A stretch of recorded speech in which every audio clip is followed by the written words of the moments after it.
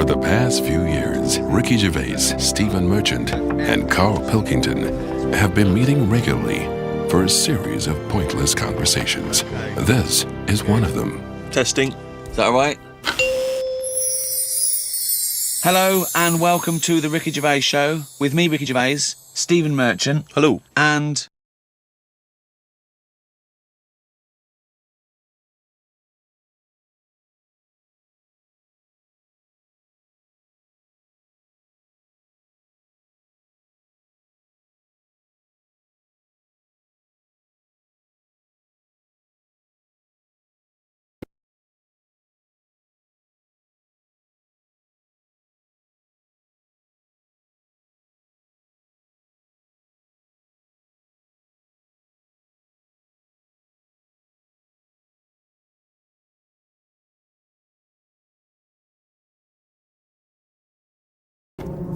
Was in there?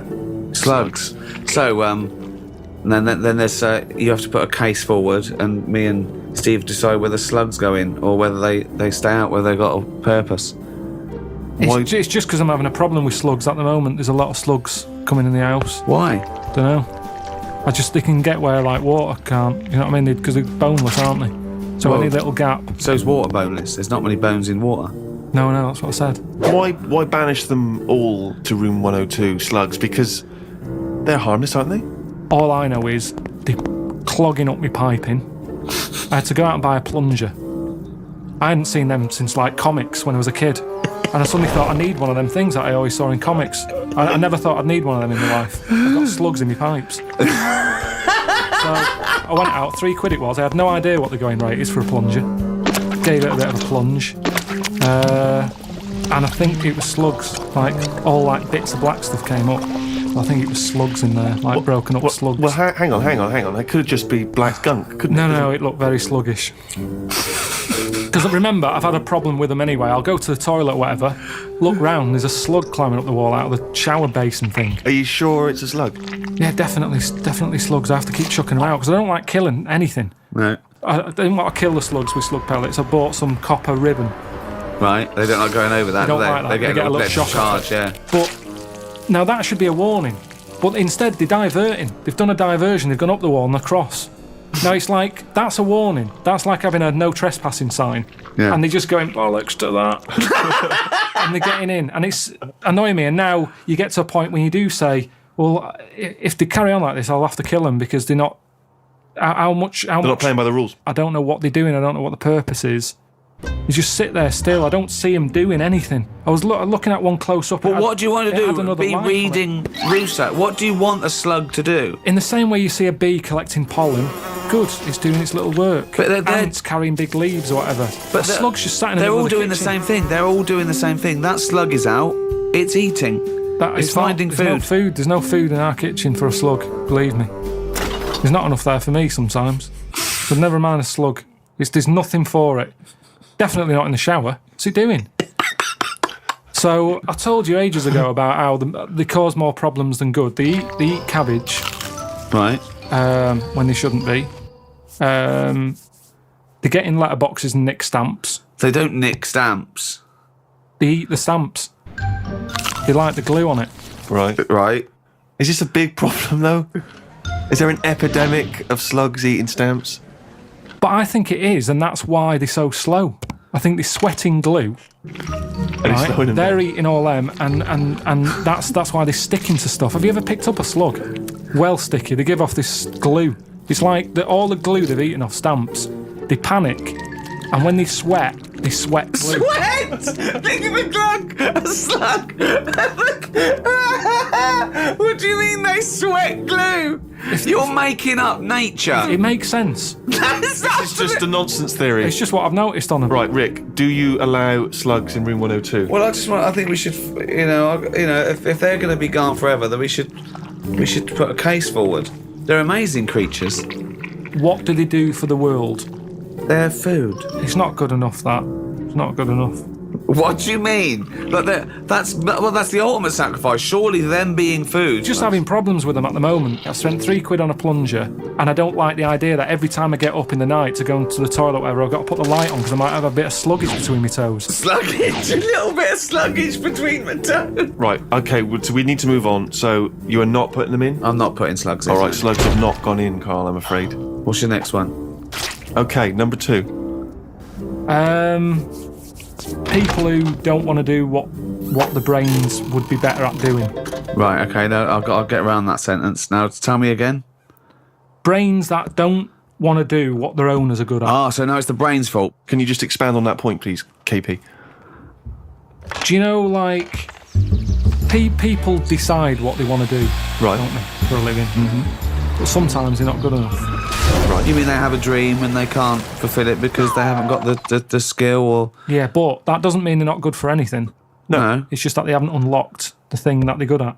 They want to go Well, at of course. So I mean, there's much bigger issues there that the poor working class people don't get the same opportunities. When you're worrying about whether you're going to live through the next few days, you don't start thinking, I wonder if I can play the cello. Can I refer you back though, Rick? You've made an interesting point there, but I fear that's not exactly what Carl was saying. I don't think that his point was quite that profound. Yeah, that's kind of what I meant. Yeah, I don't know. There was something to do with the brain not allowing its owner.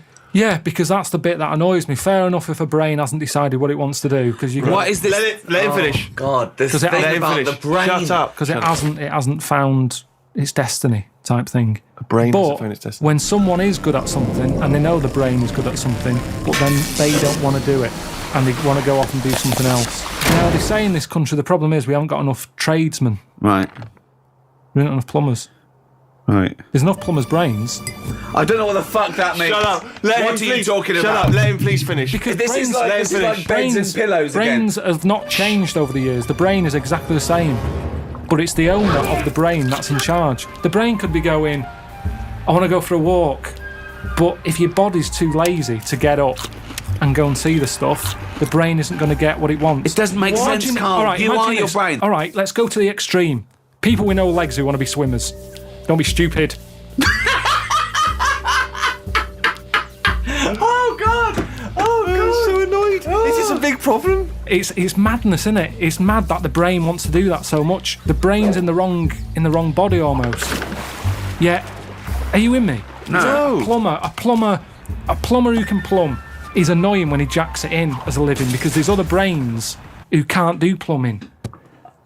They don't get their head round it. This means I don't know what you're putting in room 102 because you're saying these. It's like this brain's wandering around looking the for a brain? body, and it goes, "Oh, I'll choose that body." Hang on, this body doesn't even want to do some plumbing. It's a matter of taste. It's just a sometimes matter of taste. I'm not putting the brain in. It's just people. If I had a really good skill, I'd hope that I'd use it. Do So it. people who don't fulfil their own potential. Is that a better point? Yeah, that's what I meant. Who am I talking to now, Carl or his brain? We're both listening. Well, I will put in people who don't fulfil their full potential. Slugs are safe. What's your next thing to try and get in room 102? It's a tricky one. This. Go on. It's people who think that humans are special. Do you know what I But mean? you think that. No, I don't. I don't think humans are special. I think what- some of us are. Look at it like this. You see, we think we're important because we just do. Well, I don't, but some do. And they're the ones I want to get rid of. Another argument with himself. Now, we think we're special. There might be something else going on that's more important. We're in this universe, aren't we? Yeah. They're trying to make a new universe. What do you mean? There's a machine somewhere. What? A big bang. They're making a big bang again. Right. Well, you've got that completely wrong. But sure, they're not trying to create a new world. They're trying to recreate the conditions that happened at the beginning of the Big Bang. All right. So but the world Completely came different. But the world came from the Big Bang. If they're trying to recreate the conditions so they can test and they can experiment to see Dangerous. the conditions before. So That why is are they true. doing that? Who's allowed that? This is what annoys me. It's because humans think they're special. Oh, who made the Big Bang? Oh, I'd like my name on that. I want to claim it. Why do people always want to better someone else? It's happened. Let them have it. Okay, right, okay, Carl. You're in charge of the world now. You are this. You're all powerful. You're like a god. Okay, you can do anything. You call all the scientists, and they go, "What do you want of us?" Oh, orange-headed one. What the fuck do you want of us? right? What do you want them to do? Go. What do you say?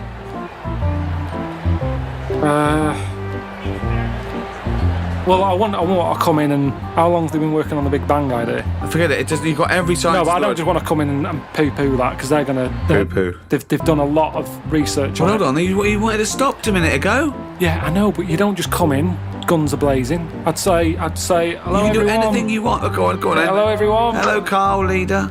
Right, listen, this Big Bang thing you've been doing... Yeah, well, that's just only a few of us. That's like less than 1,000,000% of us. We're all here. Yeah? I've dropped AIDS research. I've dropped cancer research. Right, well, why have you dropped that? Who's told you to do that? Well, no, we knocked off. They said you wanted to tell us something. We're all here. Every scientist in the world Well, is listen, here. what research are you doing? Oh, well, I'm looking at what happens if you give Feminax to an owl. What happens? Well, I'm halfway through it. I got called away. Look, I'm really busy. What do you want me to work on? Who said they're doing cancer? Go back to work. Cheers. Right. Okay, the rest of us doing stuff that you think we're fanning around with. What would you want us to Listen, do? well, I can't do it all today. What about me? I was doing AIDS. Hang on a minute. I was doing AIDS. You just wait a minute. Right, okay, why does cancer get to go back? Are you saying that cancer's a bigger problem than AIDS? You go back to work. So AIDS go back. I'm doing restless leg Right, syndrome. can everybody but the Big Bang people leave?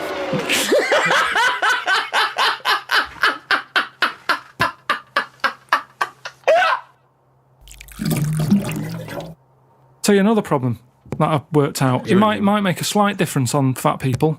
Don't put a light in a fridge. Because that's just that night when they get peckish, they can see everything that's in there. Don't put the light there. You don't need a light in a fridge. There's no lights in other cupboards. Yet where there's food, it's like fatties getting up at 4 in the morning. What can it have? What's that at the back? Get rid of the light, they'd eat less. There might be some logic in that. That's interesting. Well, what's it there for? Tell me what that light is there for. They say turn off your standby light, yet you've got a light in your fridge. Well, no, it is showing turned you off. where tomatoes is. But it's turned off when you shut the light's not on when the door's not open. Yes, but a fat person who's always got the fridge door open. So what are you saying, in a way, is that the free market, capitalism being what it is, which has allowed companies, food manufacturers to make them more full of more salt, more fat in order to attract you, in order to make more profits, is actually resulting in obesity? I was in a cafe, right? I normally like to go in there, and I might have beans on toast, cheese on cup top. of tea. I might have a bit of cheese. Yeah, cheddar on top. Only if they offer. I sometimes sort of think I shouldn't have it, so I'll only have it if they say, "Do you want cheese?" Oh, okay. And then it's down to their problem. Do you know what I Yeah. mean? It's kind of like they made me have that. Yeah. So anyway, I'm sat in there. This little fella, I'd say he was from like Africa or something. Came in, had a little top hat on, suitcase, and red jeans. Dead happy he was. I think he just turned up to London. It's his first day out, and he's probably thinking, I can't believe me. Look at the choice here. Anyway, the difference was... All conjecture. Yeah. The difference was, he went in, and he said, have you got any porridge? He asked for 2 bowls for the price of 1. It was a little bit of a kerfuffle. Yeah, a little bit, because he couldn't understand why. You've got loads of porridge, give me 2 portions. But what I found interesting is he didn't want to go for the donut or the pastry, because in his country they don't have it. So food where he's from is for what food is for, isn't it? Giving you energy. Yeah. Here it's not about that, is it? No. You go, I'd love a little muffin. So I just found it interesting. That's all my point is, that he could have anything. He's come over here, he's in London, he's got loads of stuff on offer, yet he still wanted his porridge. Do you think that... Well, firstly, do you think perhaps he had travelled from the past in some kind of time machine? But secondly, do you think that now that he'll have his first taste of a donut, won't he, or a pain au chocolat, do you think he'll get the taste of it next time you see him? Well, maybe that's how it let those works, isn't it? I mean, out. why do I like? Next time when they go, hello, usual. No, shove the porridge. I want a donut. That's what happens, isn't it? It's all about a mixture. You need a mixture in your body. You need to have, like I've said to you before, I get an urge for things that I don't even know about. Do you know what I mean? What, like what? Anything. The one that always surprises me are plums. Because I shouldn't get an urge for plums. I don't like them enough, but if I pass them in a supermarket, I go, I want them for a bit. Yeah, I think you need that. And I'll go mad. I'll eat a full packet in a day. I'll eat like 6 and get bellyache and that. And I know I shouldn't overdo it with them. but it's just like my body. He's like a creature, isn't he? My body just calls out for stuff. It doesn't, Carl. No, he feels that way because I wouldn't normally buy them. My favourite fruit, I like an apple, love a banana. I've got into blackberries. Yeah. Quite expensive, but a bit of a treat. I think there's plenty of fruit out there. Bananas, apples, oranges. We've got plenty of fruit. They can't get rid of fruit quick enough. There's loads of stuff with fruit in now. Shower gel with kiwi in it. I'm telling you, they can't get rid of it because it's too much. So they're just going, what can we do with all this stuff? We'll stick it in there. Orange juice. I had orange juice sort of cordial. Yeah. Tastes a bit weird, isn't orange? Sneaked a bit of pineapple in. Orange and pineapple. You can't get rid of the stuff. I'm a big fan of the Satsuma. Easy to peel. What I don't like is the big oranges. You have to peel them. You get it on your. You know. They're the ones I eat when I'm in the bath. It's just easy, So you just dunk under the water afterwards, it's and a you're bit of a clean treat. again. If I'm going to have a bath, then that's what you do. So it's 2 treats. It's an orange and a bath. I mean, that's amazing. That's an amazing thing to look forward to. Don't you think you've blown that for when you're old, when you're 74, and they go, I tell you what, Carl, lovely treat. It's a bath and an orange. Done it. I did it when I was 36. So, have you heard Desert Island Discs? Yeah. Good, let's do that. Right, forget the 8 records. We Well, hang can't on, play them anyway. We can't play them anyway. I know, but for people in other countries, they may not be familiar with Desert Island Discs. Oh, it's a program. It's a real national institution here. They get prime ministers and leaders of men and really eminent people to go on, and you talk about your life and you choose your 8 favourite tunes. You take a luxury item and you're allowed to take any book. I did it, and I took a book. I think a tabletop book of art. Why would you take that? You can't take anything that's useful. It's just it's and your luxury item. You can't. I took a vat of Novocaine. I thought if I get toothache, I'm sipping on that till I die. If I'm stuck here with nothing to do, I've got 8 records. I'm gonna be sick of them. That's the thing. I'm looking at art. At least I'm looking at something. What book would you take, Carl? Well, I wouldn't take an art book anyway. I know that. Right. Okay. Because So come on you're in. gonna get One sick book. of it. You're going to get sick of. Right. One book. You can't get sick of art either. You can. Okay. You can. You can have a brilliant picture on your wall, but eventually, remember what I've said to you. Your eyes get bored of anything. I don't remember him saying that. I think I blanked out. I think he came in one ear, straight out the other. Well, that's why relationships break up, isn't it? Because the eyes get sick of looking at that other person, and you go, "My eyes want to change." That's what it's all about. Me eyes want to change. Okay, come Sorry, on, love. Fucking hell, choose a book to I'd probably take. take a dictionary or something Oh, like that. that's ridiculous. Why? Why would you take a dictionary? Just because I'm not that good with words. But what do you want words for? You're not talking to anyone anymore. You don't have to worry about the vocabulary. You have to worry about. Oh, But there'll be a lot of and- talking to yourself, probably. It'd be nice to sort of Oh, so interest you're me. going to bring yourself up on your grammar, are they? You're talking to yourself and you go, oh, Carl, you're an idiot. You don't say it like that. Let's Well, if look you've up. got to talk to yourself, it'd be nice to have. Why are you someone- talking to yourself, you maniac? Because there's no one else about. Yeah, but you don't open your mouth and actually verbally talk in order to talk. But also, what does it matter if you've got a dictionary or not? Who's arguing with who? Because sometimes I feel frustrated when I can't get my point across. But it's just you. Exactly, already that's know your more point. annoying. So- Look how so- you're getting annoyed now. You're annoyed with me because I can't explain what I mean. Yeah. I don't want to be annoying myself. Why would you be annoying But yourself? you'll already understand your point. You don't need to vocalise No, it. sometimes I think through what I'm saying. And Yeah. I think, does that make sense? And sometimes I'll go, no, it doesn't. And I'll go, why is that? And then you're working it out in your head. Now, if I've got a better vocab, I'll have a good little chat. What? Good little what? With yourself. If you're not keeping yourself interested in anything, your brain's going to turn to mush. Now, I know how you feel. I'm teaching my brain stuff, keeping it active. The only thing you've got on that island is your imagination and your thoughts. Now, if you can make those imaginations and thoughts better, which you do with language, you're going to have a better time, aren't you? No, Well, no, because if you you've don't- had the thought, you've had the thought. You don't go, hold on, I'd have a thought here, but I can't think of the word. You don't think in language in that same way, do you really? You think more conceptually. When someone came up, guess what? I've just found the cure for. Oh, I can't think of the word. What? it, I won't I've mention just it worked anymore. out the cure for. I can't think of the word. Let's look it up. What is it? Cancer. No, but just to think, language is a powerful thing, isn't it? Yeah. Oh, he's run out of words.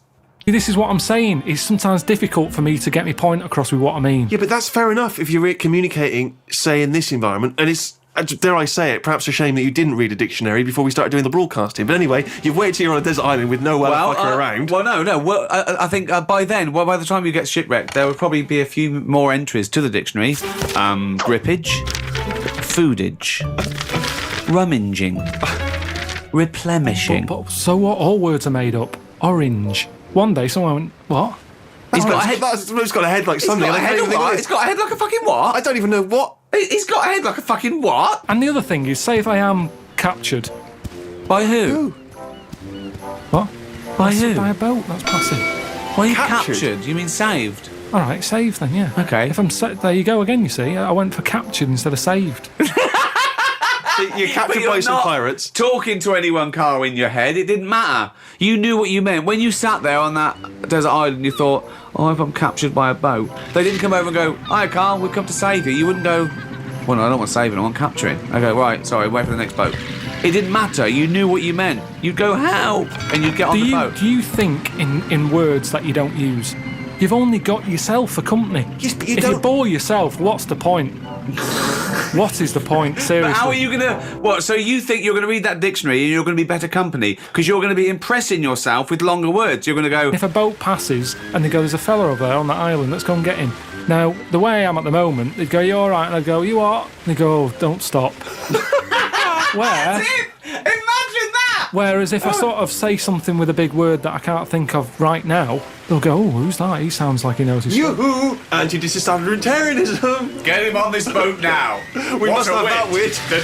All right, you get... Come through. But then I'm on the news and they go, oh, Carl, what was it like on the island? And I can start saying stuff. It was scramblerious. No, but then I think it makes it more interesting, whereas at this moment in time, I'd struggle telling them what it's like. I like the idea of you trying to educate and better yourself. I love the idea. But do it now! But there's so many other books. If I'm stuck with one... Okay, the dictionary. You've got a dictionary. What's Fine. your luxury item? What's your luxury item? Quick. Let's get off this island. Come on. What did you take for your luxury? A vat of Novocaine. Oh, yeah. Some Revels, a big sort of bag. A big bag of Revels. A big bag of Revels. Just for variety. But there's no variety particularly in Revels. They're all chocolate, aren't they? No, all different. You've got orange ones, you've got coffee, caramel, Malteser. I mean, taking Novocaine isn't great, is it? If you don't get toothache, you'll be going, why don't they bring Revels?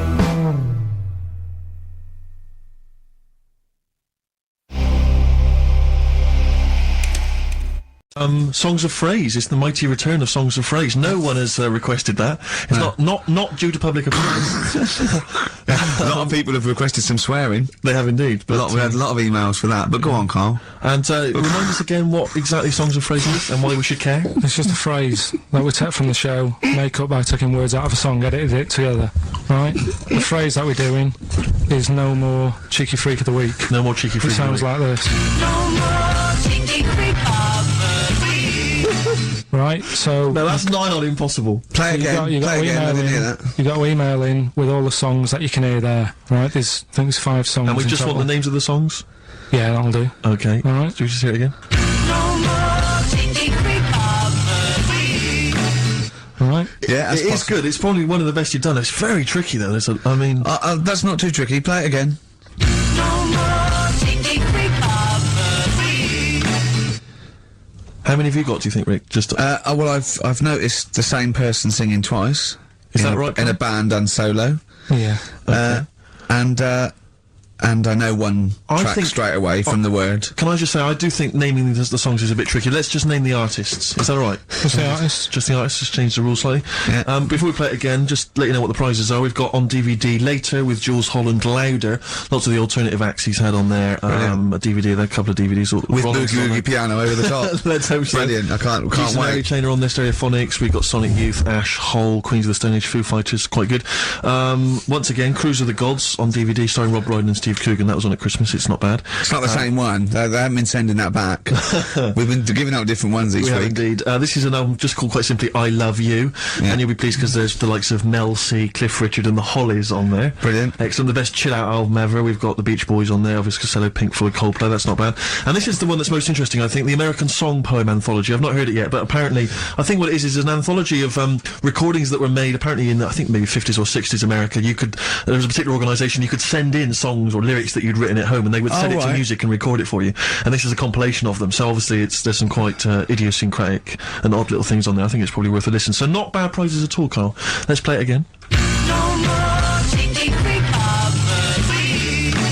Well, we started that going. Just the artists then. ricky.gervais@xfm.co.uk. ricky.gervais@xfm.co.uk. Once more, Carl. No more changing freak. See, we're just great. Yeah, not bad at all. Rick, I can tell you now that the answers to songs of phrase are quite literally dribbling in. I think there's two, maybe three answers so far. So very excited about that. So, who's the winner? Answers. Well, let's give us the answers first. Right, This well, was this is how it Rockbusters. sounded. No, it's not Rockbusters. I'm calling it Rockbusters because But it's all they're all interchangeable at the moment. No more changing freak. Right, Paul McCartney, Cheeky Girls, Sugar Babes, Space and Beatles. Okay. Brilliant. You've really, I mean, if you're not interested in it, Carl, seriously, mate. Anyway, we're going to give the prizes, which are pretty good this week, to James Waters from Colchester. Well, we got songs of phrase, Right, haven't we? songs of phrase then. Okay, let's just have a look at the prizes. Let's just remind us again what exactly songs of phrase is, because I know a lot of people put it out of their mind week by week. It's a phrase that's, been said on the show a few times, right? I mean, you remember classics like what was We've had Hairy Chinese Kid. yeah? There's this hairy Chinese kid. Stop squeezing my head. Carl, you're an idiot. Carl, you're an idiot. Some classic phrases. Classic phrases, and so you use various old-time songs and you put them all together, and that spells out the phrase. Before we play that, let me tell you now, you can win. Look forward to this. What's this? The new album from the Star Spangles. That's called Bazooka. Was that out? Was it? Never heard. When's Bazooka out? Never heard of them. The best summer holiday album in the world ever. You've got the treats on there include the Fast Food Rockers and Laz Ketchup. Yeah, I'm waiting for their second single because I don't know what that's going to be about. Sure. Is it going to be a bit more fast food? Maybe like Pret a Manger? Yeah. Yeah, lovely. This is very good. Yeah, 2 disc set, the best of David Bowie. Inspiral Carpets, the best of them. Still don't know how they spin that over 3 seasons. No idea. Bowie's is one. Yeah. We mentioned it last week, the American Song Poem Anthology. That's kind of a kooky collection of songs. And we've also got a couple of DVDs here. Stephen King's Rose Red. I've never heard of it. Straight to video. Yeah, made for television. Yeah. Will never be seen at the cinema. And I'm sure there's a lot of nerdlingers listening, so they will be loving Richard Dean Anderson in Stargate SG-1. Free inside, there's a collector's card, plus you can win some exclusive memorabilia. Brilliant. So I think a pair of their... Right, all you've got to do is listen to these, 13 songs, probably, to write a well-known stupid phrase. It's only seven different songs, right? Well, just get the most you can. Just be rough. Artist or song, it'd do, right? And the phrase is about me dad nicking from telephone boxes, right? You got to give them a clue because they've got to know what they're listening for. It's hard enough when you know. Daddy's never going to stop robbing from telephone box. Is that it? Yeah. So what are these songs then? Go on then. It doesn't matter that some people don't know what that's about, do they? Doesn't matter. No, they're not. Well, your father's a thief. Is the point. Email only. ricky.gervais@xfm.co.uk. Let's hear it. All right. From...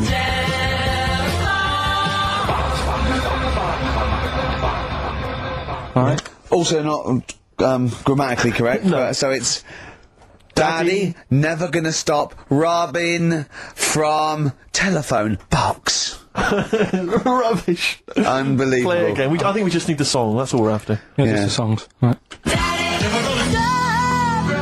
From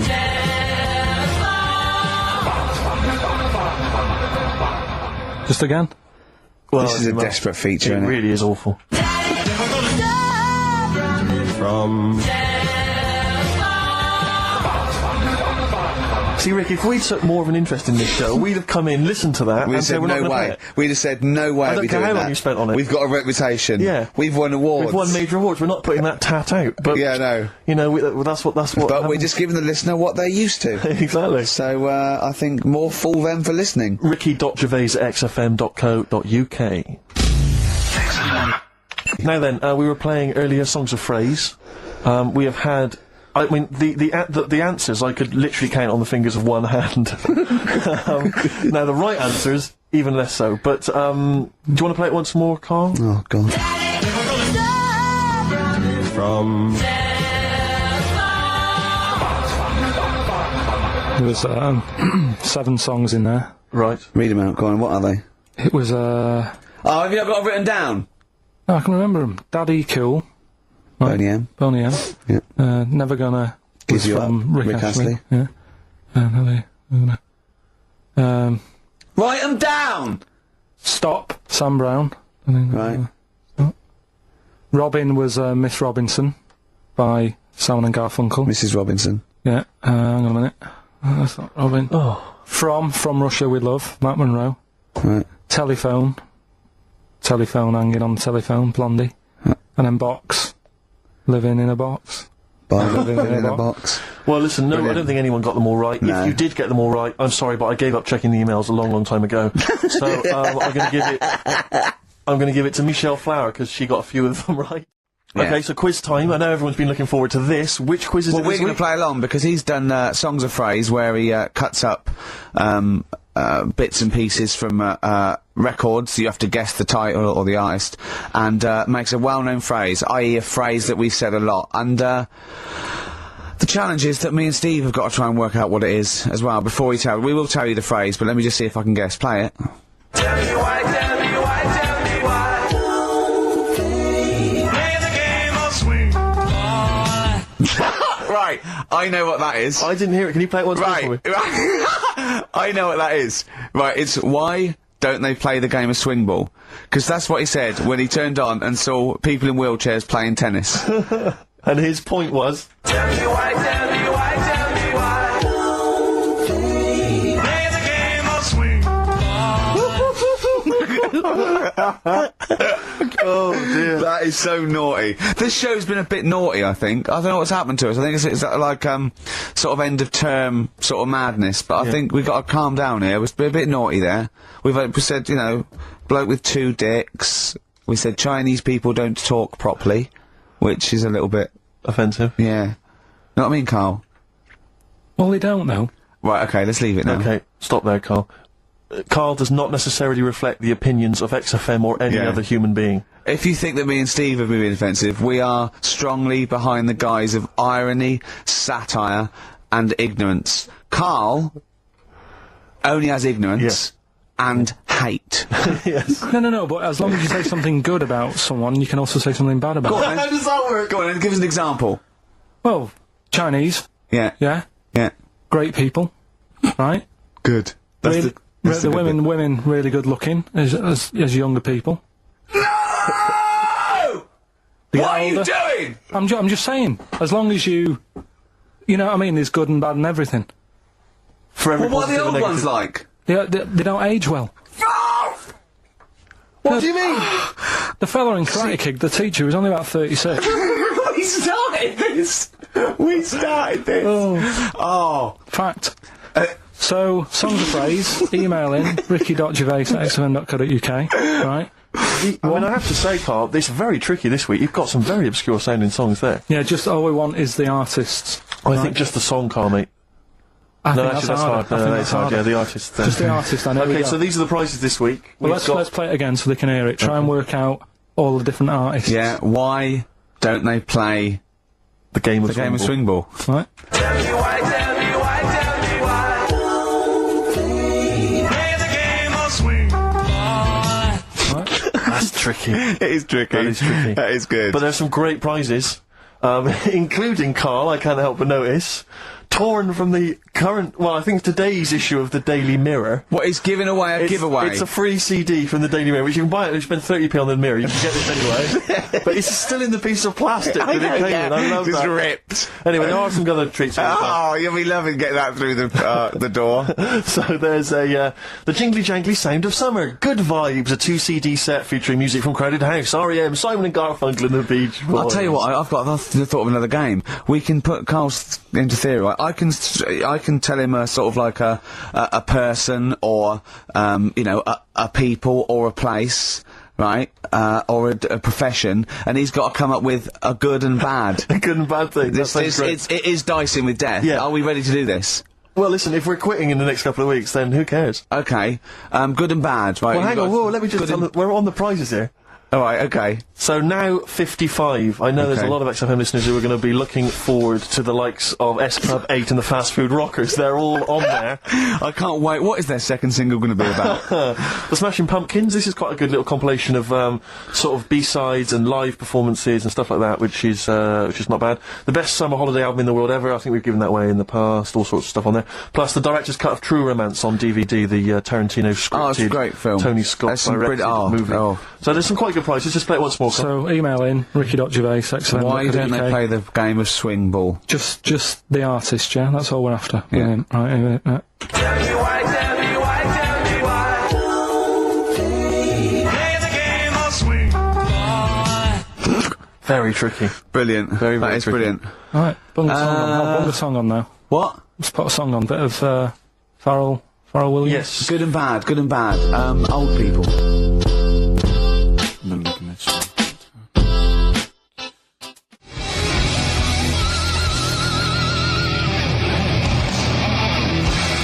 Darkness. I believe in a thing called love on XFM 104.9. Ricky Gervais, Steve Merchant, Karl Pilkington.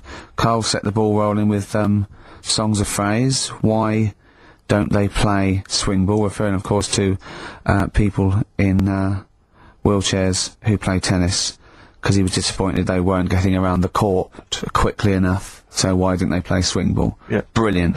Someone just emailed in saying because if they hit it to the top, they wouldn't be able to reach it to unravel it. Exactly. Which is a good point. Yeah. But I mean, nonetheless, good and bad in people in wheelchairs? Do you want to do that? Good and bad. Good and bad things about people in wheelchairs. Good and bad. Yeah. Suppose. Don't know really. They take up less room in cinemas. They've got their own seat. Good. That's good, is it? That's a good thing. Yeah, good. Yeah, well done. Well done. And what's bad? Don't know. I'll have to think about it. Okay. But well, let's leave that, eh? You started it. Songs of phrase. We've had very, very few entries. I really think people aren't interested. They really have just given up. I mean, seriously, That's the one thing. That's the one thing you contributed to this show, Carl, and it's the weak link. I think missing link. in the chain. The missing link. Oh, do you reckon there is one, Carl? Do you reckon they'll ever find the missing link? Wandering around Manchester. Wait a minute, Carl. The stats then. Let's have the answers if we can. Right. It was Well, let's specials. play it once more. All right. Tell me why, tell me why, tell me why. Yep. Jermaine Jackson. Play the game of swing, boy. Right. It was Play the Game of Love. I think that was Wayne Fontana and the Mindbenders. Right, you think, but you're not sure. Louis Armstrong was the Don't Mean a Thing if it ain't got that swing. Yeah. And Queen, Don't Stop Me Now, We're Having a Good Time. And that. We're having a ball. We're having a ball. Yeah. Well, I mean, considering you yourself weren't entirely clear, I think it's only fair to give it to Paul Brown, who got some of the answers right. We're going to do songs of phrase, by the way, where Carl picks out a phrase that he might have said once, tries to find words from songs to put it together. You've got to guess as many as you can, song or artist, I can't remember. But even though you might look at it and go, that's mental, I don't know any of them, you might win if you get 2 right. I mean, I think the winner last week got about 3 out of 3 Well, or I have 7. to be honest with you, I mean, last week, Rockbusters, surprisingly, was a very, very popular quiz. Yeah. It just happened to be awful. Yeah. This one is pitiful. I mean, it's truly atrocious. Yeah. And it really doesn't even have a fan base. I mean, there's no one championing this one, Carl. Last week, seriously, mate, I got about Carl's face. 7 or 8 replies. Oh God, that's terrible. That was like when you told a kid that you couldn't afford a Christmas present this year. Look at his face. Yeah, he is a bit distraught. I suppose it's like Chris Evans' face when they said they were cancelling Girls and Boys. It's like, but I can come up with great TV game shows like that. No, you can't, Chris, not anymore. Oh, his little glasses slid down his nose. I'm the guy who don't forget your toothbrush. Yeah. All that money you owe me. No, you owe us. Oh, can't believe it. Alright, so will I just play it to you and Whatever, you Carl. try and work out what the phrase is? Sorry, it's a phrase that might have once been uttered on this show. It was said last week. Oh, right. Alright, okay, brilliant. Alright, here we go. I know you're just 16, but looking all of 21.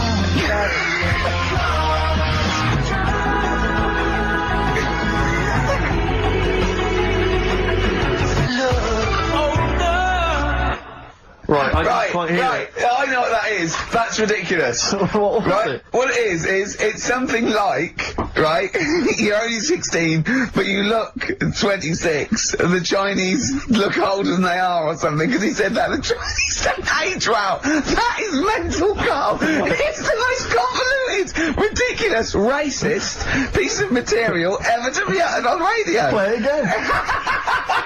I know you're just 16, but looking all of 21.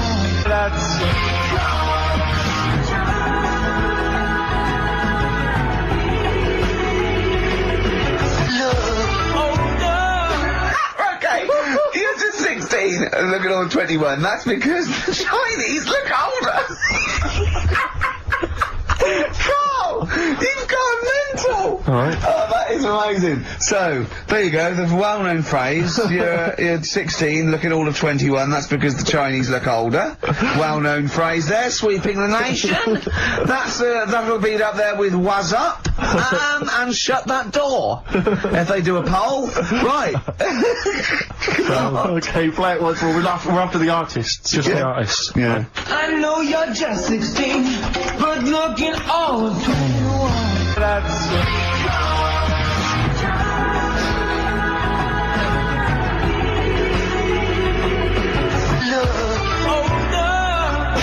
Unbelievable. Alright, let me tell you what the prizes are.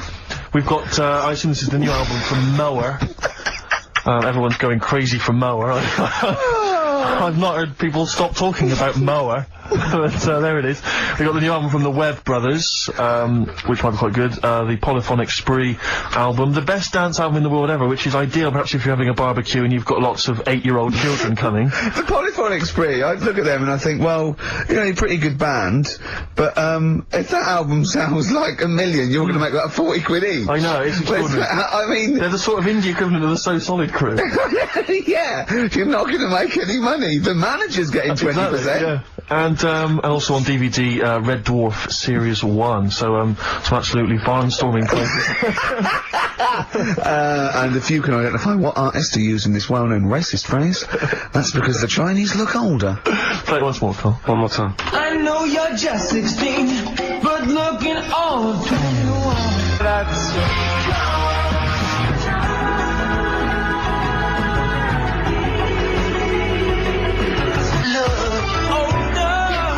Oh, God. Ricky.Gervais at sfm.co.uk. Play a record. This is Radio.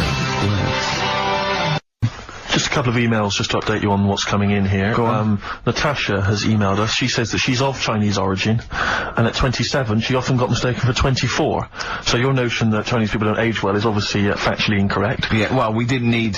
thank you for saying, but I mean, honestly, trust us, Natasha, we didn't need you to tell us that. We know Carl is talking absolute nonsense. Wait till you get to 30. Oh dear, no, this is quite a nice email from Paul. He says, let Carl know that I have a Chinese friend called Oi. Imagine the confusing and amusing situations we get into. We're out and about in busy Soho. Does his surname come here? Lightning wit from Carl. Wait That's nice. till you're 30. Yeah, I know. Brilliant. But no, actually, we've had a surprising response to Songs of Phrase this week, despite the fact everyone has agreed that it's racialist. But nevertheless had a go. So keep your answers coming in, because we may as well. You're a hit. Right, play it again and give the answers. Here we go. Songs of Phrase. Songs of Phrase. Name the artist. Name the artist. I know you're just 16, but looking old. Hue and Cry. That's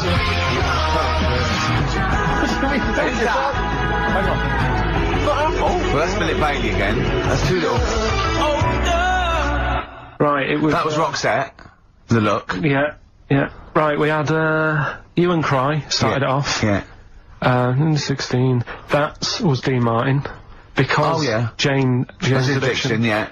Because Cars. Yeah. Chinese Philip Bailey. Philip Bailey, that's second outing he's had. Last one we used him for Chinese, with as a hairy Chinese kid. He's never got so many royalties being used in racist game shows. Brilliant. Then Roxette and finishing with George Michael. Oh dear. So Brilliant. Who's the winner? Well, the winner, actually, it looks to me like he's got all of them here, from Bognor Regis. It's Stuart Burke. Listen, do you want to set up Songs of Phrase? Yeah. Oh, God. If you've not heard the show before... I thought we weren't doing this week. I thought we weren't. No, we'll do it once, right? And then next week's the last one, so we'll do Rockbusters. That might be the last one ever, depending on whether Carl decides to come back in October or not. I'm bored of it. I told you I'm bored of it. Why are you bored with it? I get bored quick with stuff. Yeah. I told Suzanne the other night, how lucky she was, that I haven't got rid of her yet. She's... Do you know what I mean? Things... You put on a soft music, though, first, didn't you? You didn't just, like, start getting that around you know you're a very lucky girl. Sorry? Well, I usually get bored with you and that. Yeah. Oh, dude. You're lucky you haven't pissed off. Yeah. Do you want to open the champagne or what? Well, she was annoyed the other night. What's that on your ear? Don't worry about it. Pigeon shit, aren't it? We're walking to the pictures, right, to go and see Bruce Almighty. Sure. Why? And, just something to say, innit? Yeah. So you were trying to sneak in the back. So, on the way, cutting across Leicester Square, and those fellas who sell roses, he comes over, do you want one? I said, don't do that, she's allergic to them. Right, so he'd go away. Yeah. She got all annoyed about that. Because she's not allergic to them. Well, she's not allergic now, but they're about £3 each. But the point of that, Carl, is not that she really wants a rose, it's that you're willing to spend £3 on her. Taking us to the pictures. How much was that? That was £8 each. Did you pay for it though? But didn't you have her? If I know you had her dressed up as a small child. yeah. Me and my son, please. Or you made her sit on your shoulders and wear a long coat. Yeah, exactly. Anyway, listen, Songs of Phrase then. You paid for her to go in and then you went and had a pint while she watched it. Yeah, there's no point in both of us seeing it, but tell me about it. Tell me what it's like. Oh, right, Songs of Phrase. So let's explain what Songs of Phrase is. You do it. Okay. Oh, really? If you think that Carl is bored with life, then you will be even more bored once you have heard this particular quiz. The gist of it is that Carl has taken a well-known phrase or saying... no, stop me there. Not a well-known phrase. Something that he said once. On this show. Yeah, probably. And he's somehow compiled together a number of different songs which have somehow built up that particular phrase or sentence. If it's anything about Chinese people, Philip Bailey will be involved. That's all I can say. Okay, let's hear it then, Carl.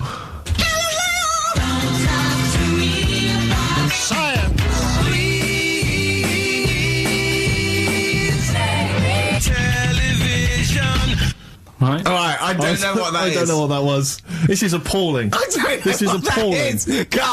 Carl, I do not know what that is. What is the phrase? I just was saying last week about everyone's raving about Galileo. No, they're not. No, they're not. Raving about Galileo. No, they're not. No, That sounds they're like not. a sort of B-side from the Buggles. Everyone's raving about Beyonce and Robbie Williams. Yeah. They're not. People going, Pop what, Idol. What are you into? Galileo's good. Forget it. No. We were doing Songs of Phrase. Oh yeah, I forgot about that. Yeah. Oh god. So what is this phrase? What is the phrase, Carl? Last week we were talking about Galileo, Right. and I just was saying... years ago, I can't remember now, when was it? When was he doing his thing? End of the 16th century, I think. Right, and he was messing about, trying to find out about speed of light or something, is it? No, he did lots of stuff, Galileo. All I was saying is, Gravity, back then, yeah, surely yeah. everyone was saying, stop messing with that, make us a telly. You know what I mean? There was other things that people would have been happier with. Sure. Back then. Like they didn't So have. the phrase exactly is what? The well-known phrase is what? Galileo, Well, it goes like this, doesn't it? Science. Television. Right. So it's Galileo. Stop Talking to me about talking about science. science. Make me television. Make me television. Yeah. So you email in with the bands and that. Brilliant. Right, let's... That is rock bottom. I mean, the well-known phrase being Galileo, stop talking to me about science, make me television. As a well-known phrase is one of the weirdest things I've forget jizz out of windows and things like that. That is the weirdest thing I've heard on radio as a competition. Can we have that one next week? Okay, well here are the prizes. If you think, Rick, if you think the quiz has hit rock bottom, wait till I tell you these prizes. No, brilliant. I know that we're very much pushing new music on XFM, and it's an alternative music station, so you'll be pleased that we're giving away now, that's what I call Music 55, featuring the likes of Busted and Daniel Bedingfield. Brilliant. You really know how to cater to our audience, don't you? The best dance album in the world, that includes DJ Sammy, Scooter, and Liberty X on there. So look forward to that. Yeah. This is not so bad. Nick Cave and the Bad Seeds, a live DVD of a, pardon me, a performance at some, pardon me again, but anyway. That basically sums up the prizes. So I won't tell you the rest, they're all monotonous. But anyway, I think those crisps, Rick, have gone down the wrong way. Although I was eating goulash earlier.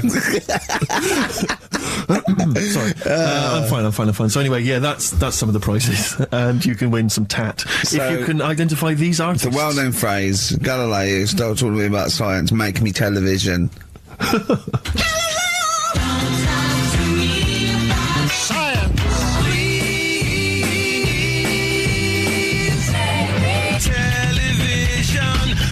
That's just appalling. But easy this week, I think. Those, yeah.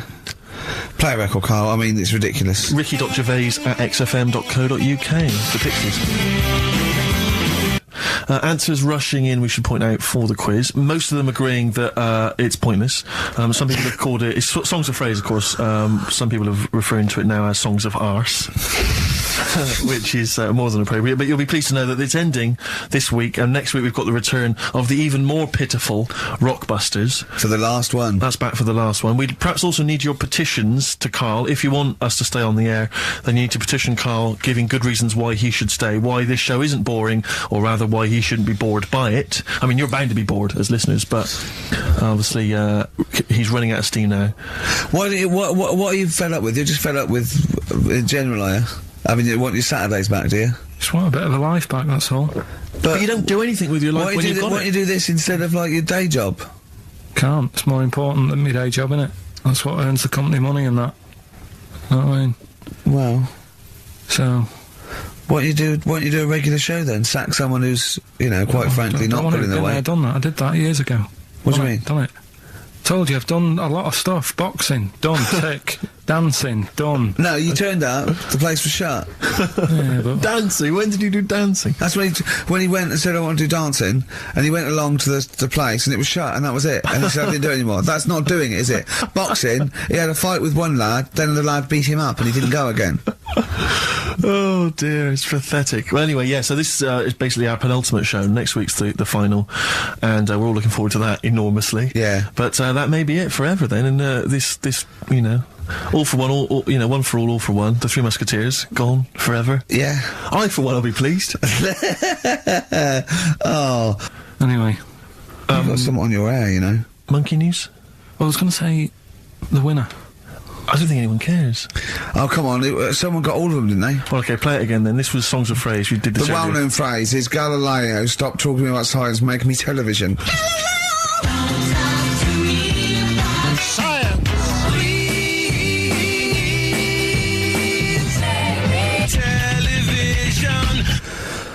The most convoluted, banal quiz on any radio station ever. I mean, I'm including Moyles, Chris Evans, do you know what I mean? Simon Bates. That's worse than anything they ever did. Apparently, Channel 5 have bought the rights. Anyway, what were the answers, Carl?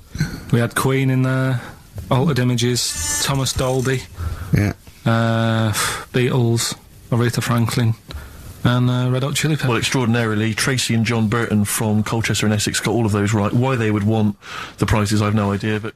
Right, are we... Competition then, come on then, what is it? Oh. Songs of Phrase. Remind us of this? We got the film one coming up later as well. But Songs of Phrase is the one where I take a popular phrase from the show. Well, no, it's not a popular phrase from the show. It's sometimes something you said once. There's this airy Chinese kid. Yeah. And I get all different bits of songs, so, you know, I make up that sentence, and you have to email in with the artist that you hear. Well, what's the popular phrase then? What's this popular phrase that's sweeping the nation? It's what we talked about last week. Go on. My girlfriend had a problem with a marrow. Right. Yeah. Alright. Okay. She wasn't your girlfriend? Oh, yeah, but I couldn't find sort of Okay. blind date or whatever. So seven artists it's taken to make up this. Me Songs of Phrase. girlfriend had a problem with her marrow. That's at least 8, so... Well, maybe I not. think I've managed it in 7. Anyway, here we go. What are the artists? Well, look up the names of the artists. Yeah, Get what- a pen and paper, make a note. What artists are you hearing here?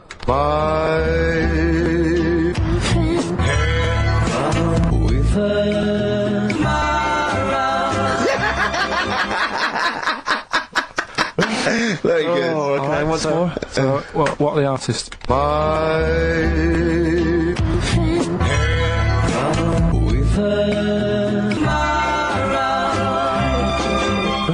Very My girlfriend had a problem with her marrow. We want the names of the artists. What can we win, Carl? Just can I just recap that story? The girl can't run a blind date. But when he found out that this girl had some sort of bone marrow problem, he said he didn't want to see her anymore. What's the point in getting to know someone that's going to die?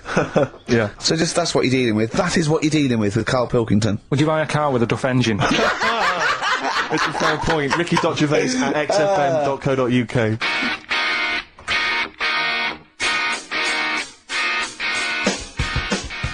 Anyway, listen, sorry, we better get back to the competition. I'm worried that we've lost sight of that competition, because I'm not going to lie to you, we've had no entries whatsoever so far.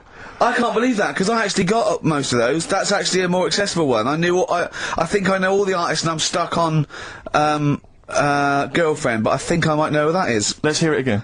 I'm surprised.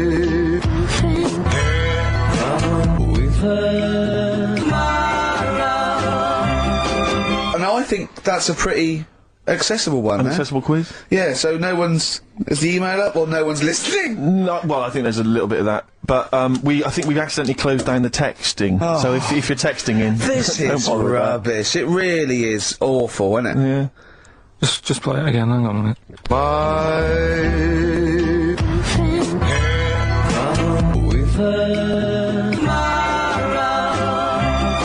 I'll tell you what it was, we didn't give out the prizes. We didn't say what the prizes were going to be. That's the reason. Yeah, I think the emails are going to go mental When they find out it's the first series of Open All Hours on VHS, they'll be flooding in. Let's see what and we've the got Bridget here. Nielsen video. Exactly. Right.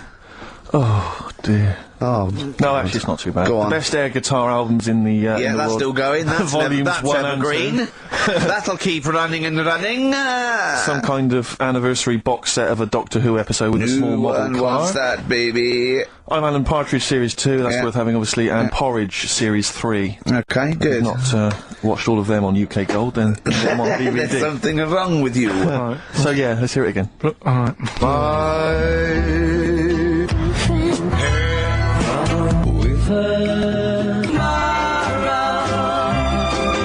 Just name the artist, that's all we want, just the artist. Oh, have we got the results? Yeah. Go on then, what are they? Play it Songs again, of let's play it Phrase. again then. Okay, songs This of was phrase. the phrase, these were the Rubbish. songs.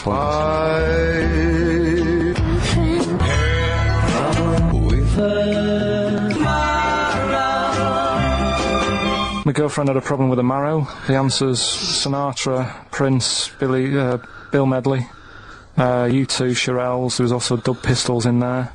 No one got all of them, Carl, obviously. But we'll give it to Mark Cantan. He got, what do you get, about 6 or something? Yeah. Well done, he's from Dublin, so that's nice. It's the start of a new strand in the show, a new quiz, a new competition to replace Rockbusters. Now that's quite a tall order, but Yeah.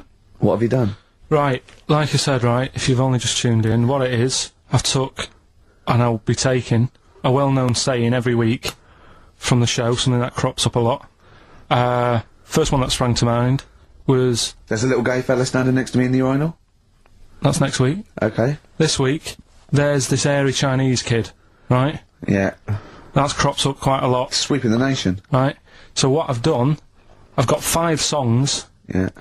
and I've edited them together to make that saying. You've got words from songs where any part of that sentence occurs to recreate it. Yeah. Now, what do they need to do? Do they need to say what the song is? Just the 5 songs? I mean, I was going to say song and artist, but if you want, just a song. So there's 5 things there, and if someone doesn't get all 5, it's still worth emailing in because we might give it to the one who's got the most, and then... Yeah.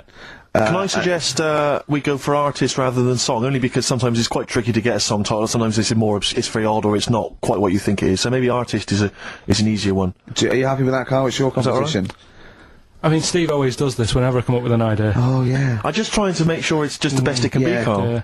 Yeah, no, he came up with a few game shows and Steve was going, no, it's no good. And Carl said to me, he said, it's the one of The Office ever got on telly. Yeah, but... Well, we shall see how Cheapest Chimps plays out, but frankly, the fact that you said to me, Steve, I've come up with the best game show ever, it's called Cheapest Chimps, what's the idea? I don't know, I just like the name. It's something to do with chimps. I thought, well, I'm not sure that's the best game show ever. And what was the other one you came up with that you told me I think about? a few people will be disagreeing with him, Carl. I think people will say that Cheapest Chimps could be the best game show ever. You know, when I was at school, people like you, I really didn't like. You're a stirrer, Gervais. He flits, doesn't he, from one side to the next, Carl. The one thing, we may argue, mate, but at least we're consistent. Ricky Gervais flipping from one side to the other. One day he's on Carl's side. When was the last time Steve wrestled you to the ground and got you in a leg clamp? No, you're right. Never. What, is that supposed to be a good thing? Well, did you see us? Yeah, I saw you struggling in Carl's office earlier. He was punching my legs to release me. We were on the floor, and I was squeezing him with my mighty legs, wasn't I, Carl? What? It was like, I imagine that's what a crab feels like when an octopus has got it. We were playing that, weren't we? So anyway... So, I'll play you this clip now. It's 10 seconds long. We'll play it a couple of times because you'll need to take it in.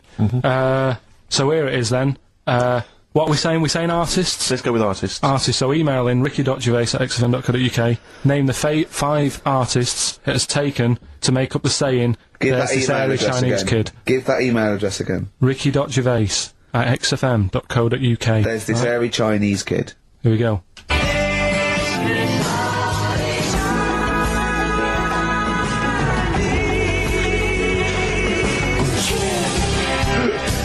Play it again. Play it again. Here we go.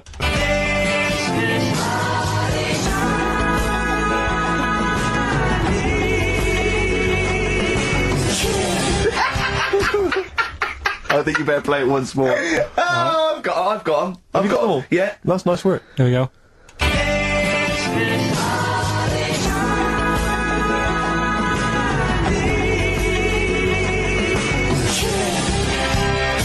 I can just remind you now that the prizes include a Red Dwarf DVD, Marion and Jeff, the first series of that on VHS, a Live Forever Britpop CD, and also the very best of Led Zeppelin. Let's play one of those actually while we're here. Brilliant. Rock and roll.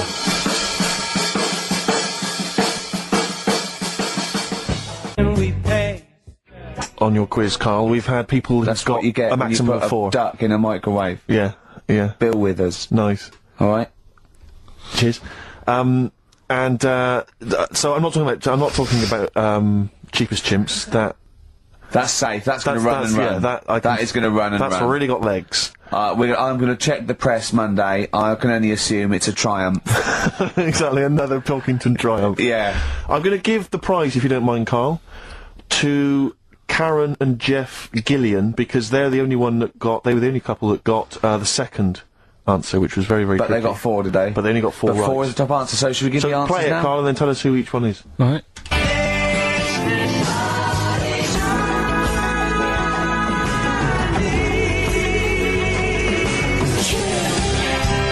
So there you go. I didn't know the second one. There's Play it this again. airy Chinese kid. So the first one, the Lars. There she goes. That's George Harrison. No. That's Philip Bailey. And that's Deacon Blue. Right. So it was the Lars. Yeah, what's the second one? Strokes. That was very tricky. That is hard. George Harrison for yeah. Airy, that's all I could get. It was Ari. Ari Krishna, yeah. No. Chinese, Phil Bailey. Chinese War is. Yeah. And Deacon Blue, Real Gone Kid. Real Gone Kid, yeah. There's this Airy Chinese kid. Very, very hard. I love the fact that the normal bit of that, like, the normal bit is like the well-known phrase, there's this hairy Chinese kid. Yeah, exactly. Like, nothing happened there. That's normal. There's this hairy Chinese kid. As a phrase that often... In fact, you're right. We must have said that phrase 20 times today. When was the last time that was said 20 times? Never. I don't think it's ever been said anyway. There's this hairy Chinese kid. I mean... Even in China. I don't think it's... Well, it's very rare. Definitely not said in China. Song's a phrase. What it is. Song's a phrase. Go on. We took a phrase from the show last week. It was, there's this hairy Chinese kid, right? Yeah. Today, we're going back to the good old line of, about you never see an old man eating a Twix. Sure. Right? How long is that? No, you'll never see an old man eating a Twix. You'll never see an old man eating a Twix. It's not as many as you think, though. It's not that many. Well, how is it not that many? Right, well, first of all, anyway, don't worry about that. I think there's about 5, I think. Hang on a minute. Oh, God. Why do we leave him alone to do this, I don't understand. Do you know what I mean? He always, it's like... I'll tell you what, we were flying them... Six different songs. 6 different songs! That's a lot to get, Carl. But what happened is, I couldn't find a song with Twix, so we've changed the chocolate. Oh, this is rubbish. We're not doing it. We're not doing it. No, you've got to be punished. We're not doing this. Do it next week. you'll like it. No, shut up, Carl. No, just Well, no, we're he's not put a doing lot of it. effort in. So what? You're right. He's got to do it right. He's got to do it right. No. There's too many. We said too many. It's not. He's changed the thing. It's not a one phrase. It's ridiculous. No, it's If absolutely only, pointless. Rick, if only his parents had spoken like that to him sometimes in the past, Do you know maybe what I mean? we wouldn't Right. have this discussion You're not now. doing it. Come on. No, we're not doing it. Steve, what have you? What do you think? I'll tell you, we've got the prizes, but I'm Yeah. not even going to bother giving. I'm not even going to no, bother. no, I think we'll just share them no. out amongst Right, homeless. Absolutely. No. There's troubles in the world, and I'm not going to let you faff around doing nonsense like that. It's ridiculous. Well, let's do... Carl, the big question, as we know at the moment, is whether we're going to let you do songs of phrase or not. Rick, I should tell you now, mad. there has been a flood of... Oh, no, there hasn't. Sorry, I was thinking there'd been a flood of emails, but it was people agreeing with you, Rick. I know Tony Blair has been trying to get through. Yeah, exactly. I'm just checking the emails now. There's absolutely nothing supporting you, So Carl. no one gives a side either way about No, well, no, that, that's not then? fair. There were a couple of phone calls, weren't there? One was a guy saying you should. I think the other one was you, Carl. Was it phoning from the kitchen? Can we do it? Can we do it? Right. No. If you don't like it, we won't do it next week, but the fact that I've made it... I don't know why you did that.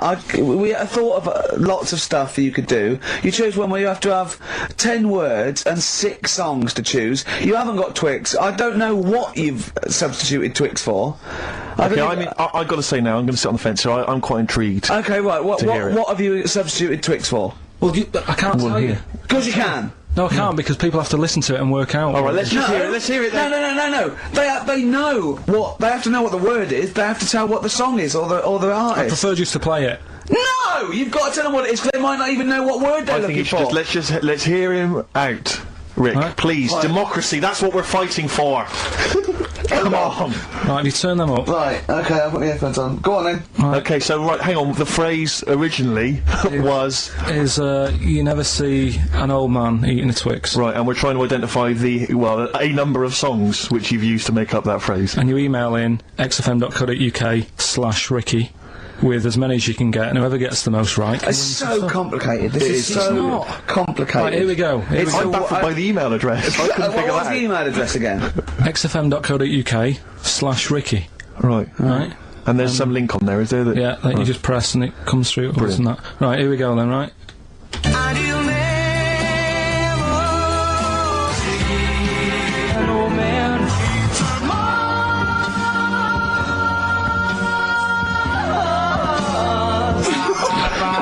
I missed a little bit at the end.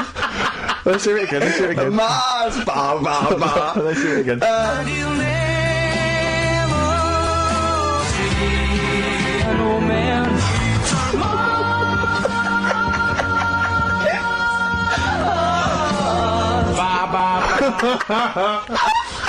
Oh no. Oh God! Okay, right, we'd say the prizes, Steve. Right, so how many songs were there? Do we know? I think there was 6. You think there was 6? And you'll never see an old man eat. It might be 5. 5 or 6. Yeah. Anyway, well, email in the answers and how many there were, and you might be in with a chance of winning on DVD the original series of Citizen Smith with Robert Lindsay. That was good. Paul Whitehouse's Happiness, the first series of that on DVD. We've also got a couple of CDs here. The Best of Britpop, Live Forever, Oasis, Blur, Radiohead, and all the rest of them on there. Right. Supergrass's current album as well. That's I think it's a current album. Yeah, it is. And Okay. less convinced by this one. If I tell you that some of the artists include Delamitri and Deacon Blue, then I know you'll be rushing out later, Rick, to buy this. Scotland Rocks. A compilation of... Is Wet on there? Let's see. What about Biss? What happened to Biss? Let me see, I'm not gonna... I tell you, it doesn't... I mean, we've got Gun on there. Oh, yeah. We've got... baby, lately. Aztec Camera. Yeah. Big Country, obviously. Proclaimer's not on there. Wait a minute, where's Runrig? There they are. There they are. And obviously Rafferty, Baker Street. Do-do-do-do-do-do. Brilliant. So that's definitely worth entering for, surely. So xfm.co.uk/Ricky. Play it one more time. Yeah. Just right. And you'll never see an old man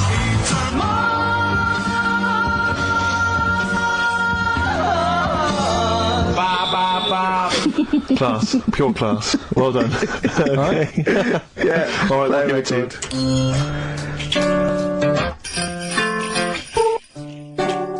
you. Brilliant. Right, now listen, so that's that done. Yeah. We've done that as well. Yeah. We're running out of time. We've got Okay. like 5 minutes left. Winner for Songs of Phrase. All right, give us the answers. Right. We did this at the start. We haven't even got time for the film thing today. Oh. But we'll do that next week. Songs of Phrase. It was a phrase you never see an old man eating a Twix. I love the fact that we haven't got time. Like, we've had such important stuff, and it's been so jam-packed and interesting. Not that it's been drivel with gaps we could have filled much better. Yeah. Don't look at it like that, like, oh. What, with his film quiz? Come on. Oh, dear. So, Songs of Phrase. You never see an old man eating a Twix. We had to change it to Mars Bar. Here's what we had. Jerry and the Pacemakers. Echo and the Bunnymen.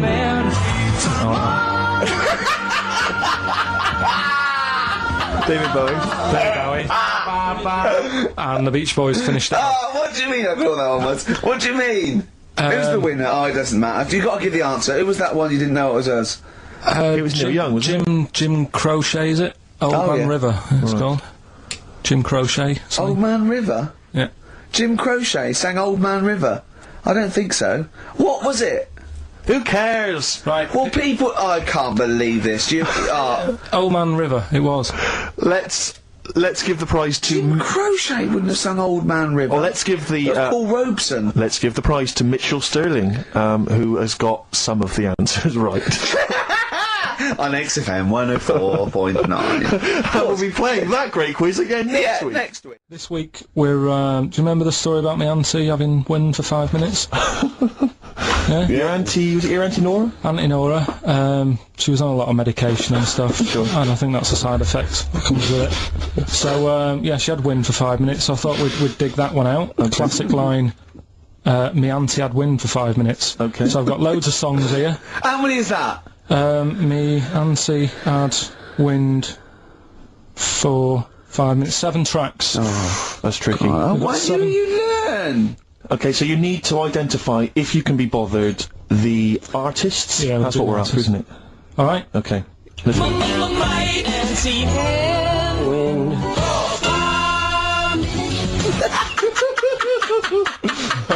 we'll play it a few times. Just remember, as many as you can get, because the winner would probably be, you know, who gets 5 or something. So don't worry if there's a couple you can't get, because you could still probably win. Here we go again.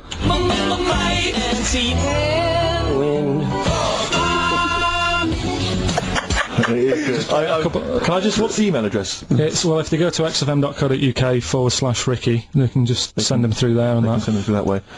Which of these is the prize bag? Yeah, don't be getting them mixed up. That's the one, is it, Carl? Yeah. Alright, so let's see what hot treats you could win. As I get them out, Carl, do you want to play it once more? Yep.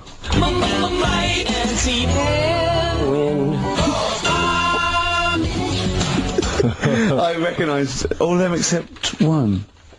Yeah. Right, let me see what we've got here.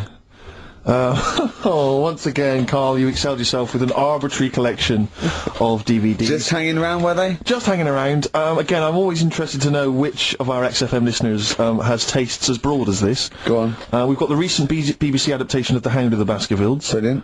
Okay, fair enough. That's We've all got, what's this? Is this this is something involving Air, the band Air. I think it's a single at best. Yeah. This is probably worth having. This is the current Flaming Lips album, so you excelled yourself there actually, Carl. That's not bad. An XFM mouse mat. They're as common as muck. Oh, hold on. You can't give away that mouse mat. It's a piece of foam. Now, I was going to dismiss the oddball sci-fi movie K-Pax featuring Kevin Spacey and Jeff Bridges, but Carl, is it signed by Kevin Spacey? It's signed, yeah. It's an actual. So win that and put it on eBay for £4.50. And man alive! What is that? Just look at their faces. No, Carl! Don't give that. No one wants that unless it's ironic. Series 1 and 2 on DVD of popular northern-based sitcom Bread. Buy it, sell it. The game's getting hard because someone's dealing you a losing card. They all had a go. All the actors had a line on that song. Oh, Play the clips again. play the clips again. They really want to win it now. Here we go.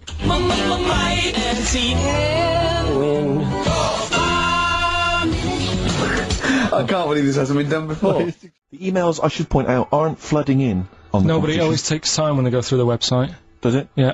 Okay. So they'll be arriving in a bit. Do you want to play it once more for those that have just joined us? All right then.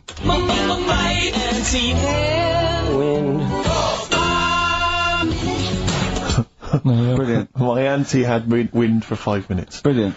Genius. Name the artist. Right, I'm going to play this thing again because it is a bit slow today, the email. Oh, because it's too hard. It's not too hard, there's just clips of songs. What are the artists? Email in.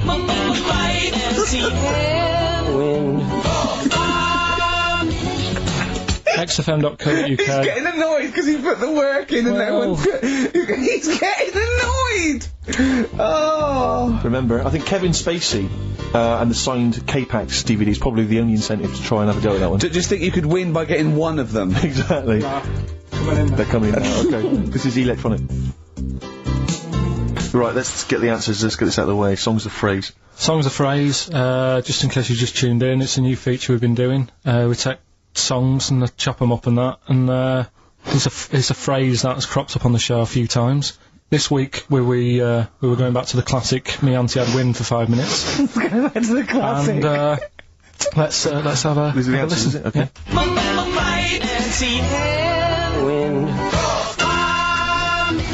Right. So what you had there is you had the knack Yeah. with my Sharona. Uh-huh. Auntie was some Manson track.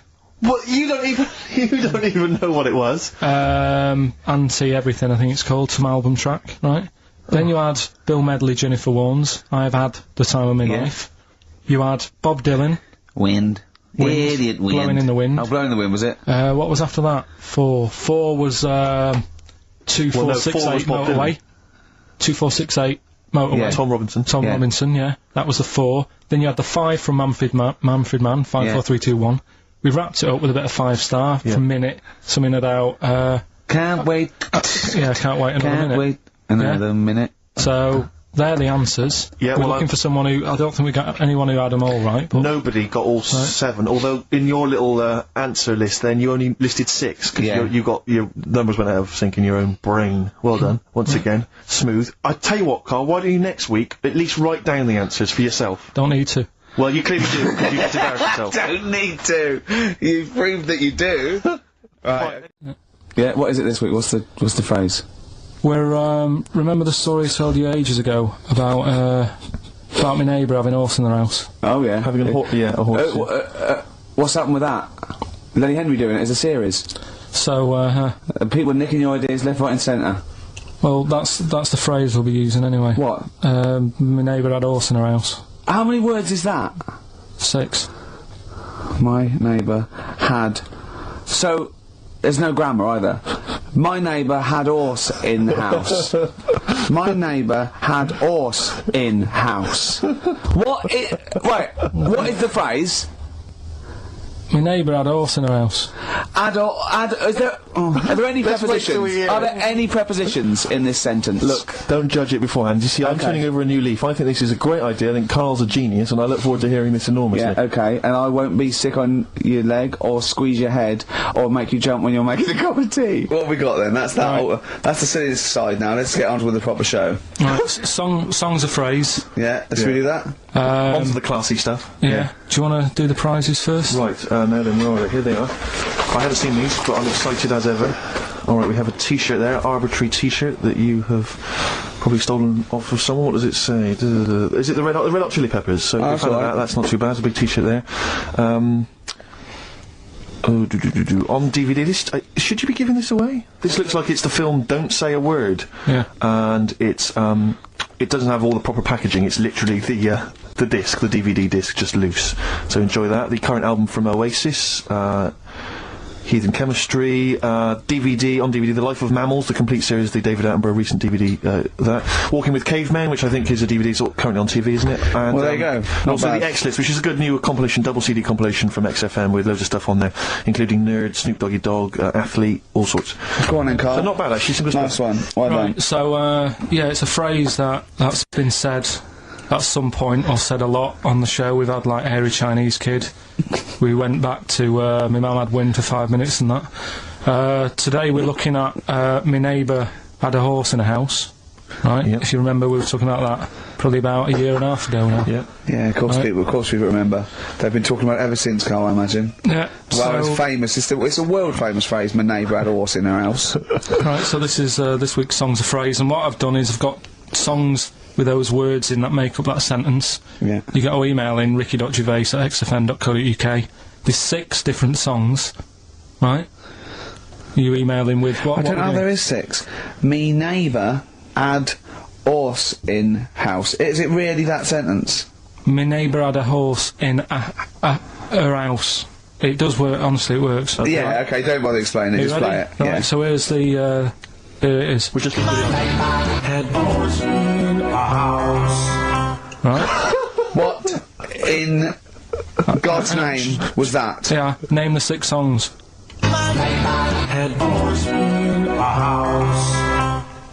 Huh? Are we naming the artists or the songs? Either. Artist. Anyone who gets anything can get a prize. What's jeez. more, Carl? Artist. Here we go. Oh, that's tricky, Carl. That's very hard. Once more.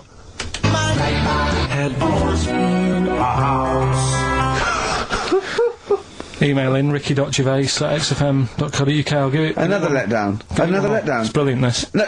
How No. can you just say that after I've just been stuffing grapes in my face and Well, that? you failed. You didn't get 1 burger in, right? Even when you tried to chop it up, there's 3, right? So that's it. Well, Steve, out of the goodness of his heart, went to McDonald's. Okay, I got some grapes. You at 62. That's got nothing to do with this, though. This is my game show here.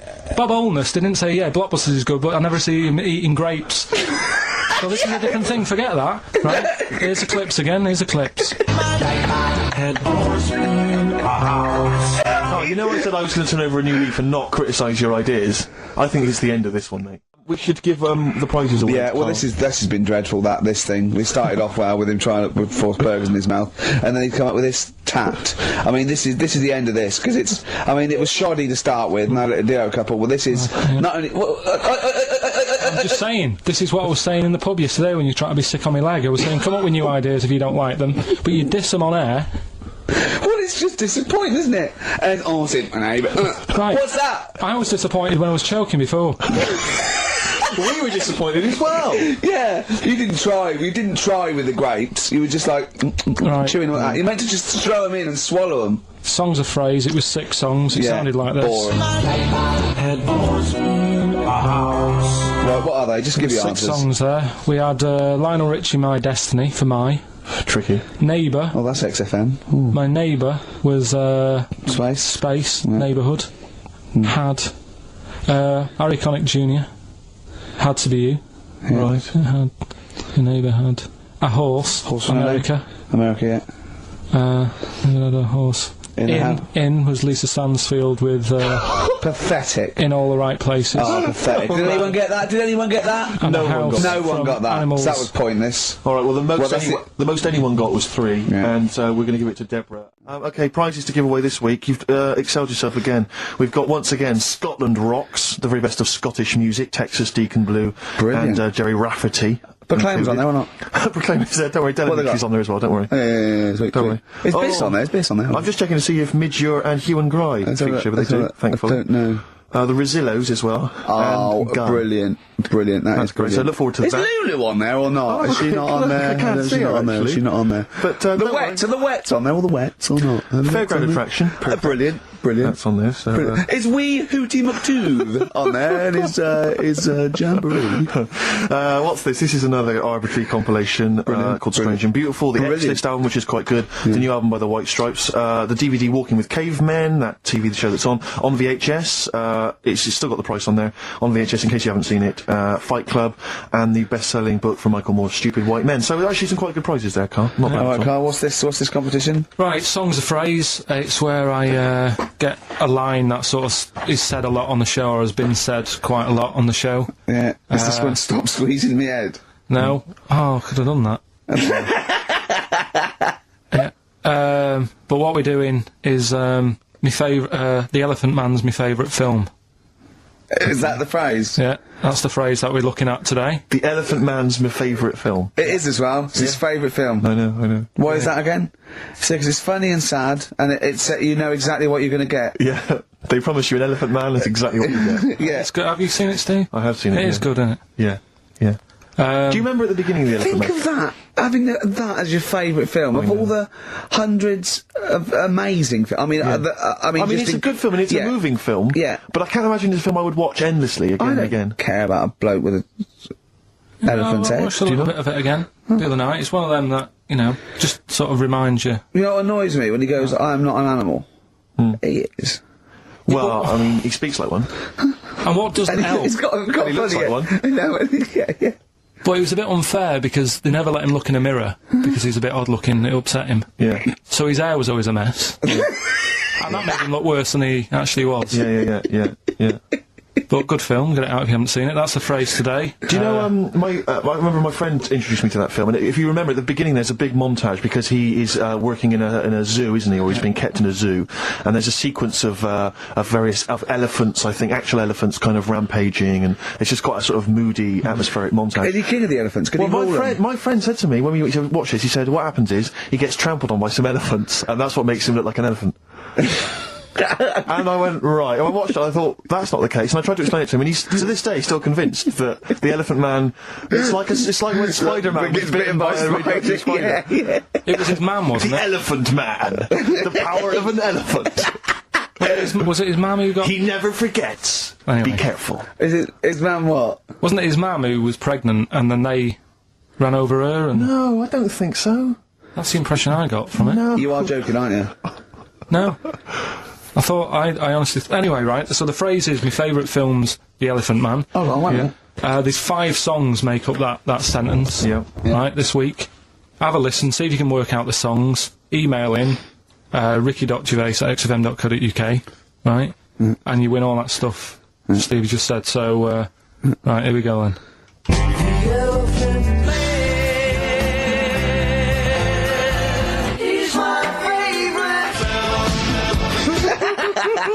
That was nicely done. Genius. Right. Let's hear it again. Here we go.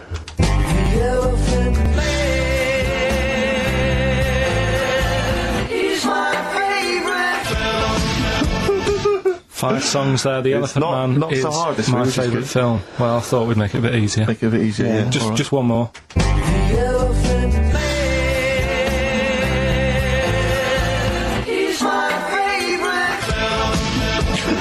Email only, ricky.gervais@xfm.co.uk. Brilliant.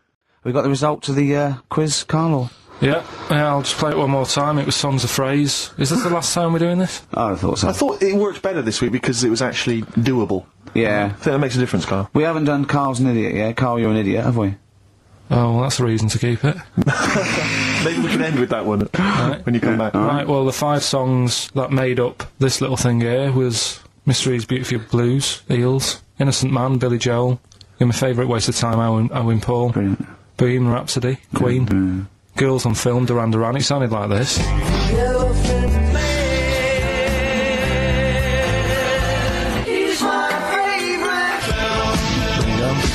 The Elephant Man is my favourite film. Hang on, was Bohemian Rhapsody in there? Yeah, it is. It is. Oh, right, yeah. Right. Well, we're going to give that to Piley. He just calls himself Piley. Ian Pyle. Good work, Piley. What's happened to Anders? Well, I was just going to say, actually, we've not had correspondence from Richard Dickie Anders for some time. The Dickmeister General, I with know. his naughty, insulting ways. Yeah, Anderson used to email regularly. Anders, get on your computer. Get in touch, mate. What do Just you tell us think of the show. Oh, hold on, though. To be fair, he was listening when we were pretty shoddy. Isn't that If true? he's listened to the last 3 weeks, I think we're owed a little apology from you, Dickster. Exactly. Absolutely. Listen, Piley, we want to send you all those goodies, including Scottish rock, but we don't have your address, so email in your address.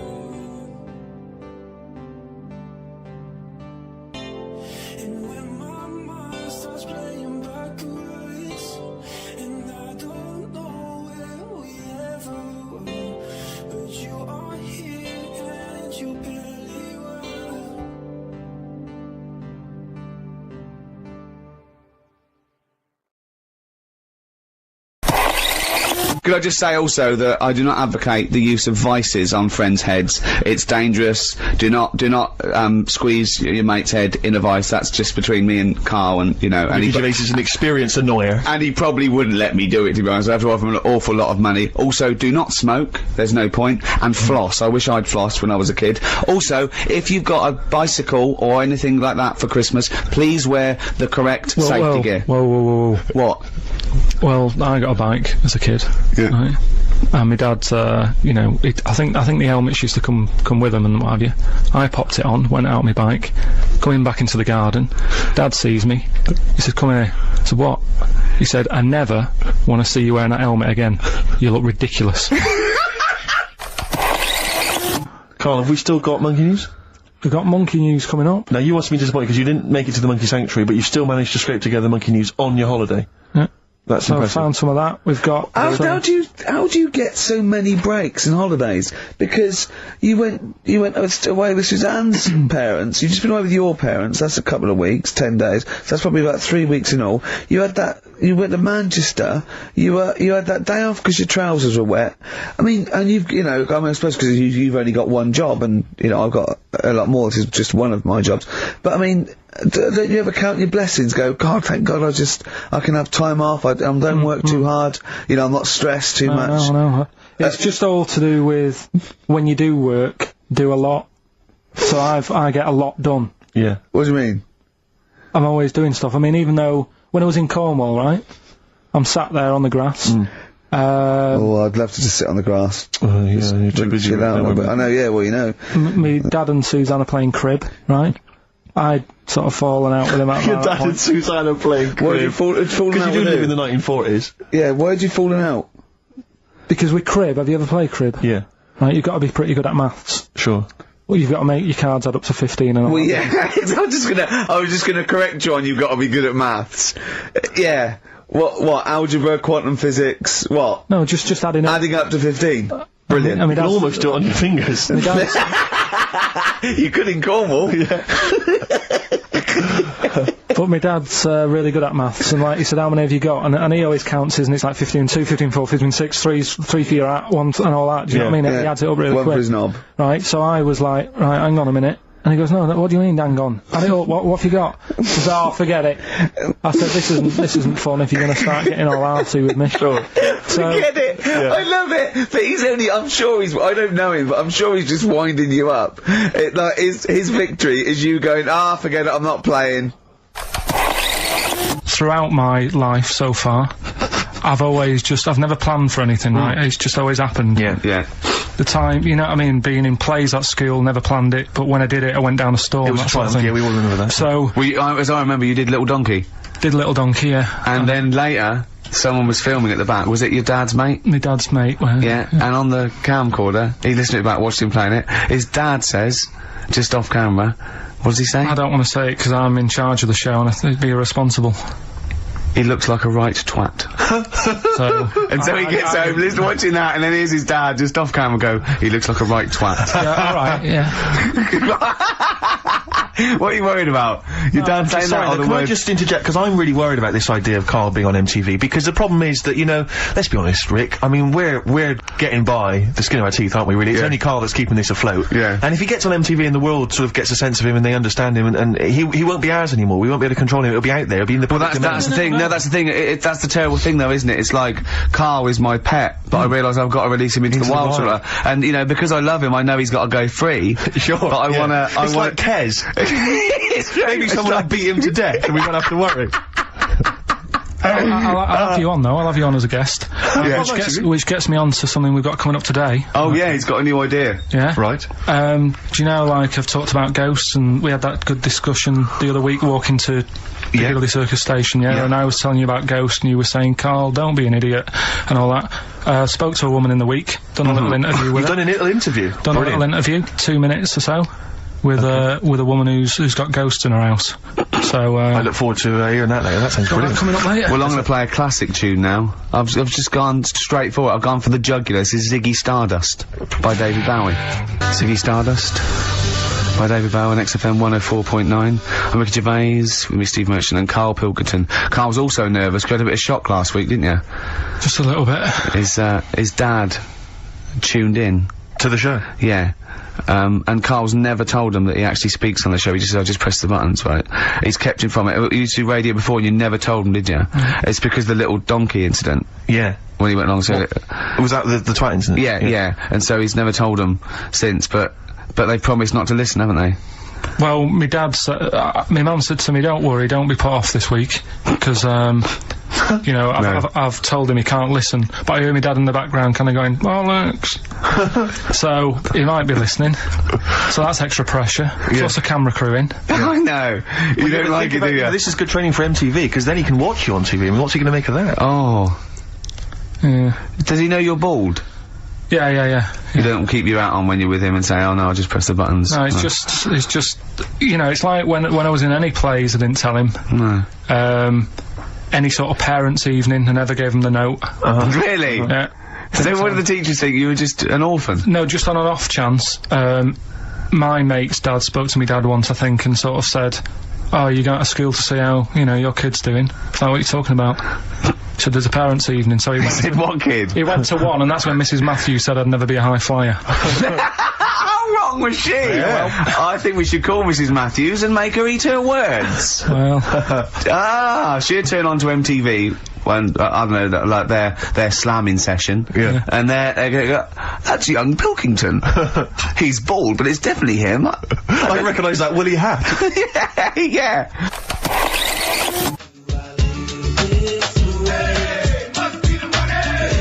Nelly, Ride With Me. That's featuring City Spud. I don't know if you're aware of that, but there we are. Good, nice summer tune. Carl, tell Steve what you just told me when Steve was in the toilet then. right, do you know, I'd just been away with my mum and dad and that. And one of the things I always like doing is having a good chat with my dad about stuff he got up to when he was a kid and that. Yeah. Right, because he got up to loads of stuff, and every time I see him, he tells me something, and I think, it's like, why are you just telling me that now? It's Yeah. brilliant. Yeah. Right? So, I mean, to me, he's kind of like Ronnie Biggs or someone. He's just the most extraordinary kind of. well, this happened, right? character. I can't remember. There was a delay yesterday, there was problems on the Paddington line, Yeah. and he was saying, oh, trains aren't what they used to be. Sure. He said, I was They looking used to be horses, didn't they?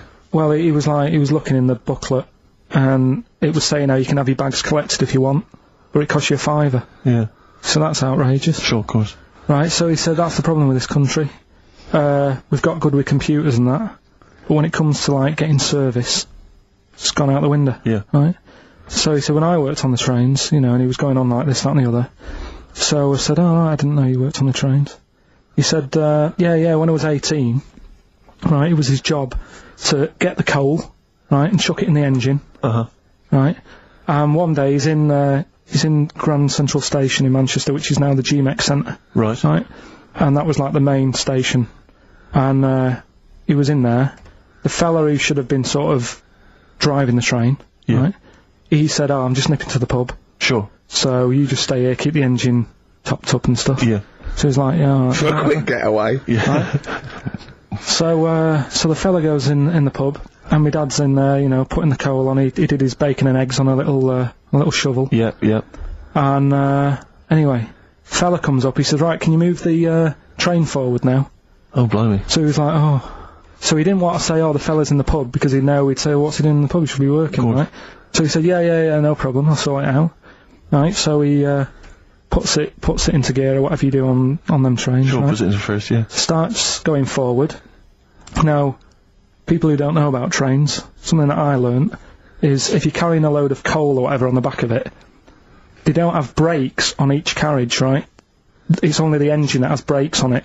So when you pull the brakes on the engine, the whole weight of what it's pulling is pushing you forward. Sure. Right? Yeah. So he doesn't realise this though, because he's just used to cooking bacon and eggs and chucking coal. Of course, and yeah. right? So you've got to slam the brakes on sooner than you would normally. Yeah. Well, you have to anticipate it, I suppose, yeah. But he didn't know that, course so he he's didn't, pulling in, he's thinking, right, Well, he's a Pilkington. I'll put the brakes on now. Yeah. Right? Puts the brakes on, the train just keeps going, he's going, oh god, it's not stopping. Sure. It ploughs right through the signal box. Right? Loads The of baboon damage. pulling the single to know what to do. Yeah. Loads of damage done. Apparently, if it was today's money, Yeah. it'd be about £3 to £4 million worth of damage. It shut the station off for 4 weeks. But he didn't lose his job. The fella had lost his job, the one who was in the pub. Yeah. He said the funny thing was, he said like £4 million worth of damage.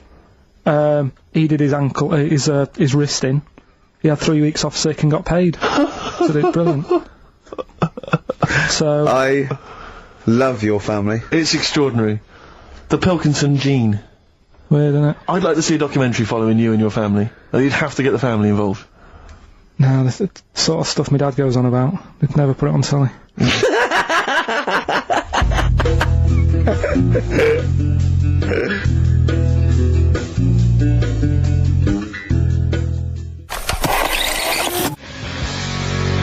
Can't stop growing. Oh. Placebo. this picture on XFM 104.9. I'm Ricky Gervais, with me Steve Merchant and Karl Pilkington. Right. So you've been educated there, haven't you? The Trojan horse. Yeah. The Trojan horse. And that's, of course, where the phrase, beware Greeks bearing gifts, comes from. Silence again. Yeah. You ever heard of that one? Go on. What's that again? Beware Greeks bearing gifts. Right. What do you think that means? I don't know. I mean, what is that? Is that used worldwide or what? Will they say that in Greece as well, or? Because imagine Christmas Day is rubbish. No, it doesn't actually mean beware of Greeks bearing gifts. It's more to do with, like, maybe it's too good to be true, or, you know. It's the opposite to don't look a gift horse in the mouth. Well, that's probably where it came from as well. Justin from Southend emailed in, he just said, for the Trojans not to have spotted that it was a trick, they must have been the biggest bunch of moronic, ever to have walked the earth. Does Karl have any Trojan in him by any chance? Cheeky, innit? Eh? What? Never mind. I think that probably proves it. I thought of another one I like as well. I was saying, you may as well be hung for a sheep as a lamb. I've never heard, I don't think I've heard that. I have heard it, but I don't think I've ever used it in common parlance. Well, it's like, if you're going to do something, you know, you might as well go the whole hog, depending on the outcome, because it's based on reality. That's why I like it, because obviously the poor people used to poach, and if they were caught stealing, you know, a sheep or anything, they would be hung. So if you're going to get caught, don't steal a lamb, you know, at least feed your family for a few weeks. Right, sure. Kill a sheep. Yeah. Actually hung for killing a sheep. Oh, your dad would be in trouble, down in Wales, stealing stuff from that, from that phone box. Well, he has a couple of sayings, right? Your father? Yeah, I've never asked him what they mean. Why would you? Ask Suzanne. One is, don't try and teach your granny to suck eggs. Yeah.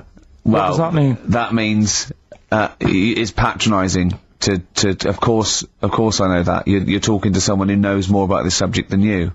But how did that happen then? How did that saying come about? Well, it's not. It's a totally made up thing. It's like, your granny sucks eggs, doesn't she? Because she's older than you, and it's probably a lost art or something.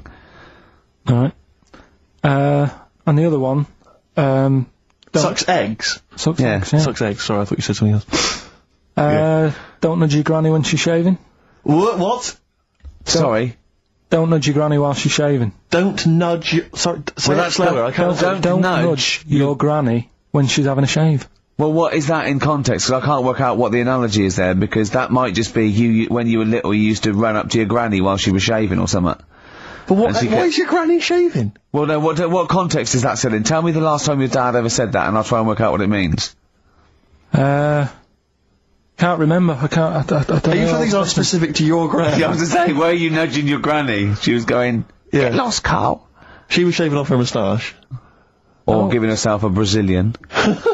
God. That's grotesque. Suck an egg. Suck that instead. God. That's made it worse. Carl's granny sucking eggs whilst that's... that is Giving my... herself a Brazilian. We've no idea. I don't know what that means. Don't nudge your granny while she's shaving. What, Yeah. Parmesan? I don't know. Maybe someone knows. You might be right. Maybe. Well, it's a email song. in. Tell us. Yeah.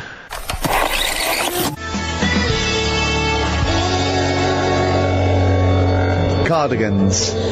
You're the Storm on XFM 104.9. Well, nearly the end of the show, but we wouldn't let them down, would we? You know what it is now, don't you? Oh, chimpanzee that monkey news. Right.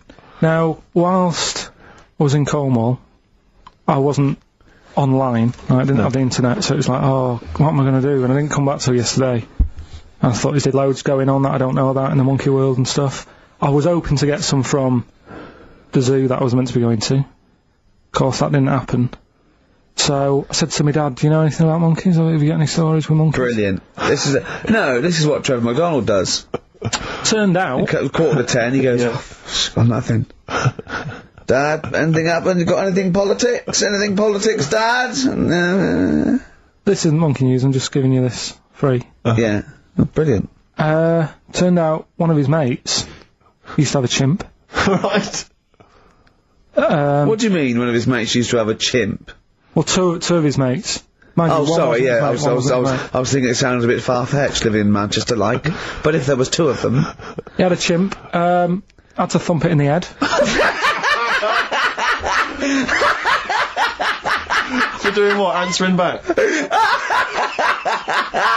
Oh, God! Tried it on with his wife. Had to thump it in the head for trying it on with his wife! I love it. It's a proper fist fight in a pub in Manchester. Oh. I'd call him up, but he's one of them who, like, swears all the time. Oh. I mean, it'd be good to get him on and just, Let's interview him. Can we not interview him pre-record? We can bleep out the swear, and I'd love to hear his do story. a lot of work, that. Yeah, well, we're not scared of work, No, are we, Steve? I'll get myself if you can't be bothered. Yeah, Oh, you know, I'll so... have a word, I'll sort it out. Yeah, try and sort that out Yeah, next you week. sort that out, yeah. Well, don't yeah. tell us the rest of the story then. Let's let him say it in his own No, words. but there was another one as well. Some When you fella- say you can get him on, but he swears a lot, you mean the monkey? I'm assuming he's more coherent than your dad's mate. But there's him, and there's some other fella he knows who had a funny name. I'll have to find out, 'cause you'll love his name. But he was a drag artist. Yeah. And, I think he said my dad went round one day, I don't know why, right? Went around there, knocked on the door, chimpanzeed. Carl, I don't know what you're doing, mate. I don't know where this place you live. Next door, there's an horse in the front room. There's chimps Mad, running mate. round. Mad. Anyway, Chimpanzees! Is that it? Is that the end of the story? There's a chimpanzee in the door and that's the end? You sure it wasn't a drag artist before he'd shaved? no, Sure it wasn't your gran? Because I like the really airy ones that decide they can be female impersonators. Yeah, your gran. You and your father have probably come across this sort of dilemma in the past, and I'd be interested to know what your take is on it. Let me see, this is from Lee Matthews by the look of it. He says, he lives in a suburban area where the local teenagers also live on the same road, and they're running riot. They're smashing wing mirrors off the cars, they're crashing into parked cars on their skateboards, they're just generally making mayhem, you know, night and day. What can he do to stop this going on? The parents of the kids don't seem to give a damn. Anyone who complains to them, they just say, "Oh, piss off." You know, the police are useless because they never catch them in the actual act of violence, which is what they got to do to apparently convict them. So they don't know who to turn to, really. It's rather like when a little old lady went and got the A-team, you know. You know, and he was dressed as an elderly Chinaman. Exactly. She knew who he was. Colonel Decker didn't have a clue. Yeah. You see, it's weird, because now it has got out of hand. Do you know what I mean? Like, years ago when I was growing up on the estate, yeah, you had problems, but not like you have now. Do you know what I mean? You know, Summers were nicer as well, weren't they? well, it did seem that way, didn't it? Yeah. Right, and... Police are getting shorter and younger. But you yourself kind of admitted in the past that you were something of a tearaway. You didn't do anything but like never- these kids I mean, here, the but... thing is, I was scared that if I got caught doing it, my dad would go mad. Yes. And I remember smashing a car window by accident and legging it in the lounge and sort of pretending to go asleep on the settee. Right. Genius. And I heard a knock at the door. and I Chloroformed thought- himself, just to be unconscious when his dad came home. And there was a knock on the door, and I thought, oh god, this is a fella who saw me. I was chucking a stone in the air, seeing how high I could throw it. Of course you were. Did it keep landing on your head? That would explain a lot. And it came down. Chucking a stone in the air, love To see how far I could It's throw brilliant. So, you know, I wasn't bothering anyone. Did you but- invent that game? Right, Did you get the stone for your birthday? Go and play with your stone. He gave one to Suzanne. Carl, go and play with your stone. The thing is, right, and it came down at a funny angle, and it ate, Of course it did. It ate the back of this car, and the back window is the most expensive because it has that heating thing in it, Yeah. in case you got a frosty window.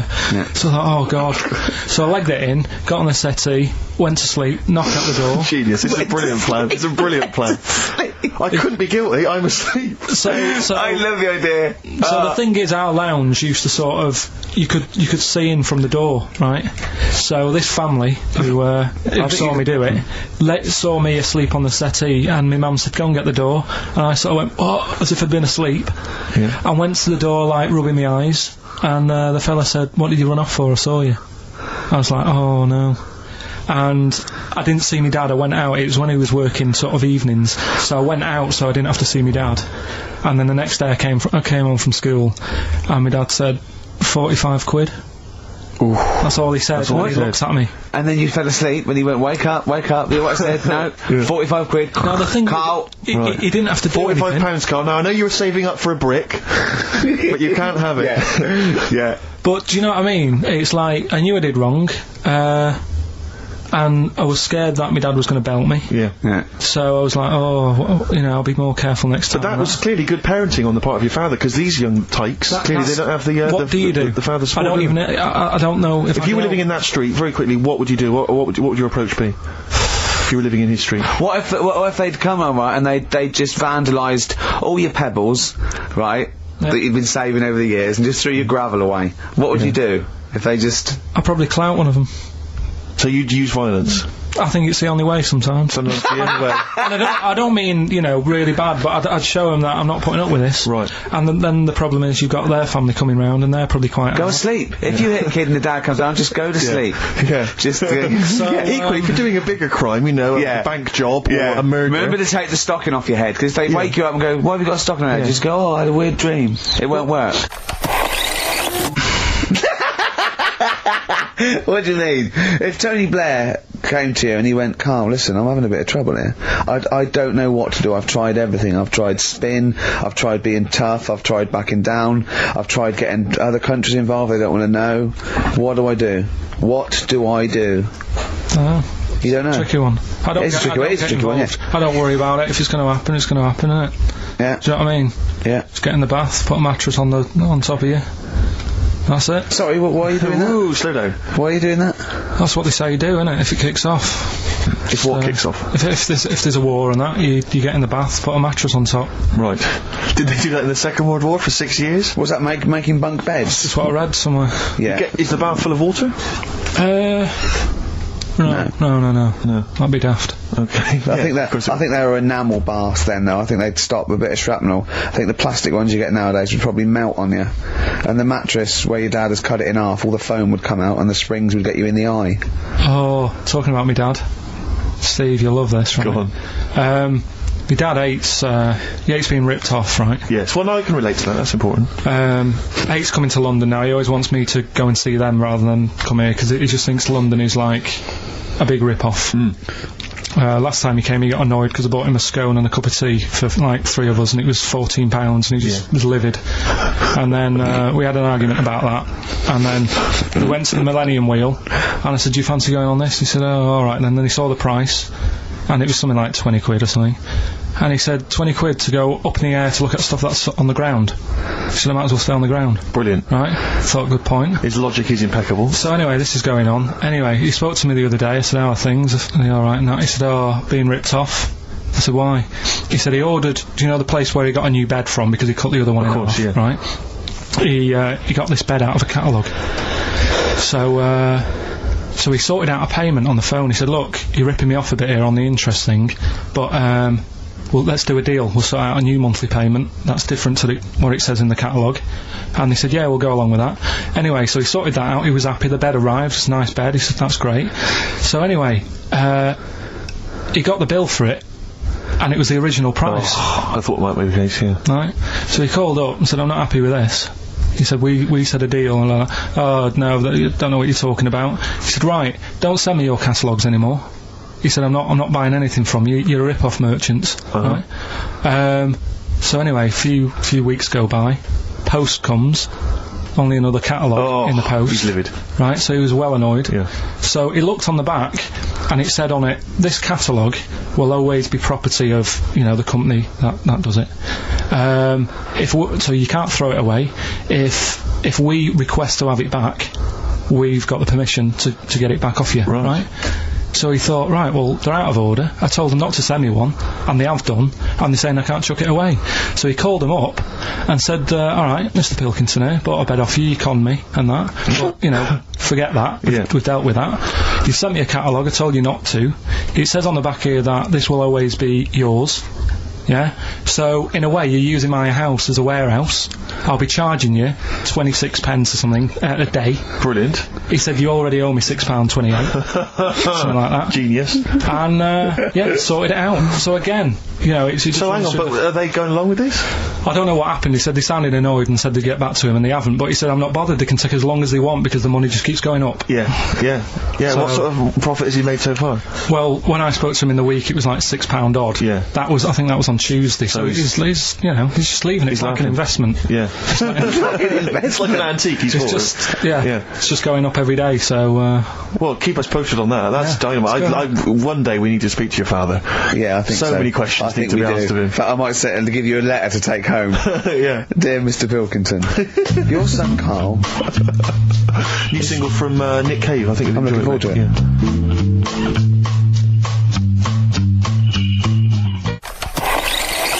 Steve? Yes. I think Karl's going to put most people to shame. We were talking about generosity earlier. Because Karl is a nice, generous bloke when it really comes to it. He's paying for Father's Day. He's paying for the cottage that he's going away with his dad. Are you really, Karl? Yeah. Right. Well, there's no way of us proving if that's true or not. Well, what do you mean? Well, you could be lying. But why would I do that? Well, because you want to show off. I didn't do it on air, you mentioned it.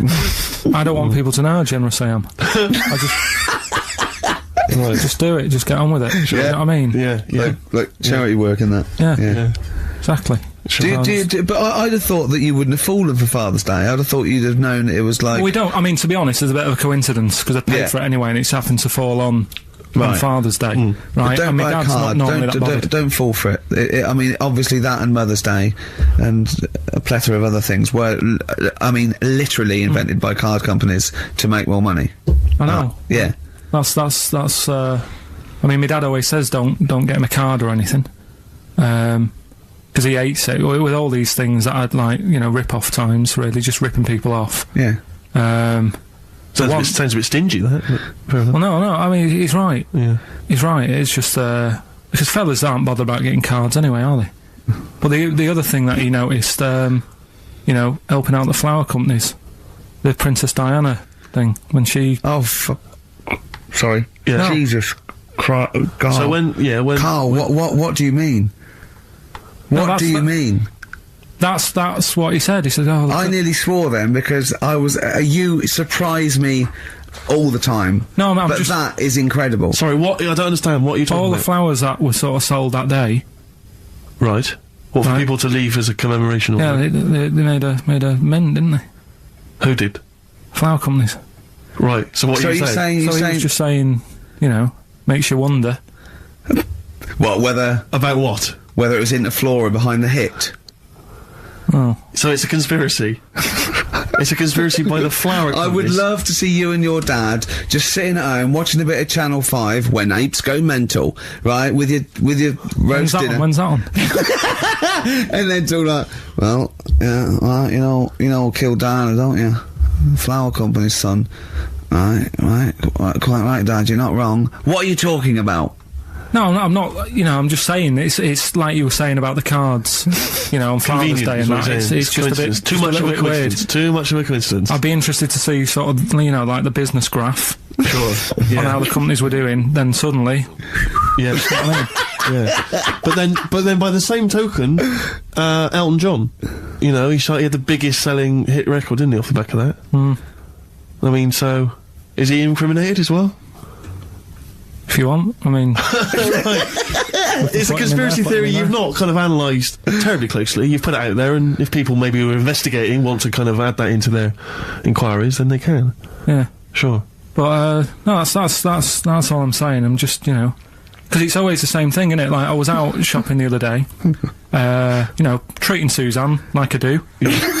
You know, I like spending money and that. Yeah. I was in WH Smith's. Yeah. Oh, classy. Was it a big birthday? Was it? Was it a 30th? No, I was getting a. Was it 2 biros for the price of 1?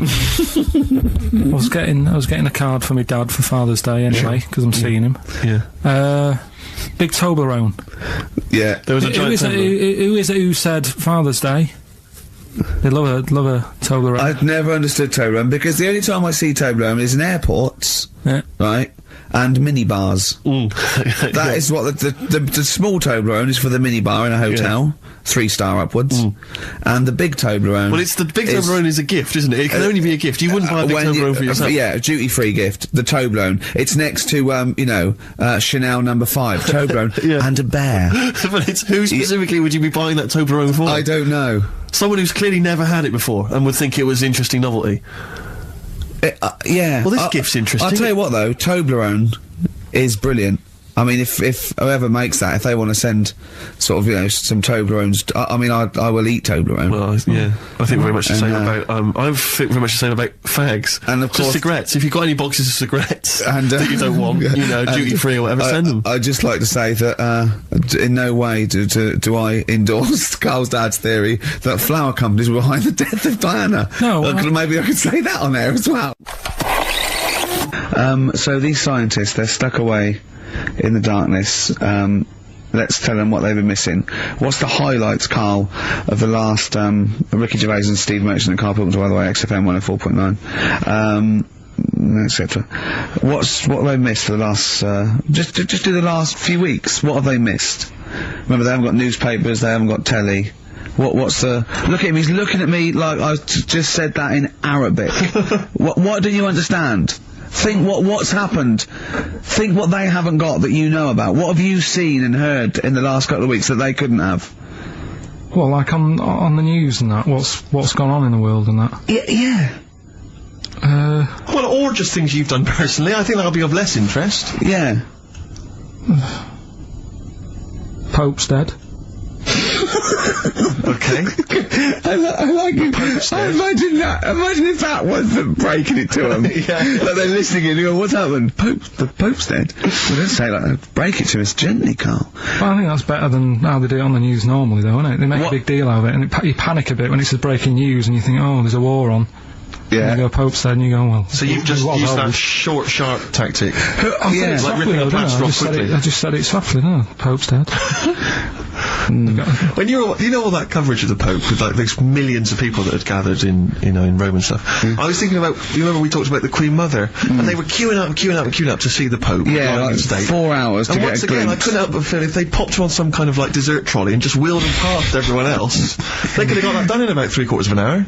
Yeah. You know, once again, people not thinking, they're not expanding their minds. So you're logically. What, like students and Rag Week Exactly. with a bed down Put them Oxford on one of those Street? novelty beds. They're all dressed in kind of cardinals gear. Yeah. Just, trundling them off and down the... Yes. But it's the way they also said they've now got a new Pope. He's hardly new, is he? Why didn't they learn from the last one? Sure. You're taking on old people. Yeah. My dad couldn't even get a gig in B&Q. There you go. Oh God! So who have we offended? I mean, the thing is, it's like, because soon our offensiveness isn't going to be sort of like we're feeling a bit guilty about offending someone. It's going to be like we're going to be living with Salman Rushdie. Yeah. Do you know what I mean? The things. I mean, that's pretty. Don't have a go at the Pope. I'm not having a go at him. It's good that he can carry on working and what have you. But I thought everyone had to retire at like 60 or whatever. Oh, bloody hell. But, whatever, if you can get away with it. Yeah, why couldn't your dad get a gig in B&Q?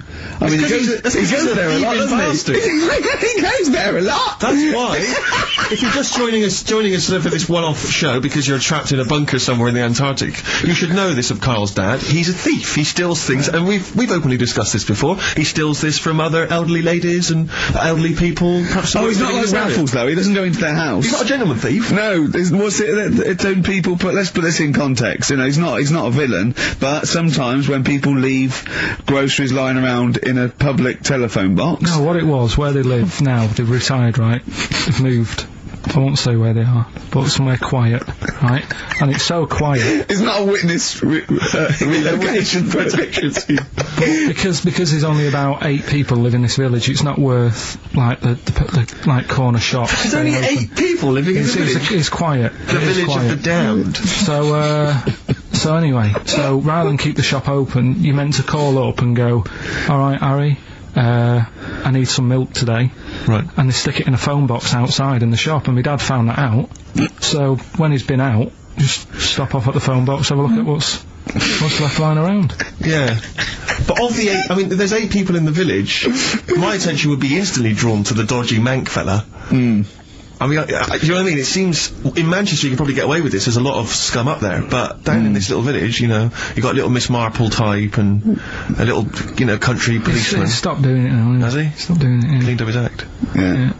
Good, alright, so with the Pope's dead, any other big news? There was that thing I told you about last week, the foot-long spider eats chicken.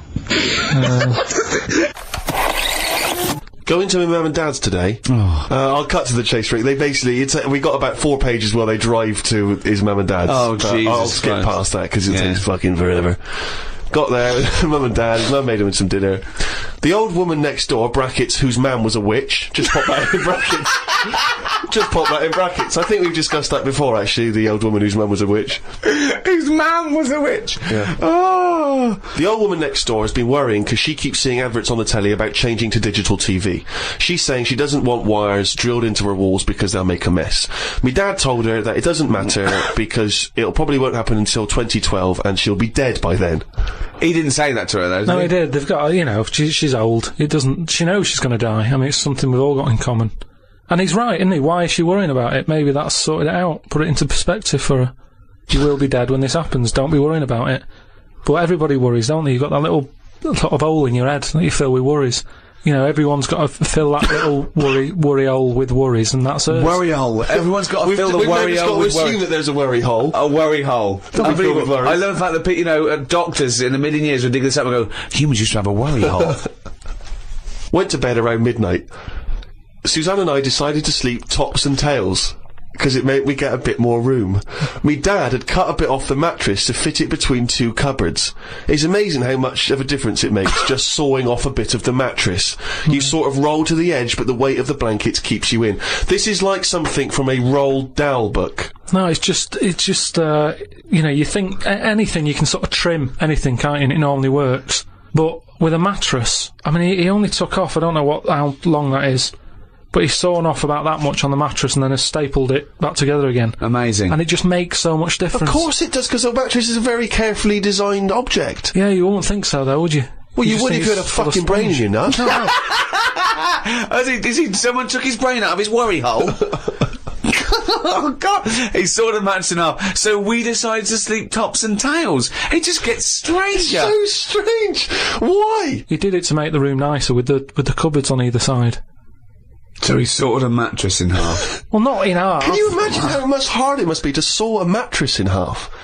What did he use? What, a big electric saw? Well, it must have been, yeah, because there's a lot of springs and stuff in there. Jesus. So what happens to the springs? They just spring out the Well, sides. some sort of stick out a little bit, but you're not lying on top, are you? They come out the side. So he's just got a bit of gaffer tape and a staple gun. Unbelievable. Hey, man alive. It's like... Does he run it as a hotel? That's unbelievable. There are squats with better bedding arrangements. Well, we've had a bit of a bad thing in our house about mattresses and that, because when we first bought our first flat in Salford, you know what it's like when you buy somewhere, you sort of, you haven't got any money, have you, to buy extra stuff that you need. So we'd bought a bed, right, but there's that rip-off thing with beds where you buy a bed but a mattress doesn't come with it, which I've never understood that, because it's not a bed, is it? Without that mattress it's not a bed, it's a car without an engine. You wouldn't go, there you go, oh, that seems cheap, well, there's no engine in it. So we bought this like, you know, flat and what have you, and we bought the bed, and then we haven't got a mattress. So my dad got one from Uncle Alf. No, well, from that Uncle Alf fella, because he had one in his van that he used to use now and again if he was like travelling round. He'd just keep in the back on this mattress. Amazing. A bloke who drove around in a van with a mattress in the back. So How Uncle terrifying. Alf. So Uncle Alf, right? Well, tell me about Uncle Alf. Well, you know about him, he's the one who slept in a dinghy. He's the one who... Because his mattress was in his car. Yeah, why didn't he go, oh, well, Alf, where's the bed? Left it in the car again. Oh, blow up the dinghy. Blow up the dinghy. I'm not going to go out and get it. Not at this time of night. So anyway, my dad got me his mattress, and it just stunk of diesel. And Suzanne was like, oh, I'm not happy with this, and I think she realised sort of what sort of family She got stuff herself and into. stuff. Wow, she landed on her feet when she got you. So now she's always a bit touchy about, you know, mattresses and things. Unbelievable. Uncle Alf, of course, sadly passed away when he couldn't escape from his sinking ship. The fire engines were too late. No one got out of the way because they were laughing so much.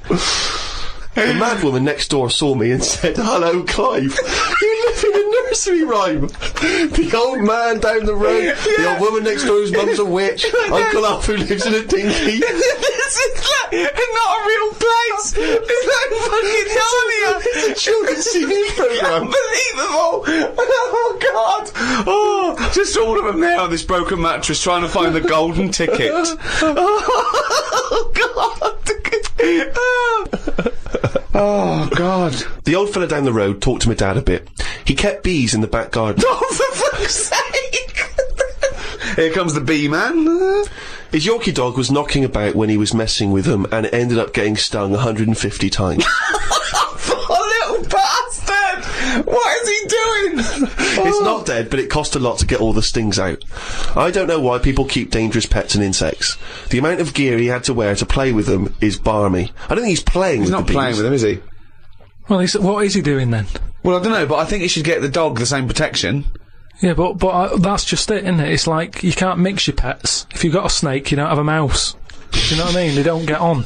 And it's the same with them. Don't have bees. I can't imagine one bit of enjoyment. The only thing he does is the honey. And it's like, well, how much is that to buy? It's not worth messing about wearing a big white suit just to get some honey. There's a shop down the road.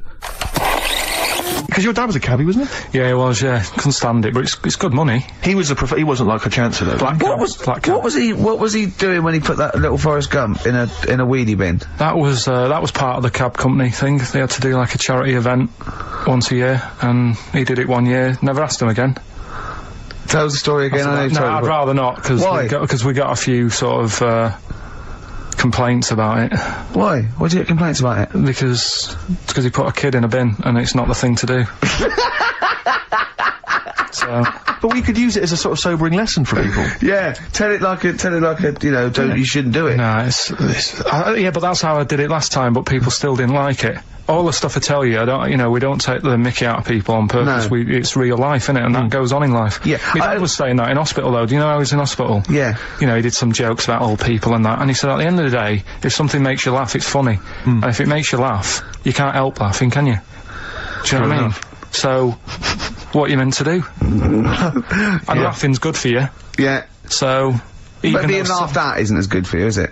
No, but there's probably more people laughing at one person, so if you balance it out, there's only one person who's upset and there's a bunch of people laughing.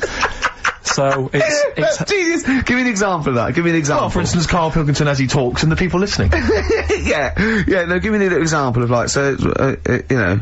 I can't, because again, that's what I'm saying, I can't tell you the story, because there might be someone out there who...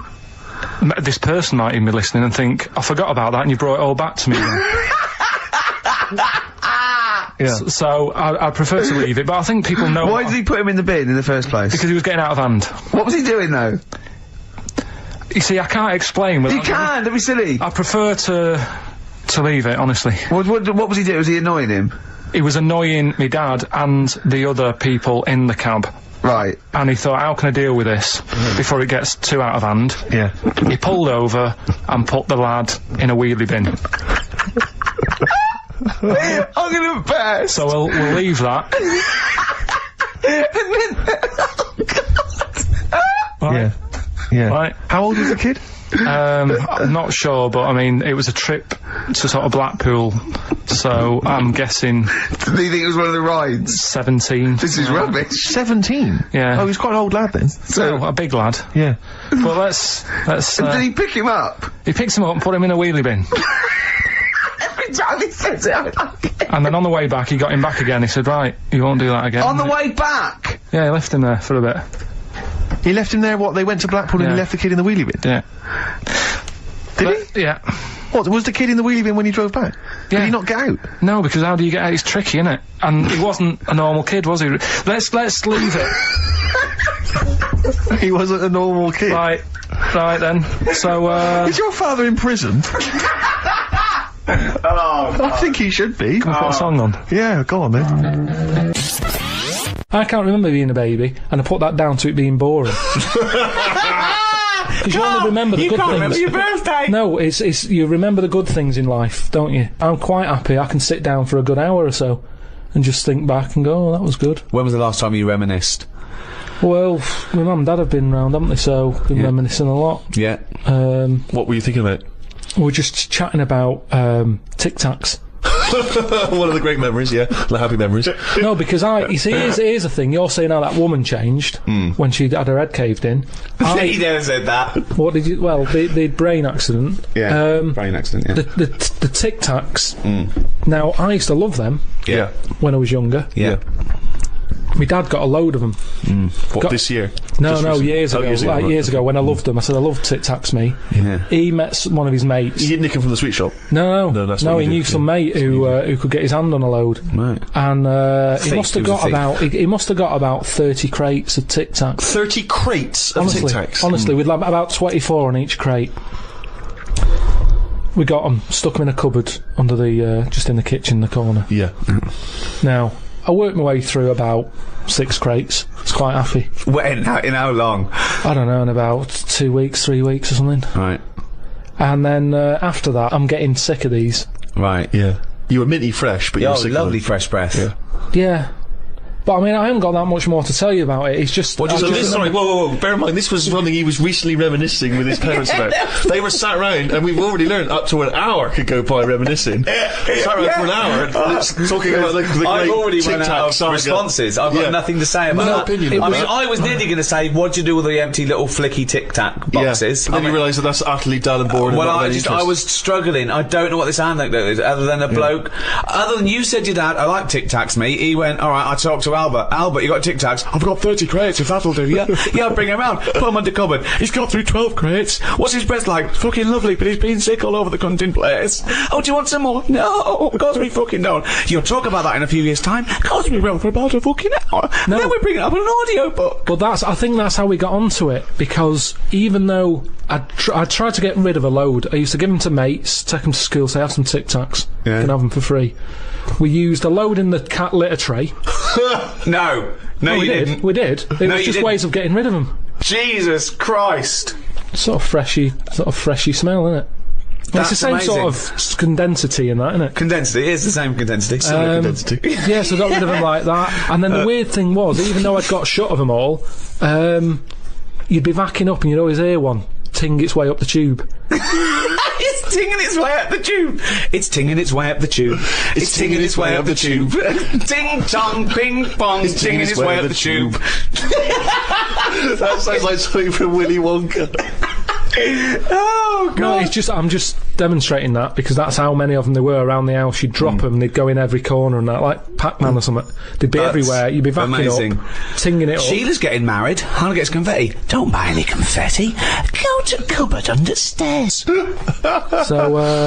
yeah, that's a little memory there, isn't it? It is a little memory. Now It's a really little memory. The strange Tic Tac house in Salford, where everything is made of Tic Tacs. Wow, that must have been a hell of a time you had with your parents there. The old Tic Tac No, but it's reminiscence. better. You see, you're saying, oh, what a boring story that is. But when I your see mum you've and dad re-gravelled the drive.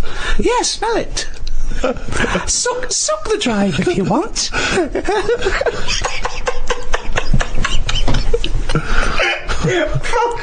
No, but it's different. When my mum and dad are there and they can remember that and they're going, oh yeah, the Tic Tac incidents and stuff.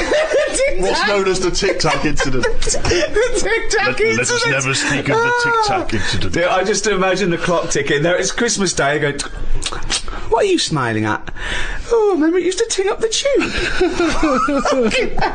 You should think about selling this to Hollywood. Listen, what do you remember then? What do I you remember? That's Wow. an amazing thing to That's say. a difficult question to answer. Yeah, I don't. Nothing at all. Why, out of interest though, and this will sound naive, why don't we remember the very early moments of our lives? Why is it? Is it because it would be too harrowing to remember the point at which we sort of born? Because I don't really remember anything from those first few years. Why is it? Is it just because the brain's not fully formed at that moment? I don't know. The memory's not sufficiently developed. I honestly, It's got to be trauma, hasn't it? It's the things. Again, we were talking about me being younger, and the youngest I could remember back to was 1978. How old were you then? When were you born? 72. What? was You summer holidays. couldn't remember earlier than 6. You Um, can remember back to about 2 or 3. Most people. What? no way. My mum and dad don't even remember me then. Because you're not doing anything. This is what I'm saying. Mum and Dad don't even remember me then. That's amazing. Because they pinpoint They remember things. all the Tic Tacs they've ever eaten. Yeah. Do you remember when Carl was 6? Of course I do. 5? Yeah. 4? Yeah. 3? No. 2? No. Because you're not doing anything, are you? My mum and dad don't even remember me then. And it's weird. I remember must have been about 2 sitting on a potty surrounded by Lego. I remember that very strong image I have of that. No, I don't remember that. No, you don't remember that, were you? No, you weren't there, were you? What do you mean? What, you don't remember Steve sitting on a potty surrounded by Lego? No, I mean, I can't remember having a potty. I remember having one of them. I'm not suggesting you have the You same used to memory. go in a fucking litter tray. Now I know why, to eat a Tic Tac while you're having a shit. But, okay, so what is your very first memory? The one that cropped up the other day was having my eyes sort of glued together by gangsters. Where's the fucking Tic Tacs? Carl, any more? Oh, tell that story that you were telling me about your dad when he was driving. Well, it's just that you were talking about. Well, I mentioned Forrest Gump. Yeah. And the Forrest Gump types. When my dad was when he was a taxi driver. Yeah. You used to have to sort of do your bit for the local area. Oh God. By taking the Forrest Gump people to Blackpool. Yeah. Is that what they're called now, the Forrest Gump people? Is that what the organisations that support them asked for them to be referred to a as? minibus with Life is a Box of Chocolates.com. Well, Forrest Gump types. It must have been, so you worked with these people? The people with learning difficulties. And they used to get 5. Coming home must have been a busman's holiday. So he got 5 of them in the cab. Yeah. And he had to go to Blackpool, and 4 of them were really good, you know, behaving themselves, didn't mess about, weren't fighting and stuff, but there was one who was just causing loads of trouble and he couldn't control him. Oh, and what you've got to be able to do with people like that, you don't want them to get stressed out because it's not good for them. It stresses them out, and you could end up with a bit. Thanks, Dr. Carl. You could end up with a bit of a riot on your hands. So he thought, I'll nip this one in the bud right now. And he pulled up just on the outskirts of Blackpool, and he took the one out that was causing problems and put it in a wheelie bin. Oh, no. Oh, I'm sorry. I apologise. He did what? Oh, he did it for the good of the others. He put it in a wheelie bin. He was having a good time. He thought it was one of the rides. Can you stop saying it? Him. Yeah. He you know, he was having a good time, and once he calmed down, my dad went back and picked him up, and he was fine. He had a good. What? time. He left him in there the whole time the others were in Blackpool? No, he left him there not the whole day, probably about an hour and a half. In a wheelie bin. In a wheelie bin. Why couldn't he get out? Because like his arms were trapped on the thing. One of those one. What? He tied him up? No, do you know, like, because he was a big fella, and, like, he managed to get him in so his arms were down the side like that, so he was a bit trapped. Wasn't he screaming and crying and stuff? He was making a bit of noise, but, do you know what I mean? What, you feel served him right? Well, but anyway, I didn't really want to talk about it. He just brought it up because of Forrest Gump. Did his, family know about this? Is this the first time they'd have heard about this? He didn't get asked to do it again. Because he had another problem similar to it where he had a little minibus, and it was his job to take a load of old women to the bingo hole, and it was miles away, and he took them there. There was no problem. About 10 old women in a minibus. One of them was causing trouble, so he pulled over it. No, right, so he took them there, everything's fine, he dropped them off, they had a lovely night, right, they had a lovely night, won a bit of cash, coming back, it's a bit of a late night, and they all started moaning at him, going, I want to be dropped off here, take me there, I want to be dropped off first, I've got to get up early, blah blah, you know, my husband's expecting me, I'm already late, take me here first, take me there, and he just pulled up, in the middle of nowhere, said, get out. And he made them get out, and they all called for taxis. They charged that company who was meant to be taking him home in the minibus, and he got the sack. But a similar sort of story. You can't be dealing with it when people don't sort of just calm down and, like, solve the situation. Yeah. They're just all like, I want to be dropped off first, take me here first, take me... Yeah, so he acts like a madman to counter that. Good. Oh, that was great. We've got to crack on, haven't we, really? We got Says so much. Yeah. Yes, Nick Drake, a song for the ladies this week from the album Brighter Later at the time of a city clock. That's Goodbye. it. Yeah, Goodbye. see you next time. Bye. My mum and dad, right, they moved to this little house, right, and they had loads of furniture that they've collected over the years without chucking out, and they've moved to this small house, so they just had too much furniture, right, and they had this double bed, and that was for, like, you know, when friends come round and that, they can stay there, but the problem was he wanted to sort of put these wardrobes in the bedroom, right, that went on either side of the bed. Sort of wrapped around the bed. Yeah, but because the room was so small, he thought, I can sort that out. Yeah. Right? And he sawed the bed. He sawed the bed. He sawed the whole thing, so you've got, like, your mattress, your bed, and everything. And What, he just sliced some off? Like a big sandwich, just cut a bit off the edge. Cut the crust off. But how much is that, would you say? About 8 inches, 6 About inches. 8 inches. But hold on, but that Well, he won't cut work. Because it'll all fall out the side, and then what happened to the springs and all the supports and stuff? He It'll just sorted it collapse. out. It didn't all come out and that. I mean, it's not the comfiest bed. but the weird thing is, he did it, and even though it's only like that 8 inches or whatever, it totally ruined it. It's Yeah. like, Well, of course it would. no, but what do you think I mean? I don't mean it ruined it as in it looks a mess. No, it would have been uncomfortable. Not even that though, just the fact it's that little bit shorter. It's like, God, for 2 people this is hard work now. This is like, you haven't got enough room, even though it's only 8 inches. Why did he build the wardrobes first, without measuring, putting the... I think he did all that and then thought, oh, it'll easily fit in there, and it didn't, so he had to sort of saw a bit off the bed. But it's just weird how only 8 inches... Did he use one of those electric saws? Yeah.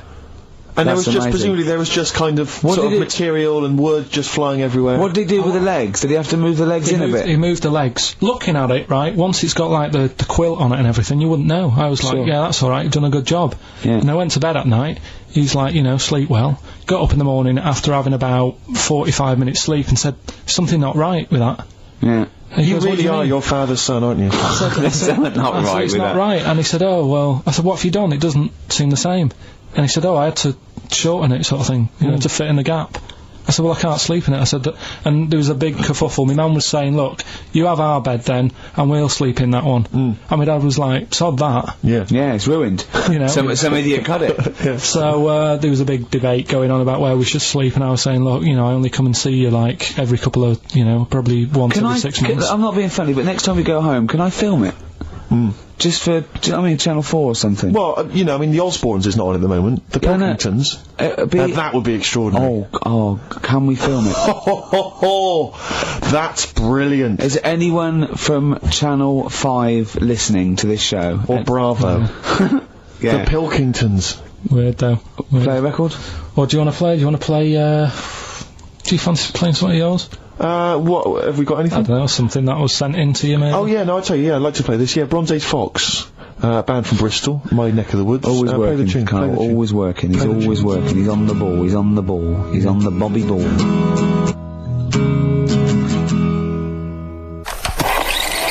Anne Robinson put in the Welsh into room 101.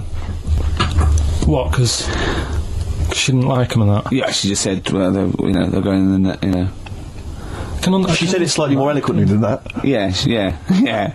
I can the people or the place? I don't know. I think it was the place and therefore the people.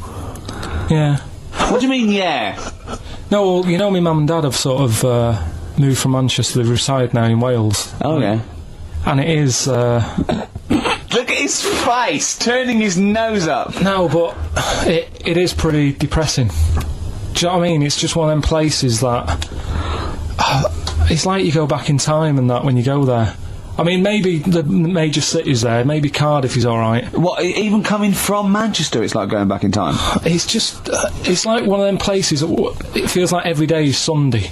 Do you know what I mean? It's just depressing and grey and slate Lots of everywhere. bickers walking around going, I'm late. Well, yeah, it is the sort of attitude they have, right? This is true because my mum and dad live there and that, right? And they love it. It's all right. It's an healthy place to go when you get older and that. But this is why they don't move on in Wales. Well, I'd just like to make another sorry to any Welsh people listening. We're not saying you don't move on. Carl is. No, but Sorry about the little Chinese shoes again. the thing as well. is, it's good that in a way that they do that, and they don't want to be like, you know, rushing about everywhere, because the way London isn't that great either, is it? Because it's totally opposite here, right? Yeah. So I'm not having a go. It is a bit dull. I think even people who live there will agree with me, right? But like one of the shops that my mum and dad use, right? It's only a little sort of villagey type shop. They can't be bothered staying open for hours and hours, right? Because there's not enough people use the shop. Yeah. So what you do is they get used to what you buy, and leave it out. They put it in a phone box outside. They put it in a phone box? Yeah. So it doesn't get wet. So my dad's loving that. Well, Once he yeah. found that out, it was like brilliant. But how is that a bad thing? That's brilliant. Well, it's not for other people. It is for my dad because he's picking up all sorts of stuff. Oh Chickens. no, he's not. Oh yeah. He's not nicking other people's shopping. Well, it's not like nicking, is it? Because it's not theirs yet. Oh! And you've stitched him up on radio.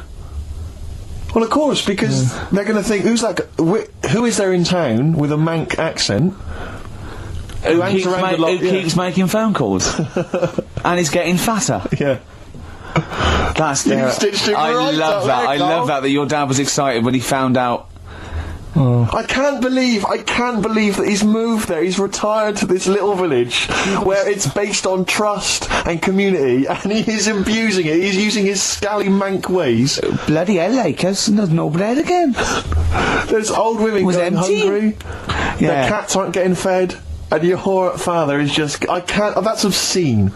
That's obscene. Oh, I think it's Die Thief. That fella from Manchester. I don't even think they've got Sky there yet, have they? They can't listen. They won't know what's... I think you stitched him right up. I hope you have, actually. I hope he goes down for it.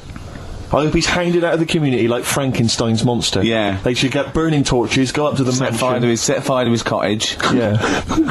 Exactly. Right, well... He's out of the choir. Yeah. Tell us about this woman. Well, it was just because you were saying about the, our living... We are broadcasting it, aren't we? This is actually going out. This is live. This isn't us sort of like... Yeah, but you were just talking about how I lived in an odd village. Yeah. With kids with big heads and all that, right? And what I wanted to do... What is that again? There's two kids with big heads. Yeah, they just had sort of big heads and webbed hands and that, and they went to my school. And when I spoke to my dad the other day, because I'm going to see my mum and dad tomorrow. Oh yeah. So I said, have we got any school photographs with the big-headed kids in? And he said, no, nobody bought those sort of school photos because they were in it, so it was always a bit ruined. But I said, well, no, he said sales were, because he obviously talked to other dads and stuff like that. And he just said, oh, no one bought them. But anyway, so... I would love them! Yeah. I swear I'd buy them. Yeah, but I wouldn't stand out, would I? If it's on the mantelpiece. Yeah, well... So, but anyway, so I was talking about, When you say they had big heads, what do you mean? Do they look like someone from Doctor Who? They were just quite big. But they weren't related? No. So why did two blokes with big heads and webbed feet? I lived in a weird area. There was a chemical plant close by. I can't believe you've never told us that before. That explains a lot. Not just the freaks in your neighbourhood, but... No, there was loads of weird stuff going on.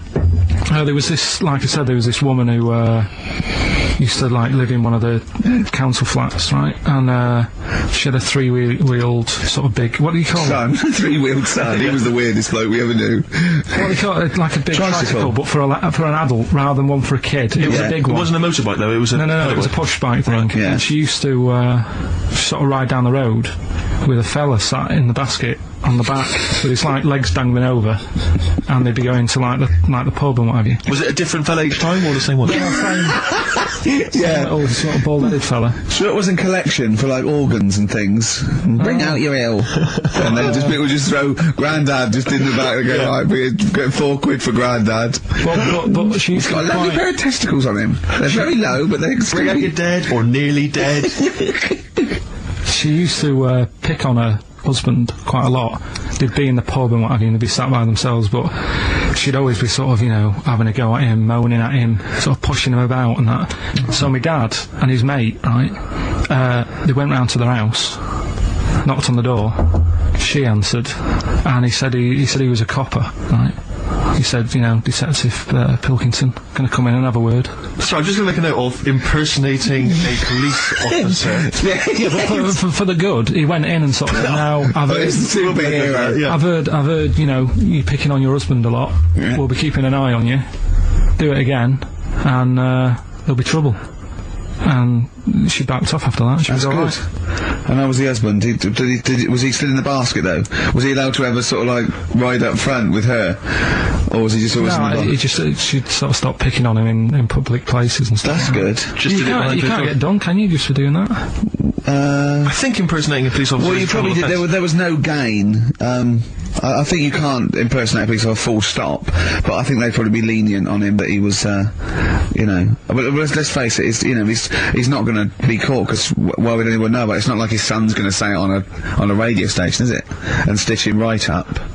Is this something you did generally? Kind of a little bit like vigilante work? Just whatever, him and his mate, just, you know, if they saw something going on, they go, what can we do? What little scam can we do, or whatever. That's fantastic. That is brilliant. Right, okay, coming up, Knob News.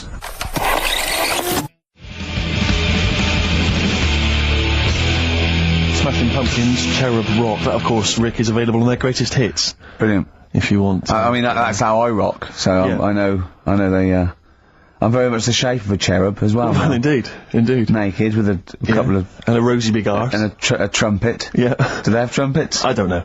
I've just an email here, Monkey News. Yeah. From a listener. Yeah. Monkey spotted holidaying in Cornwall.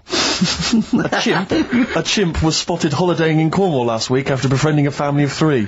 One onlooker said, "It was incredible. He dressed and behaved exactly like a human being. He even settled the hotel bill at the end of their stay. The only telltale sign was his lack of table manners and the incoherent babble when he opened his mouth." There we are. So, Well, we think of that, Carl. that's the listeners, Carl.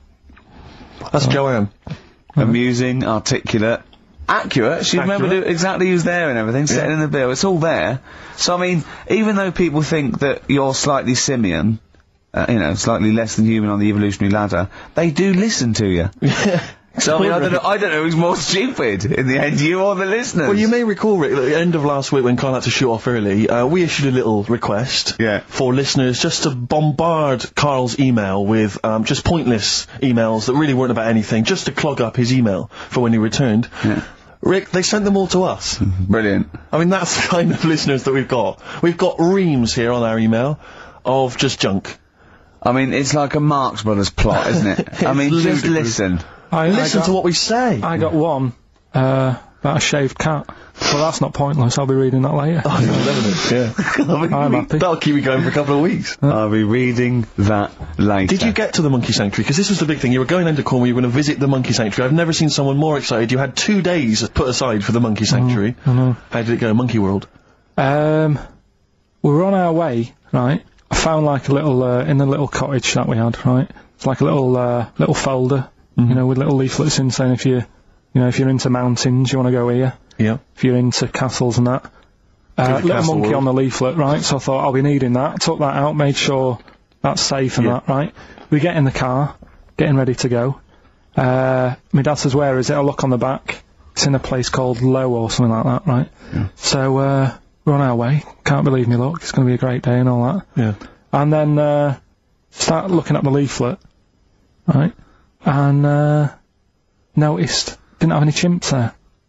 Yeah, it's not Monkey World. It wasn't a monkey world. Well, what was it called then? Something like... Monkey Town. Yeah, it was just, it had like woolly monkeys in it. That's what It had what? Woolly monkeys. What are woolly monkeys? Those things Johnny Vegas off the advert. Loads of them. They're dumped now since ITV Digital went under, so they just put them in a cage. I don't understand. They're woolly, they're like, they're sort of like little fluffy, little baboon type things, woolly monkeys. I mean, it's not your chimp. It's not your classic chimpanzee. So did the car screech to a halt? It was like Yeah. it was like the mission in Armageddon. As you said, abort. We're on the way back. So how far have you got before you bothered to read the leaflet? Probably about 5 miles away from where we were. So what did you do with yourself? You must have been distraught. They broke down and then they heard banjo music. No, we went to a sort of an amusement place. Arcade. I'd love to see you in that. What, with putting those coins in, so it has to roll down, and they go flat, and then an arm pushes them. It was one of them. Really? But I spent years on that when I was little. Well, there's a new one. I can't be bothered explaining it, but it's a con. We went to this place, right? My mum and dad had been there before, and they said, "You'll love it. It's brilliant. It's got like a war bit in it." A war bit, right? Yeah, like, because they know I'm into tanks and stuff. Yeah. So you'll be loving that. Sorry, I didn't know you were into tanks. No. Well, they're alright. Brilliant. It's gone from one of his childhood passions to, well, they're alright. I know, yeah. Go on. And but it was awful. I mean, my mum and dad had been there before, and he said, "No, you'll love it." But it was like a really miserable day. Sure. Right? All the rides and that were broke. Yeah. Broke! It just reminds you of Manchester.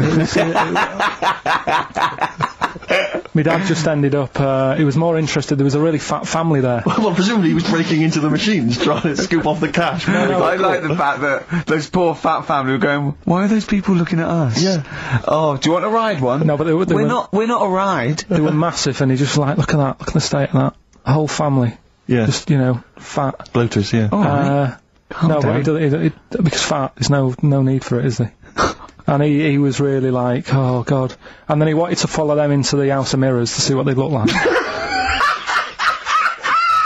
But my mum had got bored. She went off to buy a little Snow White figure. She couldn't believe her luck. It was only $2.99. Yeah. She thought it was going to be really expensive. Sure, so she bought one of them. Yeah. So she enjoyed that. And then my dad says, come on, we go in. It's rubbish, this. What, the fat family wouldn't let him play with them? So, he just said on the way home, he said, I can safely say that I never want to go there again before I die. So, that was that. And then we went home. Why would he ever give you that information? In case it was like a secret birthday present? You go, oh god, what if they get me a trip to here? Or if he's in a coma and you go, I'll tell you what, bring him out of it. That fat couple. yeah. By his bedside. Yeah. But Suzanne said she now realises why I am the way I am after spending like a week with them. Well, they told her that they dropped you on your head as a kid, or no, just like the way they act and that. Right, yeah. They were saying things like, Suzanne, so why is the moon out at night and the sun in the day? Oh god. Yeah. Oh god, there's three of them. Suzanne, can you tie my shoelaces again? It was the bit when my dad said, "Don't waste money on a coffin for him. Just put him in a bin bag." Your father said that about himself. Yeah. Oh, that's a great idea. I'm glad you mentioned that, because That is great. that gives me an idea. So's it, man. Look at Carl. I love that look of Carl. Carl is looking back and forth. You know when you sort of you go to a cat and it looks back and forth between two people. That's very much like Carl's looking at us now. Or when, like, a child sees a midget or something in the street. They're just transfixed, aren't they? And the parents go, don't stare. When we were pushing Ash, as our producer's in a wheelchair, and we were pushing him He's through not the a midget, we should make No, that he's not a little midget. He's not tall. But we were pushing him through the VC, and this little kid just came up and just stood in front of him and looked at him. Yeah. I just laughed. It was funny. Do you do that? I imagine that you get caught staring at them. Yeah, do you go up to people with problems and go, Mummy, is that a monster? Well, I was telling you one about when I used to go with my dad in the taxi. Oh, yeah, What tell us happened? this story. Well, Your father was a taxi driver? my dad he had loads of jobs, which he did back then, and they don't do that anymore, do they, people? They don't Have a do variety of loads jobs? stuff. Sure. But at one point, he had a black cab, and I used to go with him. Used to get a beer crate and put it in the front of the black cab, and sort of sit just next to the meter. And anyway, we got this call, and like the guy on the end of the radio said, "Oh, you've got your son with you, haven't you?" So he said, "Yeah." So it's just like, we've got to pick up at number 11 Village Lane or whatever. And he said, all right. And it was this woman. It was like a woman version of the Elephant Man. Wow. The Elephant Woman. Yeah, it looked like... It was really strange, because I was in the front of the cab, and when you're a kid, if something looks odd, you're a bit scared of it, aren't you? Yeah. And my dad was like, look, it'll be alright. And we're driving towards her. Look, don't worry, son, I've got loads of buns. And just to I think I'll just throw one down the street if you run after You're it. being mean, right? I am a little bit, yeah. How old were you, 18? No, I was about 12 or something like that, 11, 12. And as we got closer to it, it looked like she was holding like a bag of spuds on her shoulder For a snack. Right. and her head was all a bit mangled and messy and that. And my dad said, whatever you do, don't stare at her face. Yeah. And she got in the back. Because you turn into stone. She got in the back, and I had like the mirror, the driver's mirror thing, and sort of having a look, trying to work out. And he said, don't stare at her face. I couldn't work out where her face was. It was that weird. Oh, God. So I'm not sure you're from Manchester. I think you're from, like, Narnia or something.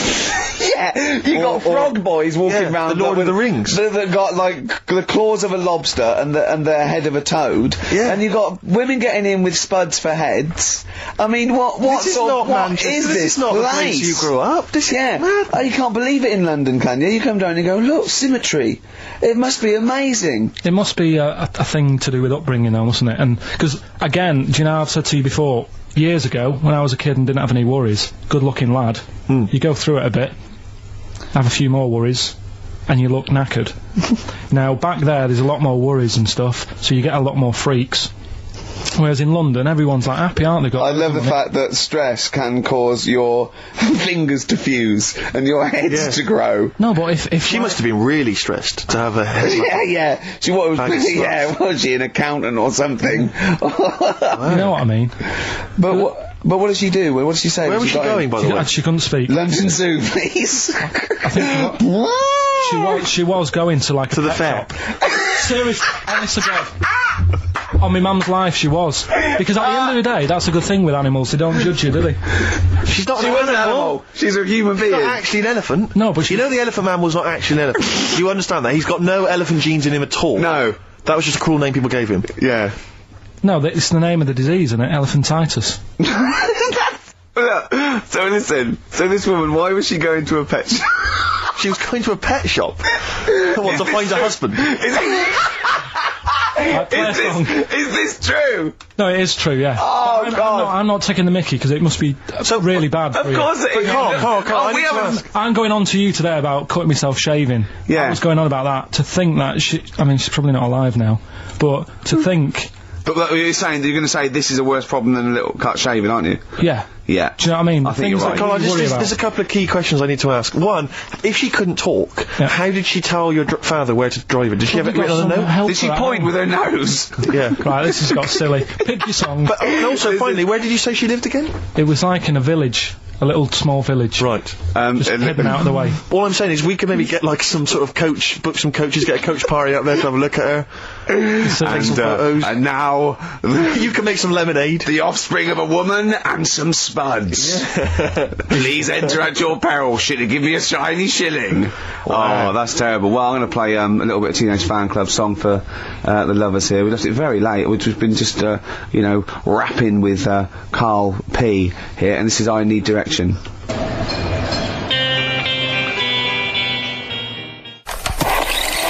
mean, my dad, right? He can like put windows in his house. Yeah. Do plumbing. He should. It's dark, isn't it? He's done that first of all.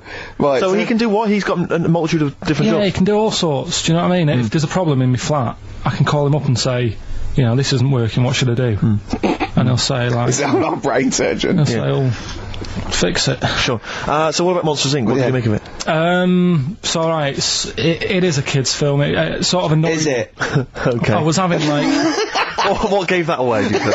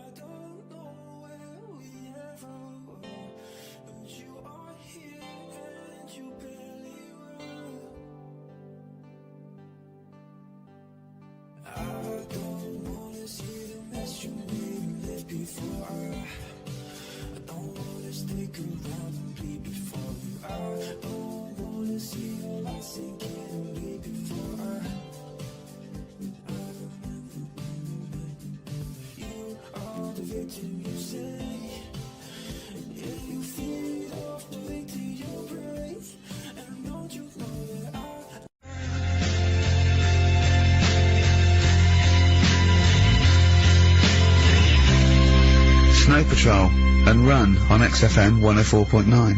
I'm Ricky Gervais. With me is Stephen Merchant and Karl Pilkington. Yep. So that's 3 for 1. I don't know. All right. Exciting. News. Breaking news is that there's only 2 more weeks of us before we have to go away on a little extended break again. So can't give any more details yet. We don't know when we can come back because we don't know what we're doing. We're going to America we're doing the Golden Globes, and then we're going to watch the Office pilot being filmed. Yes. And then we got bits. I'm doing a bit of a tour, so it'll be sort of the summer times probably. Yeah. I'm saying it like they care. Oh, they don't give a damn. Do you know what I mean? I sometimes think that because you think, oh, you don't want to let down the people, you want to keep it consistent, you want to give, but really, I know I like doing this more than anyone listening. Definitely.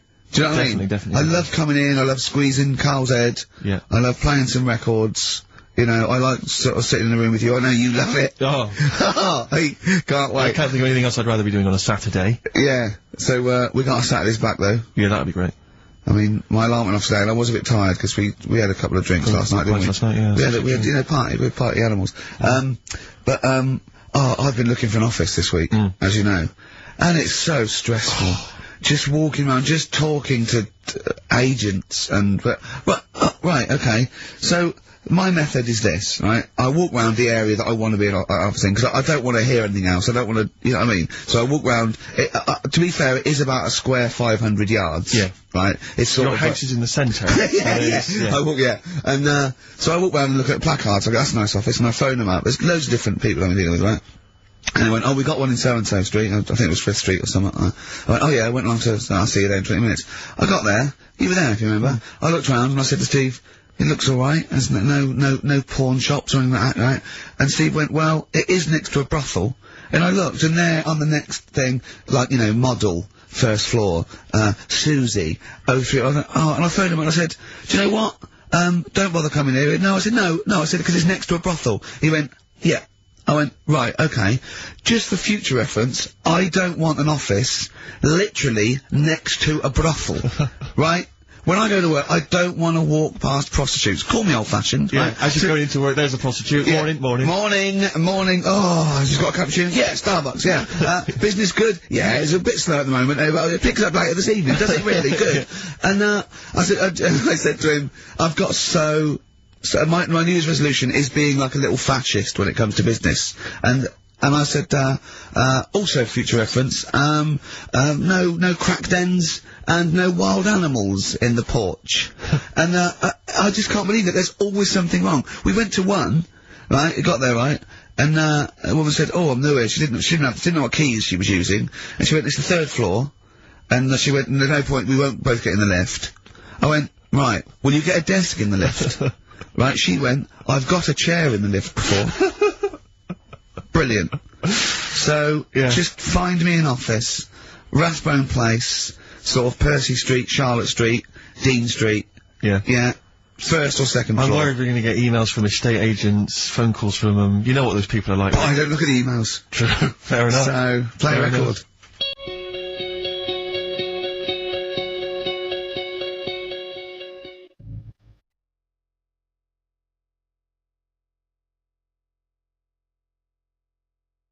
Sexist. Joe Jackson did a difference for girls. He's not in the charts anymore. I can't believe it. Unbelievable. You were talking about renting an office. I'm a little bit intimidated because I'm just at the moment thinking about trying to buy a flat or something because I'm just tired of pissing money down the drain. I know. Yeah. And but I'm really petrified. I've put it off because I'm really gullible. When I'm confronted with anyone in a suit who sort of knows what they're talking about, they can sell me anything. I'm intimidated. It's like, you know, you're supposed to go in there and you're supposed to sort of act like you're the guy with the money, this is what I want, this is what no. But I go in there and it's like I'm afraid they're gonna say, clear off, I don't want to sell you a house. I'm not interested. Have you ever thought of, like, really putting on sort of like some sort of cool air? Like, sort of like kicking the door and going, what was that? Is it like, you'd be found out in 30 seconds, wouldn't you? Exactly. You'd go in there, you'd stub your toe, and they go, what do you like, I've hurt my toe, Exactly, yeah. Brilliant. Just tapping the walls. Yeah, tapping the wall. What's the rate? What rates? I don't know. Well, do you remember, I don't know if I told you before, I wanted to buy a laptop computer, and everyone said, go up Tottenham Court Road, and I was reading, like, magazines and stuff, they were saying haggle, make sure you haggle, make sure you're planning to haggle, get the best deal you can. And I found a shop which was selling the computer I wanted, and I went in there, and I had this whole plan in my mind of what was going to happen. He was going to say, like, it's worth this. I'm going to go, well, look, I can get it cheaper here, I want to buy it from you, I'm going to haggle, and off I went. So I went in the shop, and I said, yeah, looking for this, interested in this Toshiba. How much is it? He went, oh, it's 1,500 quid. I went, sure. Okay. I said, I'll give you 1,300. He went, it's 1,500. And I said, sure, but I'm willing to give you 1,300. He went, 1,500. And I was done already because he hadn't even begun to haggle. And I was assuming he'd at least go 1400 and we could start, but nothing. So now I was screwed. My whole plan went out the window. Yeah. Well, you just leave. No, I said to him, the thing is, I can get this computer cheaper down the road, but, you know, I like what you're providing there, I like your service. I've had good stuff about you. It was amazing, I said, I've heard good stuff about you. And he went, I said, seriously, I can walk down the street, I can buy it there for cheap, for like 1400. And he went, well, see you later then. And I was like, right. So I walked out the place. I said, well, I'm gonna have to leave then. And I walked out the place, and, because I wanted to get it from there, because it was still the cheapest, so I had to walk back in again. I went, yeah. I've just had some second thoughts. Listen, I'll tell you what, I'll pay the 1500, can I get a free carry case? He went, the carry case is free anyway. I said, I'll take it. Carry case is free I got anyway. nothing. No, but how much would you charge for that if it was on sale? Carry case a tenner. Well, let's just say it is a tenner. Give it to me for free. And he went, no, it's a tenner. And you went, well, you said it was free a minute. Yeah. Oh, it's just pathetic. That is lovely. It's having to walk out making a big statement and then come back in again. Oh dear. So I'm really scared. I feel like I need someone to come with me and do all the talking. You know what they're talking about. Because I'm not going to be able to tell if there's subsidence or if there's damp or... No, but you don't do that. Don't I? Is that not my responsibility? No, you get a survey done. Sure. And they charge for that, and then you don't have to go around doing it yourself. Right. Could I make a saving if I did it myself? Yeah, this should be alright. Yeah. There's a hole in the wall, Steve. Yeah. Yeah, but what's a hole in the wall? Put some newspaper over in that. Chaucer's day, that was the toilet. That'd be fine. Carl, you're a second-time buyer, aren't you? Yeah. Bought one in Manchester. Lost £7,000 on that one. Well, don't buy in Manchester. No, it's a good flat. It's just it wasn't. I didn't buy it to sort of make money. I thought I was going to be living there like all my life, and then a job came up here, and it was like, oh. You bought your first flat in Manchester. You assumed you would be living there for the rest of your life. Well, I wasn't in a rush to get Play it. record. You're an idiot. Hang on a minute. So have you got a property portfolio? Have you got the two houses now? No, I've got rid of that one. Oh, you sold that one? Got this flat. £7,000 Got loss. this flat. I'll tell you something that is interesting. Hold on, though. What? £7,000 lost. It's a flat in Manchester, but it could only cost about £8,000 anyway. Right, Steve, something they do now, right, they've got to do by law when you're buying, right? I was looking at one in London, right? It's haunted. They've got to tell you now. Right, don't talk shit. I'm telling you Play now. a record. I'm telling you now. Yeah. There's no such thing as ghosts. That is ridiculous if that appears on a legal document. Right, if there's anyone who sells flats and that, does that for a living. Yeah. Right, email in, because I'm telling you now, that is a fact. She sort of dropped it in. She said, I said, oh, you know, nice feel there. And she said, yeah, well, that'll be the ghost. Just dropped it in, that's all they've got to do. And then I was like, what? And they went, oh, yeah. That's what I've got to do, is it? So that's the legal thing. Did you drop it in? So in court you go, did you drop it in? Yeah, I dropped it in. Play a record, you're an idiot.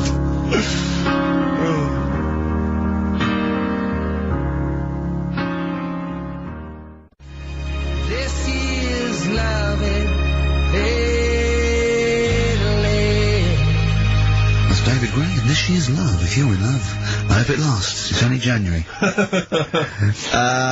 What you got for us, I just Steve? thought we ought to maybe go through some of the emails. I mean, I don't want to query the calibre of some of the emails we get sent on this show, but, here's a typical one, Rick. Go on. There's no name, it's just from Glicko, that's his email address. It's just a question to you, Rick. Did I see you walking around Marylebone High Street last Sunday? Yes. Okay. Well, I don't know. Well, I mean- I was in Marylebone High Street last Sunday, yeah. Yeah, but did you see Glicko? I didn't see Glicks. I didn't see the Glickster, Alright, this is one from M. Ricky, what do you think of Richard Bacon's show? I can't decide if he's better than you. Nor can I. Any thoughts? Nor can I can't help her out on that one. Sure. That's a really personal thing. She's got to dig deep. She's got to look at both of us. She's got to find out what she likes. Yeah. And then whether I provide more of that than Baker's. Yeah. I mean, you know, Baker Foyle's brilliant. Yeah. I'm not going to put myself up against him, so I can't have it. Next, Steve, next. Well, there's a lot of emails last week, which were saying how much they enjoyed the Christmas specials. Thank you very much for that. That's very flattering of you. Cheers. There was also a couple... There was one, it was a guy, I'm sorry that I think I might have deleted it, but, I should have sent a reply, because there was a guy from Canada saying, if there any chance you're around in March, whether you could pop in and have a surprise birthday dinner for his wife. Oh, why do you keep that? I know, sorry about that. I can't let it go now, can I, you idiot? So, Okay. I really apologise for that. Yeah.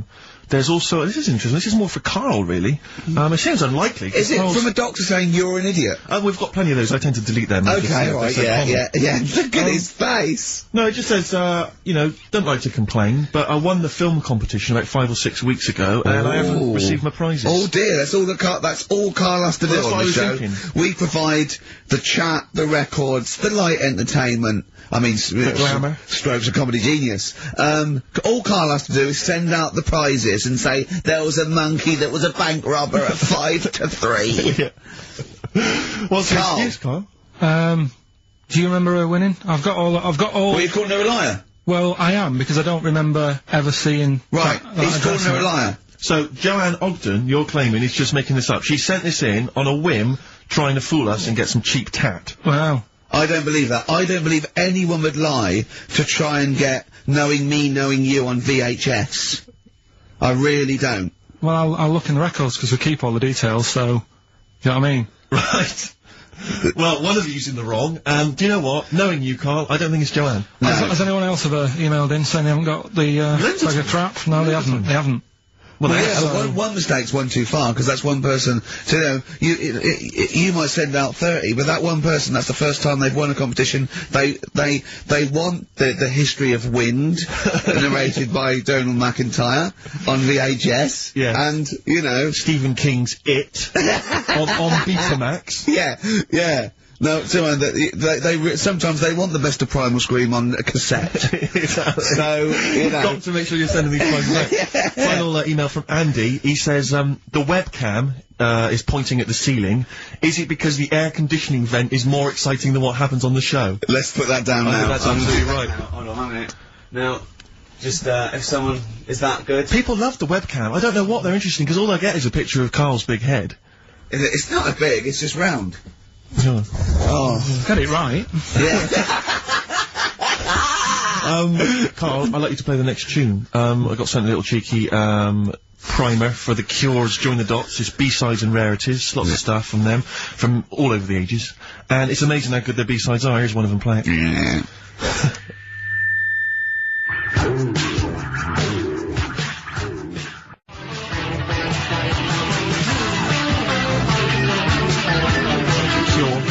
And that's called A Man Inside My Mouth, which was the B-side to Close to Me. There's nothing amusing about that, Rex. I don't know why you're laughing. Wow. It's called A Man Inside My Mouth. Yeah, I know.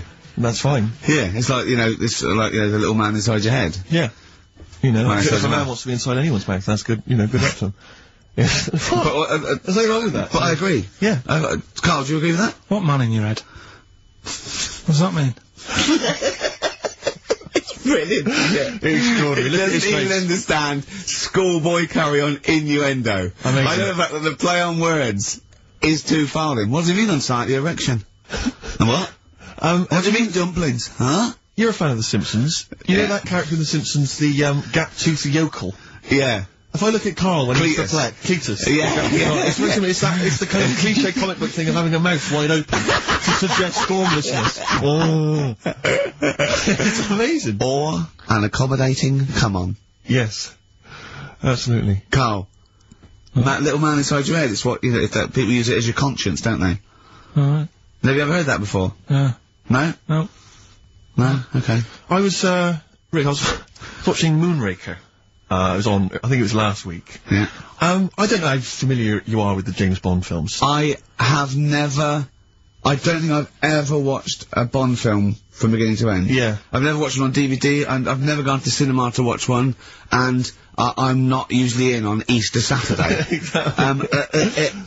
Honestly. The thing about James Bond, when I was younger, I thought he was amazing. I just thought he was the ultimate cool, sophisticated hero. Do you know what I mean? My dream as a kid, like when I say kid, I mean a teenager, was to come home, which invariably he did. He'd come back to his hotel suite, he'd open the door, there'd be a trail of clothes, and he'd follow it, he'd go into the bedroom, there'd be a beautiful woman in the bed, you know. You'd have said, clean up, what are you doing? You're messy. I'm gonna forget my mum doesn't clean all this up now. Mum? She's got a bad back. There's a needy lady in my bed! But, and as I say, I used to think he was really cool and sophisticated, and it's only of late that I've sort of revisited these films.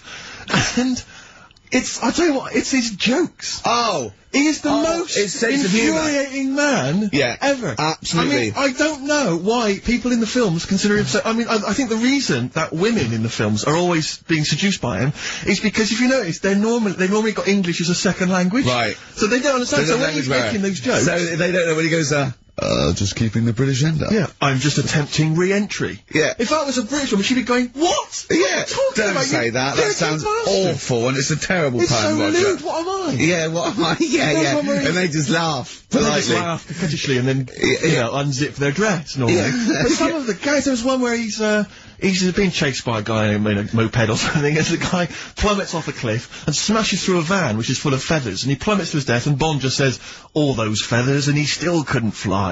What are you talking about? What do you mean it's not a joke? It's just words. There's one where in Moonraker, he punches this guy, he's having a fight, he punches him through a plate glass window, and he lands on a piano, and Bond goes, play it again, Sam.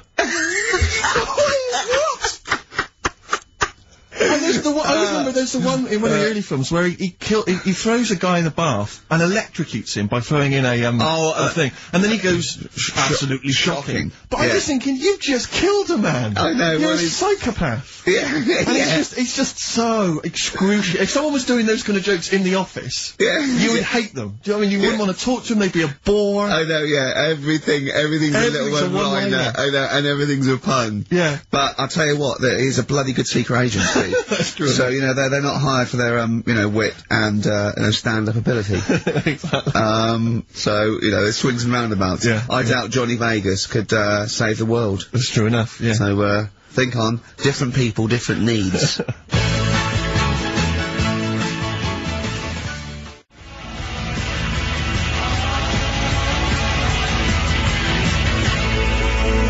Kings of Leon. California Waiting on XFM 104.9. Do you know what, Steve?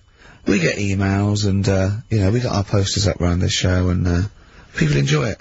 But I don't think we get the credit we deserve for picking the music. It's true. Because we're totally unplaylisted, and I don't know if people know about this, that mine and Steve's sort of first passion before comedy is probably music. We love playing each other sort of records and that. And maybe when we come back, we should do a show where there is no pressure to, like Carl doesn't press the buttons for us, pre-record it, where we swap each other's sort of ideas for music. It'd be like the Ricky Gervais compilation tape.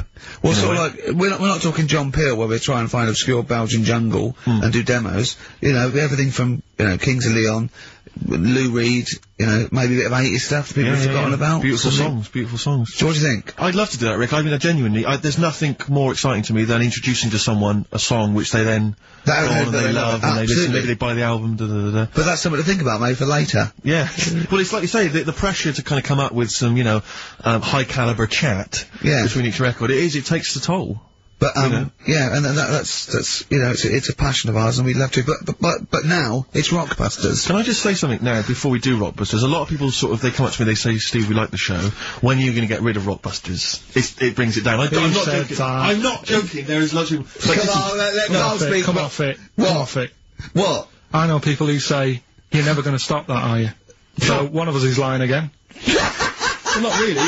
I'm talking about people who've listened to the show. You're talking about Suzanne, your girlfriend. Oh, Martin. He'll be at home now with a pad, getting ready to play. But I should just... Max Freeman did encourage Carl on a couple of occasions. He even tried to get him through with the answer egg when we were doing that naming animal round. Yes. So, but I should just say that people think that somehow Ricky and I are endorsing Rockbusters, that somehow by allowing it on the show, somehow we think it's good or we appreciate it. And I need to point out that it's more like when a child comes back from school and they've done a painting. Yeah. It's crap. Yeah. But of course you've got to stick it on the fridge. Bigger than the house. You've got to stick it on the fridge because otherwise the kids going to get upset. In this next episode, you've got to remember the cat is bigger than the house. Exactly. Okay. It doesn't look like anything. The humans don't have bodies, their legs come straight from their head. Yeah. Mummy and Daddy. Please welcome to the stage, Karl Pilkington's Rockbusters. Right. Right, so, cryptic clues, initials, cryptic. And you work it out, and you email in and that. Yeah. First one. Yeah. Don't be stealing my tools. Take your sister's. Alright, and the initials NK. Don't be stealing my tools. Take my sister's. Yeah, so that's like the cryptic clue, and the initials of the artist or band is NK, right?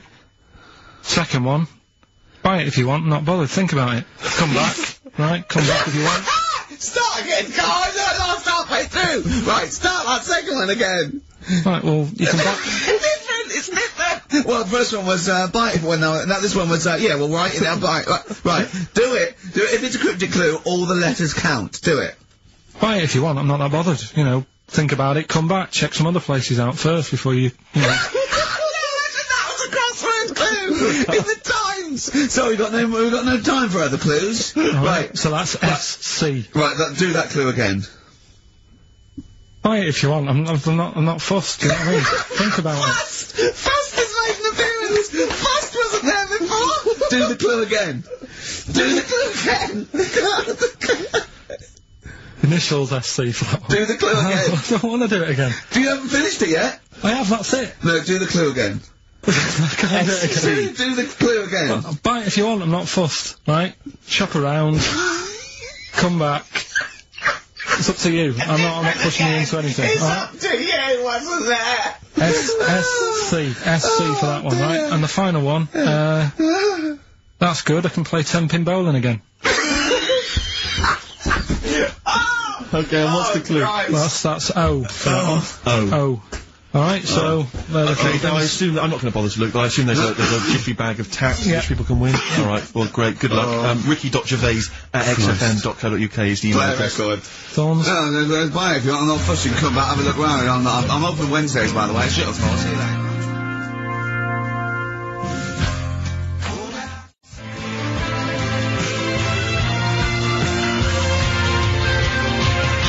Thorns and No Blue Sky, off their album of last year, which is probably my favourite album of the year. I've started getting into that sort of like music, more serious thing in case we do it. I mean, I don't know, from that comment, maybe we should do some preparation. Pre-record it. Yeah. So we can sort of like cut all the ums and ahs and like me sort of like eating a sandwich while it's on, singing along, tapping a little bit. Yeah. I won't lay down like this either. We'll get me a chair that I can sort of be upright so I can enunciate. You weren't in the room, were you, when Carl was singing along to Oliver's Army? No. It was a joy. Checkpoint Charlie. Oliver's Army. No idea. Oh, bless him. No, Rockbusters, well on the way. Any right answers yet, Carl? Let's just check. Let's see, we got, one email. One email? No. No, because they probably don't make sense. Yeah, no responses whatsoever. There's still on the text and that. Really? 83 XFM if you want to do it on the old, Speak up, Carl. You can do it. We're on the radio. Steve, no, we're on the radio. We're live. Just letting you know, do it on the text if you want. Send it in on the text. And what? Well, what is it? Say it! 83 XFM. Right. Right? What's the email address again? Ricky.gervais at xfm.co.uk. Are you tired today, Carl? Are you just bored or...? Oh, well, I'm alright, I'm good. Yeah? Yeah. Steve? Yeah, well, no, I just wanted to mention to you, I went to, a pub near my house recently. I found out that there was a pool hall. Oh, yeah. Like a pool club there. I love pool. I like to think of myself as looking a little bit like Paul Newman in The Hustler. Yeah. When I'm shooting pool. Yeah. And, I went down there, and I went with my flatmate, and, it's quite a seedy pub, in many respects. There's a lot of weird people in there, like alcoholics, and... Why did they go there? Strange, isn't it? Weird, isn't it? Yeah. Go on. And, very, very odd people. And, so he's a little bit nervous, and he says, I'm a bit worried, because there's a lot of kind of, there's people from the estate, the nearby council estate, Yeah. For want of a better word, scum. And, so he's a bit edgy. And, bizarrely, because I so wanted people, I said to him, he went, I'm a bit scared about going in. I went, don't worry, you're with me. Yeah. I don't know what. I don't know what that means. They're going to think, oh, wait a minute, the 6 foot guy with the lanky guy with the glasses. Yeah. I'm not going to mess with him. You go there, they take your glasses off and you go, I've lost. Exactly. That's it, I'm out of here. This is why I've never got into a fight, because if my glasses are gone, I'm screwed. That's the first thing. You're really short-sighted, aren't you? I'd be absolutely done for. And are you nervous are you sort of like nervous without them? Whenever you see like a kind of action film or whatever, or maybe like a horror film, the nerd loses glasses and he's scrabbling around on the floor whilst the killer coming behind him. That's me. Really? Yeah, done for. Absolutely done for. What did you do when you were at school and you had to play tennis or football or rugby or something? Kept them on. That's dangerous. Well, of course it is. That's why I was never, as good at rugby as I probably could have been. Because of course you can. How can you play rugby with glasses on? I'm in the scrub going, careful! Your boots. Hello. Yeah. Never mind me nads. Exactly. Watch my glasses. But, so I went in there, because I used to do judo when I was very young. Well, that's impossible. But this is ludicrous. That must go falling off. Oh, of course. What about gaffer tape? Just sort of like round. Yeah. Well, I bought something like a kind of a sports strap to keep them on, and it just pushed them right into my eyes. I could barely see. I was always blinded. But I swear, when I used to go to judo, I'm sure that the other kids were being taught, right, just knock Steve's glasses off. Knock his glasses off, you can get him. Dear. And so I'm always a bit edgy about fights, but for some reason I felt super confident going in there. I swaggered in, and into the pool hall, and it's one of those places you've got to sort of knock, it's like a speakeasy, you've got to knock, and they open the door and you come in. Yeah. And, I'm in there, and, my yeah, one of those things you slide, like a little letterbox, you slide over, you knock, you open it up, you put your face there, you just knocked your glasses off. Exactly. And, so I went in there, and, in a way, my flatmate was justified in being a little bit edgy, because, the conversation we could overhear, the table next to us, we were playing pool, the guy next to us was going, yeah, of course, the bloody police. Spent Boxing Day in the Nick. Absolute nightmare. You're getting nervous. So I was getting a little bit edgy, because I didn't know, but then I thought, you know, they don't mess with their own. We're almost like gangsters ourselves, because we're there in the lion's den, do you know what I mean? We'll probably be fine. So then, there's just an old guy serving at the bar, you know, in his 50s, and some guys go over to the jukebox, some young kids, they're just hanging out in the pool hall, they're pretty cool. They put some money in the jukebox, and in first track, Coldplay. Fine, I'm thinking that's nice, I'm playing pool. Second track, hardcore German techno. and they put in about 50 quid's worth, it seemed, because it just went on. Really thumping, kind of like gabba stuff. Old guy at the bar, just nodding his head, cleaning the glass. Yeah. So into this... Piano player, furious. Exactly. Into this comes, like, what appear to be a family of holidaymakers with kids. So they've entered this, like, seedy pool hall. We've got, you know, the Cray twins playing pool next to me. They come in, the German techno's blaring. They come in, and there's, like, kids, you know, and they've got the baby in one of those little pouches, and they they sit down, and, the weirdest thing was one of the guys, the uncle, let's say, of the family, he picked up the kid, and he was about to put the baby down in a chair, and I thought, hang on, that's quite a hard-backed chair. And as he did it, the baby's head just went and hit the back of the chair, and just flipped back and hit the back of the chair, because he just lumped it down in the God. thing. And it started screaming, it crying, you know, and the, teenagers were rocking to that, they loved it. And he came over, and it was transparent what had happened, and the mum was going, what's happened? The baby's crying. And he went, I don't know what happened. And I wanted to lean over and go, you lying swine! You know what happened? You just hate her! I wanted to go, just take her aside and say, never let him handle your baby again. No, the head was wobbling around, he put it on just I could see it coming. I don't know, who knows, he might turn out like Karl now. That's a point. But what do you do in those situations? You know, do you... Well, I'm assuming by the way you're taking it lightly, the baby wasn't hurt in any way, just made hurt. Well then... But it was still a bit reckless. You keep out of it, don't you? What are you going to do? Call the authorities and go, it was him? Yeah. But, I don't know, I mean, I don't want to name the place in case I get knifed. I imagine you trying to swagger it when you overheard him talking about the neck. I imagine leaning over and going, yeah, pigs. Sorry? Yeah, I ate the pigs as well. No, I'm a lawyer. I was down there going, oh yeah, sure. Oh dear. But, so, I'll be going back there. I feel like I'm... That's it. I mean, I've told you before, Steve, stay away from working class people and bad men in trainers. Because, you know, you hang on with ne'er-do-wells and you're going to get your glasses knocked off. That's true.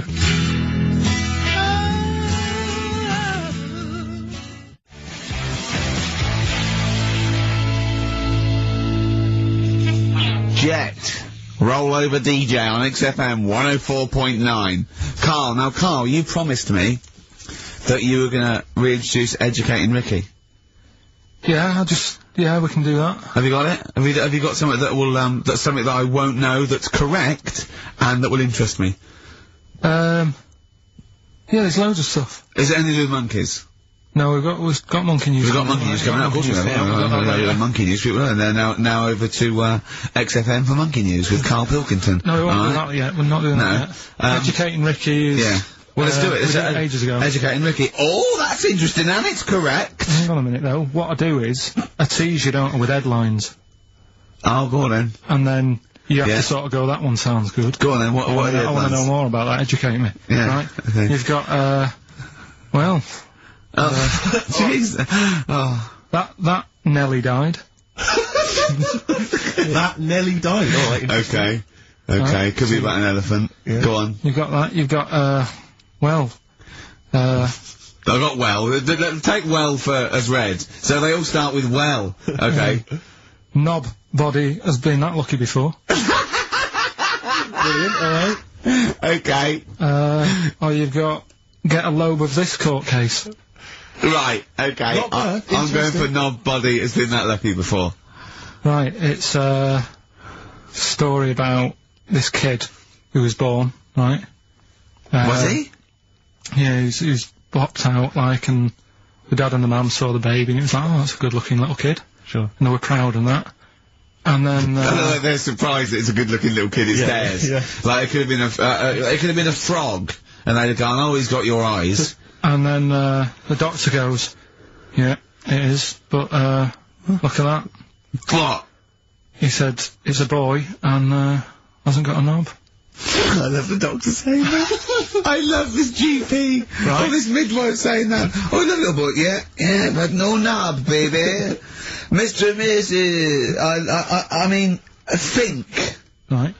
No, but I'm speeding it up a bit. Alright, come on, so the baby's right, so the baby's like that, and the doctor says that, and the woman's like, oh, it's our first as well, and stuff, right? She's really gutted. What's the second gonna be like? So, Go ahead. Just a knob. Doctor says, You call it Carl. Right, go on. So the doctor says, well, I'll leave it with you for a bit, get used to the idea, right?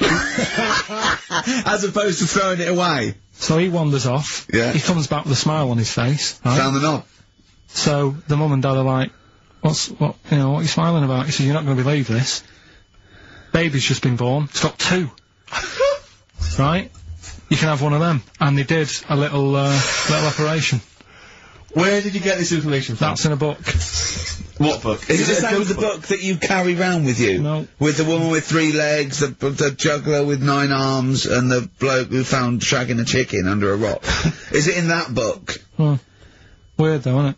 Well, it's not true. It is true. What, in the same hospital, there was a baby born without a knob. Luckily, it's Karl. What happened? You swear to God you're not making... The doctor came back smiling, because you won't believe it. There's a baby there with an excess of a knob.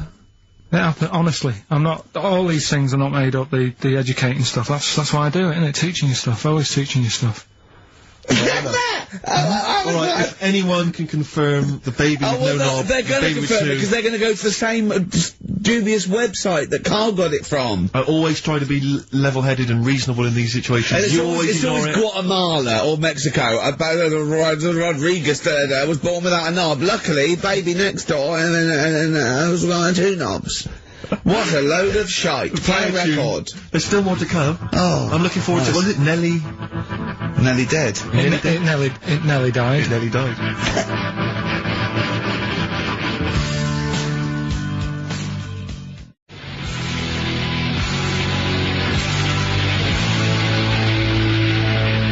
Bones. Radiohead off the Benz album. I mean, might be my favourite album of all time. You said it before, yeah. I can't say I've ever really got into it. I remember when it came out, it was just so ubiquitous everywhere, I never really bothered listening to it. I can still listen to it every day. I mean, that might be sad, I don't know, but it's a fantastic album. Yeah. On XFM 104.9, just practicing for when we, talk about music. Talk more about music than maybe monkeys and people born without knobs, baby. Karl, any other thoughts? Well, I'm not going to tell you any more educating stuff yet. You're going to tease me with that, are you? Leave you with, it nearly died. Yeah. And get a load of this court case, right? But I want you thinking about... Yeah, thinking about it, yeah, just getting the red juices ready. About that. Yeah, like an aperitif, yeah, sure. But, I've just educated you. Yeah. Right? And I watched The Office Christmas stuff on, last Sunday. Did you enjoy it? I think it was good. Good. I think it was good. Thank you very much. It was up there with one of my favourites. The second one's good. Yeah, okay, the second one, there's more the paybacks in the second one, the first one's more set up. Yeah. So, you know, I'd have thought people would like the second one more. Yeah. So that's nice. That's a nice critique. Thank you, Karl. But there was something in it you did about cavemen. Cavemen? You said something about, it was a fact about cavemen, and you sort of only half did it. You didn't give the full information, like... What? Like I do in that. You just... Where was it? What bit was it?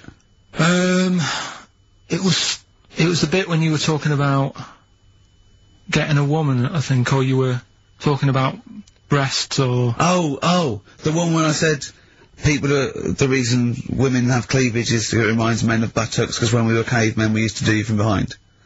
Yeah. Yeah. At the blind date, yeah. Is that a joke, or...? Well, I was hoping it was funny. We would... Oh, you mean... no, I don't know. Yeah, I think I did... I think cleavage is meant to represent... In a sort of Desmond Morris pop sort of anthropology type way, I think I've seen that before, that cleavage represents buttocks. And I imagine, you know, cavemen probably did do it from behind. I don't know what you want to know, Carl, really. It's in a sitcom. It wasn't a documentary. It looked like one. Yeah. Brilliantly directed to look like one, I'll give you that. No, but what you're saying, so blokes like...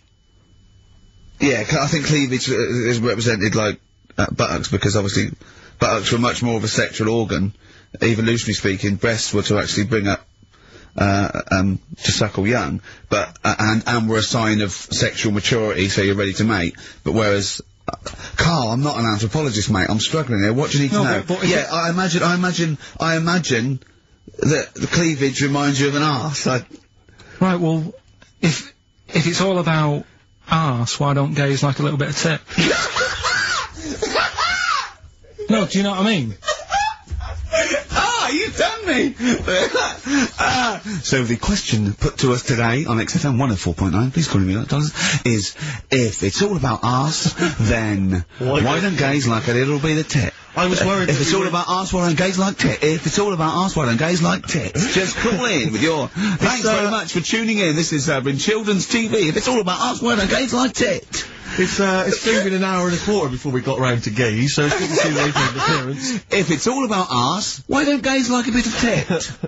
Is the question. What a brilliant question. Well, if you're an anthropologist or a psychologist, a doctor, a gay, please call in. If it's all about arse, this is the question. I'm not convinced by this whole, cleavage looks like an arse, that's no, not Steve, nor am I. It's a bit of mock anthropology. I didn't think it would be under scrutiny. I think it's more likely that the reason men find cleavage attractive is because they know there's a lovely pair of Bristols down there. Yes, they look at cleavage, they go, here we are. If that's what's on show... Exactly, imagine what's down below. If that's in the front window, right, what's she got to go in the shop? Exactly.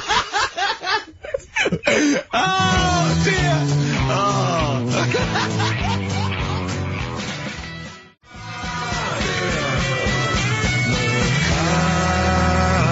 Coral, Bill Mackay on XFM 104.9. If it's all about arses, Steve, why don't gays like a bit of tit? I think there might be a lecture on that at the Royal Institute tonight. I'm not sure. Stephen Hawking. Yeah, I think he's giving it. Brilliant. Tell you something else though. That's about cavemen and that. Yeah. Right. Not really. Go on. Do you know? I love the idea of a little gay fella. He's pulled a bird. All he's done is focused on the cleavage, and he's gone, that's a lovely arse. Right. He's got a back. Why do pulls the dress down. No! Where's the arse? I've been gone. There's boobs. Boobs. I hate. They're my worst. No! Right. Sorry, Carl. Cavemen and that. Yeah. Back to it. Doesn't drop a beat, does he? Do you know, like when you get a bit scared, and the hairs on your back and that sort of go up? Well, I haven't got a particularly hairy back, but go on. No, but on your neck or whatever, yeah. On your head. Do you know? Not in your case, but sure. Do you know where that comes from? Do you know why that happens? Why it happens? Yeah. To look more fierce. Yeah. Probably residue of like the erectile tissue with the, would make you look apes, and that would make you look slightly bigger, your outline bigger. Is that it? Is that the answer? Yeah, just cavemen in front of dinosaurs and that, they sort of went, oh. And then... Well, it wasn't cavemen in front of dinosaurs, was it? Because cavemen weren't alive when dinosaurs were alive. There was a couple knocking about. Right, okay, fair enough. There was a crossover point, surely. Not dinosaurs like you're 15 million. Was the probably the Ice Age. There were still big I reptiles. think it's fairly common knowledge that the dinosaurs did not exist. Well, who when gave the dinosaurs a name? Well, no. Well, no. Who gave the dinosaurs No. the names? He's using cavemen as any genus of Homo. I know he's thinking of the Flintstones, but I'm giving him an instep into evolution here. But I should just point out, cavemen didn't have cars which they motored by running along the street. and they didn't mix cement in pelicans. You're aware of that? Go on, Carl. Should we have the Rockbusters answers? Yeah, We've got to go get on. that out of the way. Love to. Number 1 was, don't be stealing my tools. Take your sisters. The initials were NK. That was Nick Ershaw, right? Nick Ershaw? Nick Ershaw, 80s. I don't know. I've never heard of that band. Nick Kershaw. Nick Kershaw. Yeah, Nick. Sorry, what? I don't understand it. Nick. How does Nick Kershaw? Second one. No! Don't move on. Nick Kershaw. What's Nick Kershaw? Jesus. Alright. It doesn't count. It's not a clue. Then let's just leave it behind us, alright? Second one was, buy it if you want. I'm not bothered. You can think about it, come back, have a look around, think it over. I'm not fussed. The initials were SC. That was soft cell. Right? That works. Yeah. Well done. That works. Right. And that's good. I can play 10-pin bowling again. That's O. That's outcast. Alright? What? What does that mean? Outcast? You're out, you broke your arm. Right? Got the cast that's off ridiculous. That's ludicrous. I mean, that's ridiculous. You broke your arm, you were in a cast, you got rid of the cast, you're outcast. Did anyone get that? Yeah. I mean, I am stunned. I think, to be fair, that was because how many bands begin with O? Yeah. I think that's why people got it. Exactly. But there were guesses, yeah. I could probably make Oasis work if I tried hard enough. We've done that. Oh, pardon me. So, outcast. That's ridiculous. Why is it ridiculous? But We've it's had worse than that. ridiculous. We've had worse than that. leap to We've had bowling. worse than that! No, Imagine that! I remember when I did my wrist in, then it fixed, I went 10-pin bowling. Why did you do your So it's what you did. Brilliant. So next week's quiz is what am I thinking? You're an idiot, Carl. Play a Who's the record. winner? Why did you do your wristing? Crash. A what? Crash. Had a crash. You had a crash? Yeah. That sounds like a story we've not explored. Not much to it. I just went on a free, sort of rally day. Got in this car, I'd been working all night, right, so I wasn't the best condition to be whizzing around a track in a car. Sure. Like a Formula 1 type car. Yeah. Spun out of control, hit some mud, smashed it all in, wrote it off, and I didn't realise I'd done a load of damage until... Well, you landed on your head, but you were fine. Yeah. Who's the winner? Mike Godwin. I'm in love with the girl that I'm talking of.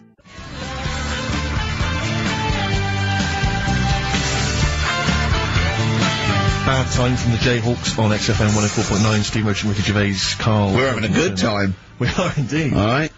Carl, what you got lined up for us now? Right, well, you've got a choice. Nearly dead? You can have a bit of educating. Yeah, that's how educating. Come on. Educated Ricky. Can we just clarify what this is? I think a lot of new listeners perhaps aren't familiar with this. It's when Carl looks on the internet and finds a weird story about, the double knob, fun, and tells me about it, and it's usually not true. Okay. If it is true, I know it already. Go on then, Carl. They're not really weird stuff, it's just stuff that's gone on. That's interested me, that's all it's about, and I educate about it. I should just confirm that we've had a number of emails that say the baby born without a knob and then having one transplanted from a baby that luckily enough had two knobs is apparently true. Yeah, no, listen. So, I don't question that you could be born with a deformity and get someone's, fingers, knobs, What I'm saying is, it didn't happen with the doctor goes, I'll leave with it. I don't believe it. That baby's got two knobs. Exactly. What a coincidence. I bet that little bit of information isn't in there, is it? Sure. That he went out the door, I'm gonna get a coffee, came back, bloody hell, hold on, look, there's an extra knob, I found an extra knob. We can put that knob on there. Perfect. right, well, you've opted for the headline, It Nearly Died. Right? Yeah. It's about this elephant. Yeah. 80 years old. Yeah. In Africa. Right? It's had quite a good life and that. But then what happens is, I don't know what it's been eating, but, his teeth fall out. Yeah, that's what most elephants die of that because they grind them down, the teeth, until they can't chew anymore, and most elephants dying of old age with an elephant is the fact that you haven't got teeth anymore.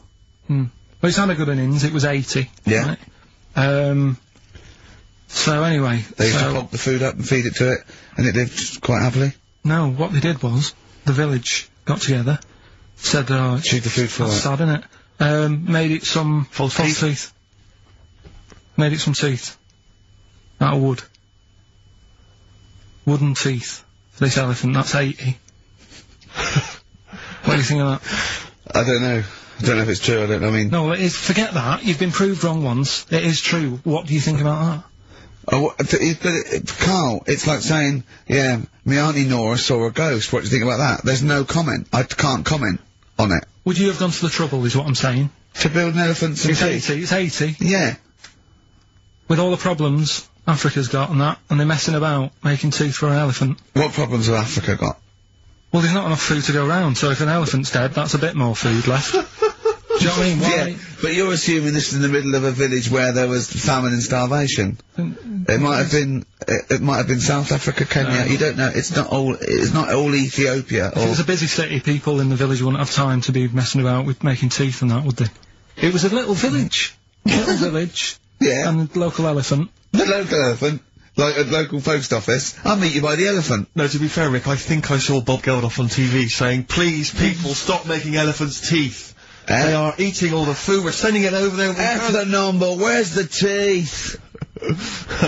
I don't know, it's possible. Send us the teeth. It's possible. It's possible they've made this elephant some dentures. It is possible. Wouldn't it have been easier to just... Pulp it. Exactly. I'd have Mash it up, serve it some soup or whatever. Yeah, I think if you're making its teeth, you know, it's really... So I'd have thought, I wouldn't have thought it would work for very long, and I wouldn't have thought the elephant would understand that it was teeth, so I wouldn't have been able to thought that the villagers could do it. I mean, top veterinary surgeons could have done some, but I think they made it all goodwill, but I don't want to thought it worked, so they probably ended up dying or pulping it like I suggested. But, thanks very much, play a record. No, but didn't you say something about wooden teeth? Someone, had wooden teeth. I don't know, I think that was possibly my grandparents. They had wooden teeth? Yeah. Well, I don't know if it was wooden, I think the palate was wood, and then the teeth were... as you would normally That's like from the 16th century, though, isn't it? Well, it was the 1940s. They used to hammer them in without anaesthetic. Really? Yeah. Just put into the roots, so it wouldn't... Oh, God. That's a rubbish time, isn't it, to live? And under the people's teeth, obviously dead people's teeth, you could replace it, just bang it in for a while.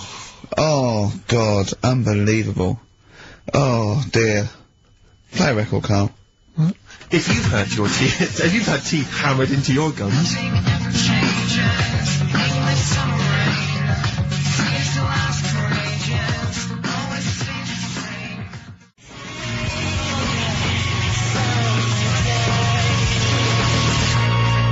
Placebo, English Summer Rain on XFM 104.9. Right, okay, you got the final educating Ricky, Carl? Get a load of this court case. Yeah. What happened was, right, allegedly. Fella's in court for something that he shouldn't have done, right? Yeah. You got all the detail then at your fingertips? And the jury says, he's guilty, right? And the judge went, what, he's not guilty, off you go then, right? He misheard it. They couldn't do anything about it, because once the judge has sort of said, you're not guilty, off you go, you can go home. And the jury were like, what are you doing? They said he's guilty. I was like... What do you think of the Thorns album? I'm quite a big fan, Rick. Yeah, I like that sort of alt country sound. I know. I like that compilation you made me. That was that sort of thing. Really good. The Jayhawks. Thanks for that, by the way. There was the hanging one, wasn't there? There was the hanging one that happened. Are you still there? What bands have you been checking out recently? Any new things? Just exploring all kinds of stuff. Obviously, I like dipping back into the old stuff. I've tell you, I've been appreciating a lot recently, Rick. Billy Bragg. Oh, brilliant! Yeah, great guy. Isn't he playing? He's playing in March. Yeah, you might want to try. You heard about the hanging one when the fellow was... Sorry, mate. Go on. When the fellow was hung. He was hung and hung. He was hung. He was hung by a rope. So isn't that no? I think it wasn't he a Chinese emperor? And wasn't he hung? Yeah. He was hung. Some fella who'd done something, they hung him. It's not a word anymore. He was on. Well, don't be doing that again, because you said squoze wasn't a word, and then I shown you a menu today that someone sent, and it said fresh orange. Yeah. Squoze. In inverted commas, and next to it was the word colour, spelt C-O-L-O-R. So, presumably either the American menu, right, in which case there's loads of American words that we don't use, or it's just a badly typed piece of work. Anyway, there was a bloke that was on. He was on in that, but he didn't die. On that, he was definitely a Chinese. Yeah, on that, yeah. I remember him now, yeah. He didn't die, and they said, oh, just hang on a minute whilst we change the rope and that, and he stood there waiting, changed the rope. They, tried to, you know, do it again, and, didn't work. It didn't work, right. So, they got another rope, right? Didn't work. And then they had to let him go, because it's like there's a well-known saying or something from this thing. Yeah. Have you seen, do you like, Oh My Car's On by, Tim Burton's new single? I don't know that I'm It's brilliant. Can we play it a bit later? Yeah, can we play it? Let's play a record now, and, we'll, talk more a bit later. Yeah. Hey, can you, Carl, would you shut up?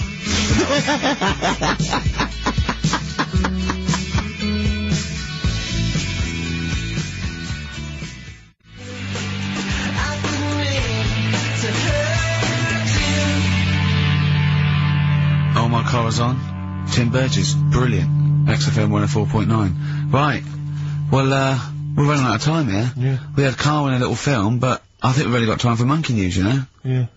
What are you thinking, Carl? Yeah, if you want to do that. Yeah, let's do Monkey News. Alright. Play the jingle. Oh, chimpanzee that Monkey News. Right, there's this monkey, right? Oh, yeah. I think his name was number 6 or number 7 or something, right? In this lab, right? Yeah. And anyway, it's in there with like, you know, the rabbits and little mice and stuff like that. And The rabbit smoking. the nurse, right? The nurse, not the nurse, the woman who works in the lab. What would you call her? A nurse?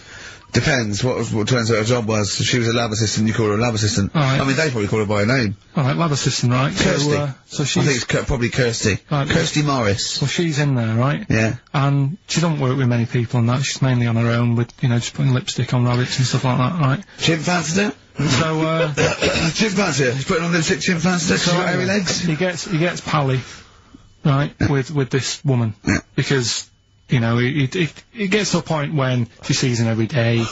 It's the way he tries to string out like it's a narrative love story. The chimp put its hand out and grabbed her, and then you're thinking that he made a move on her. So, right, come on, he's allowed out. Oh, it's not a story, is it? He's allowed out the cage and whatever, yeah. Every day. So, he's wandering about, and as time goes on, he's watching what she's doing more and more, right?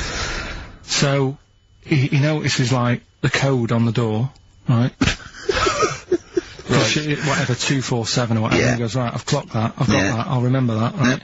And then he goes, right, there's a lot of lipstick and that knocking about, a lot of makeup. Right, okay. No, there's no way. No! Because, Steve, you know what's gonna happen. I know what's gonna happen. So he's there. It's ridiculous. And he's going, well, if it's there, you know what I mean? So while she's messing about with the rabbit, he gets there, he's in front of the mirror, putting a little bit of lippy on. Right? No! I know! It's gone too far! No, it's gone too far, Steve! Right, your mic's off, Rick. He's finishing the story. So turn mine off as well. It's looking pretty good. I didn't mention the mascara! It's looking alright, right? So it knows the code on the door, 247, right? So when she's sort of messing about with the rabbit, right, he goes, right. So it knows the code on the door, 247, right? So when she's sort of messing about with the rabbit, right, he goes, right, here's my chance. He's looking good. 247, out the door. Reception man's there. He's like, alright, Kirsty. Right? Don't talk shit!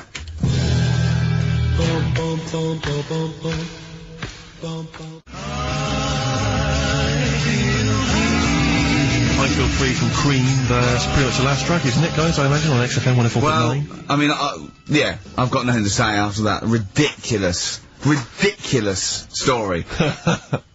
I mean, that's worse than the bank robbery to me. Yeah. That he clocks out. And the bloke on the desk. Alright, Kirsty.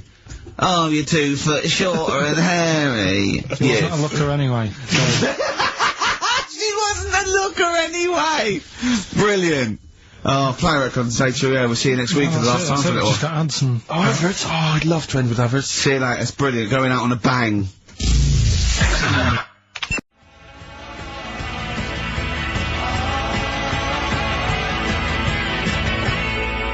Kings of Leon. California waiting. Steve, the public have been waiting for us to return. That's true enough. Alright? Yeah. They had the best of Oh, last that week. was a joy. They had Camfield and us without Carl the week before. But it's been a while since we've all been together. I'm Ricky Gervais, with me is Steve Merchant, and over there, with his little sunburnedy, baldy head, little Karl Pilkington. Alright? Yeah. That wasn't Steve slapping me head then, by the way. No, that was just him clapping, like Steve Wright in the afternoon. It's a great show. Because he's so, it is a good show. Yeah. He's so pleased that we're a posse. Yeah. And we're all back together. 3 holidays Carl's had this year. Last year. Yeah. I'd love to have 3 holidays. You've got to start putting the work in I there. had 2 holidays, though. No, you had 3 holidays.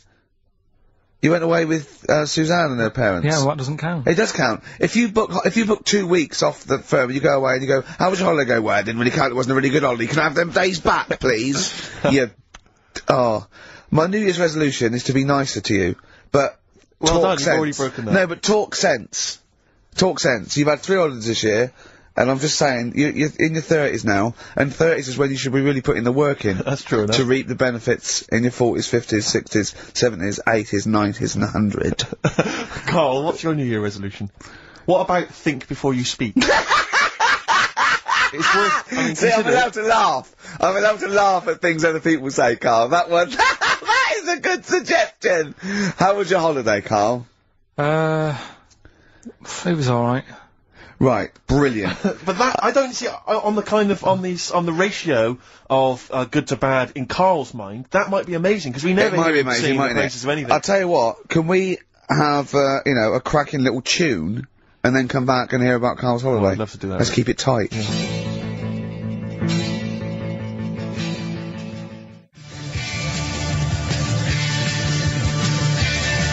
Let Me Tear Us Apart by Joy Division. Now, I can't put my finger on it, but that doesn't sound like the original. And it's off a compilation. It sounded a bit fast. I think the vocal was slightly different. If anyone can, put me out of misery, I think it might be in a session of the time or something. Carl, is it a New Year resolution for you? Another one. Maybe when we ask you to get a song, get the original single version. I could be and wrong, not some but- obscure but- session. Yeah, it does seem different, doesn't it? Very odd. Yeah. Yeah. Maybe we just remember it wrongly. But anyway, that's XFM for you. 104.9, I'm Ricky Gervais with me, Steve Merchant. Karl Pilkington. Carl, you went to Lanzarote. Yeah. People said don't go to Lanzarote. They told you it was Lanzarote. They told you, were they right or wrong? You were right, yeah. Really? Yeah, it's a bit ropey, yeah. Is it why? Just, out there. If it wasn't for the volcano they had, they'd been knackered. That's their big draw, is it? That's it, basically. That's all they've got going for them. When you landed, was it really hot? Were you quite excited? You were thinking this is okay? It was warm. It's, we can't complain about the weather. The weather was alright. Sure. You know what I mean? That's what I went for, but it'd be nice if there just was something else. Yeah. What did you do all day then? Did you read your ritual book? No, I didn't read that. I read that book. Do you know the book that I bought and all the chapters were messed up? Oh, yeah. I bought a better version of that. Alright.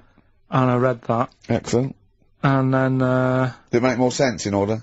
yeah, a lot easier to follow. Yeah. And then we went and had a look at the volcanoes and that. They've got 36 of them to look at. How many did you look at before you realised that you've, pretty much, you've seen one volcano, you've seen them all? Probably about 6 or 7. Really? And then when you got to the 8th, you thought, now I know what this is going to be, Suzanne. This is going to be like a mountain with a hole in the top. Yeah. Really? But it happened years ago as well. It's like, just keep a couple, fill the rest in, tidy it up. Fill the rest in! Yeah, no, Well, yeah. getting some builders. No, seriously though. Can They're a 4 death million tons of concrete, please? They're an absolute death trap. Yeah, what? Yeah. What do you mean, fill them in? Do you know what a volcano is? Just a hole, isn't it? That's happened. Well, it's more than the happened back hole. It's in- more a portal to the magma in the centre of the earth. Back in 1730 it happened, and they still haven't sorted it out. Well, when you say it happened, volcanoes were made a lot longer ago No. than 1730. No, but the one that did Lanzarote in. Right. Sort it out. What would you suggest How tied can it they up. fill it in? It's joined. It's all joined. No, but what I'm saying is, it was the a- big it was- plates of the Earth are all joined. It All was the a disaster, magma's wasn't it? joined.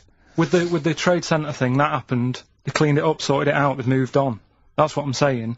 Whereas Lanzarote have just gone, leave it. It happened back in 1730. You misunderstand me. How, in the name of God, can you fill in a volcano? You ignorant twit. No, but it's not just the holes. They've actually left the lava everywhere. That's what I mean. It's not just the big holes. There's lava everywhere. But it's molten rock. They can't just pick it up like they're like a carpet. Put it in the holes. The holes are there ready. Just push it all in. That's what I'm saying. What exactly is there then? Is it just a kind of moon-like kind of surround with just kind of dust and rock? That's exactly what, you see, I was there when the Mars thing went wrong. Yeah. I would have just sent a camera crew there, filmed a bit of that, right, and say, here we are, this is it. Ignore the little coffee shop in the background, right? This is Mars, because that's where it's like, just loads of dust, holes everywhere, tidy it up. Little round-headed aliens complaining. It's just like Mars. Yeah. So, is there any? What's the best bit about the holiday? Come on, pretend you're Judith Chalmers. I have been doing. I would have done all that. I would have said that. Don't bother. Well, I mean, the hotel was good. Yeah. That was all right. What was that like? It's all right. Just clean. That's all you want, isn't it? See, that's not quite what Judith Chalmers does. She doesn't go, "What's the hotel like?" All right, yeah, clean, innit? All right. What was it like? Was it what was it? 3-star, 4-star? Did it have a swimming pool? What was the room like? Had a swimming pool and that. Yeah. Yeah, it's good. I think it was one of the better ones on the island. Okay. Nightlife? Wasn't really in it. There was a bar, there was some bands playing. Yeah. Not very good. Food got a bit boring. Yeah.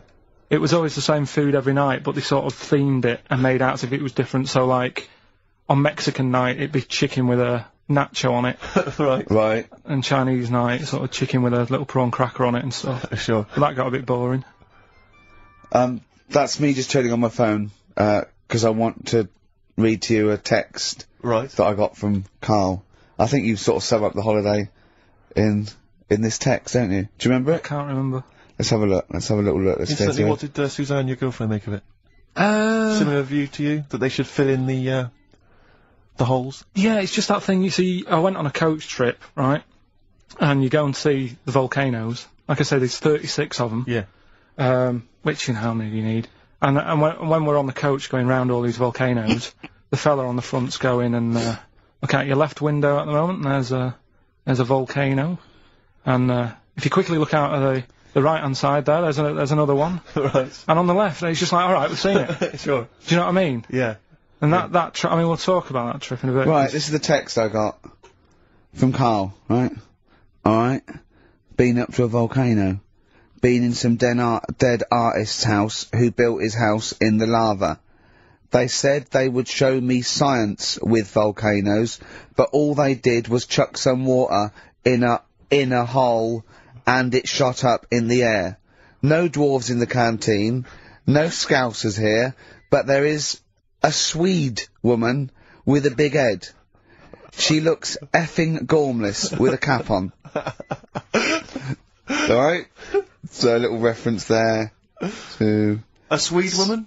What's that mean? Do you mean Swedish? Yeah. Or she looked like a vegetable? No, the Swedish woman. But they've all got sort of quite big bill, aren't they? And I sent him a text. Oh well, it's just good to be on holiday because I'm working. He sent back. So am I. Just been watching Sky News. There is a school for monkeys who want to get a band together. Is that monkey news for later?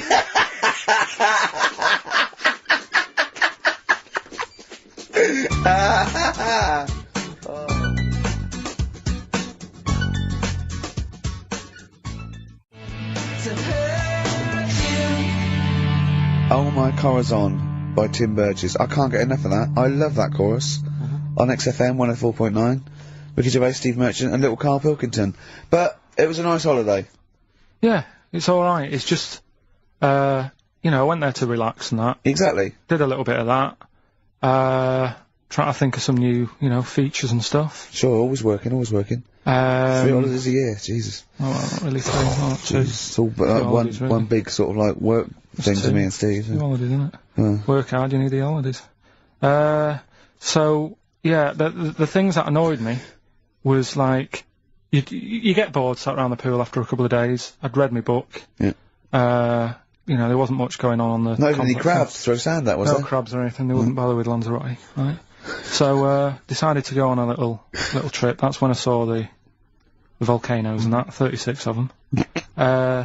So, we go on the trip, and the thing that annoys me, it does happen every holiday that you go on. If you go on a sort of a package thing, they have these trips, right?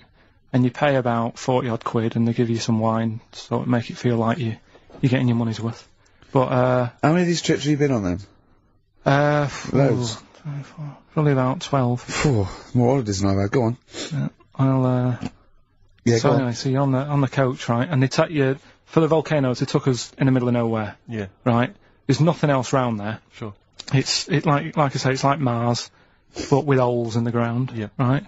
And, they sort of drop you off, and they go, right, everybody, see you back here in an hour.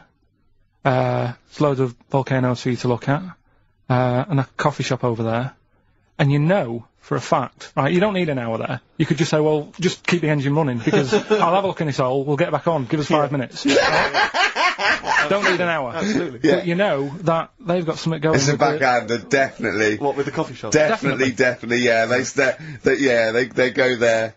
And they get everyone to have an ice cream and a coffee, and they sit down and have a fag talking to the bloke. Yeah, and it's like, cousin. Yeah. How much was the coffee? Was it probably about 3 each euros, so I think it was 3.50. Sure. Yeah, which is, I don't know, that's about 2.5 quid. Yeah, they stitched you up. Well, I remember we were on it was a family trip to France once. We went to Paris. We got a coach coming back from Paris to one of the ferries, one of the ports, Calais or wherever it was. Coach trip. It was quite a long coach trip. And at one point we were thinking, we're on the motorway, this is fine, we're making good progress. Suddenly we came off the motorway. We must have gone like 40 minutes out of our way, end up in this street, completely empty, little French town. And it's pulled up outside this, what appears to be a restaurant, and a guy jumps on, dressed like a Butlins red coat. He's French, but he's putting on a kind of English accent. He goes, hello, oh, thank you very much, top of the morning, good morning, hello. Come in, we've got food, drink, go upstairs, we've got rooms if you want to have a rest, or play around. No, it's up to you. And we all had to funnel off this thing into this restaurant, and this one family went, well, we don't want to go in the restaurant. We brought sandwiches, we just want to get to the port, we're not interested. And they said, well, you've got to come in the restaurant. And well, we don't want to come in the restaurant. So the guy said, well, I'll have to lock you in the coach. So this family were locked in the coach while we all traipsed off in, and I could just look, but I looked back and just saw this little kid with his face pressed up against the glass. Take me with you. I want to go in the restaurant. They were just stuck in there. Absolutely livid, as you would be. But that's definitely a backhander. But we went inside, and it was extraordinary, because initially you had to pass through a souvenir shop to get into the restaurant. Perfect. And it was catered entirely to English tourists. So there was like pictures of the Queen and Prince Charles on the wall. It was done out in a kind of mock Tudor style. It's absolutely extraordinary. I mean, it was so bizarre, because it was so out of the way. Did that come before the coach, sort of scam, or did the coach guy, he knows it, is it a brother of his? I don't know how those things come about. But is that going on in this country? Yeah, with French and German tourists? Yeah, I'm sure it is. Is it? Yeah, they say, I'm sure people say, look, if you bring 30 people to this restaurant, I'll see you alright. But it wouldn't it? If, you got your favourites. Because you don't have to, though. The coach driver's pretty much God on those things. Because those people don't know where they're going anyway. Yeah, but at least here, there's other stuff around. You don't really get that in the middle of nowhere situation in this country. Well, not really. Not if you're going from London to Manchester. You could stop off anywhere. They don't know where they are.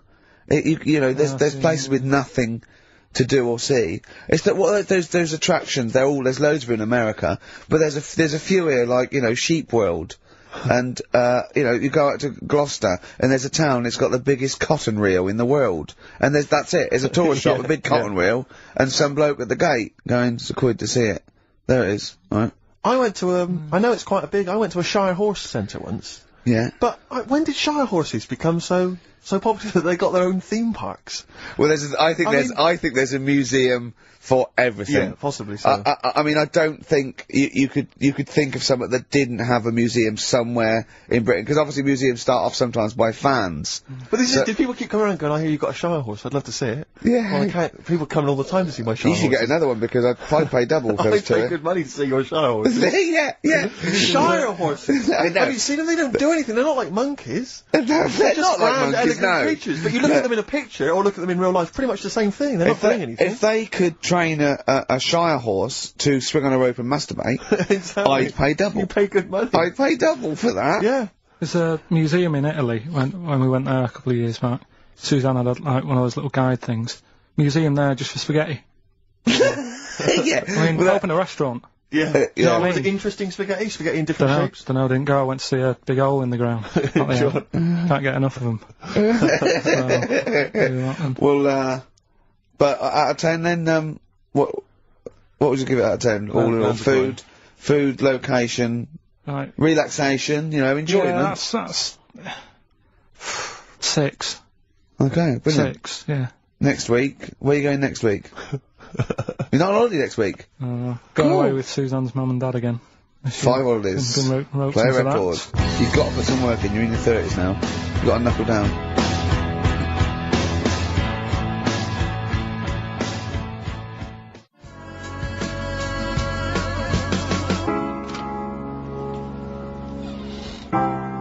Sharing breaks, mind over money, XFM 104.9.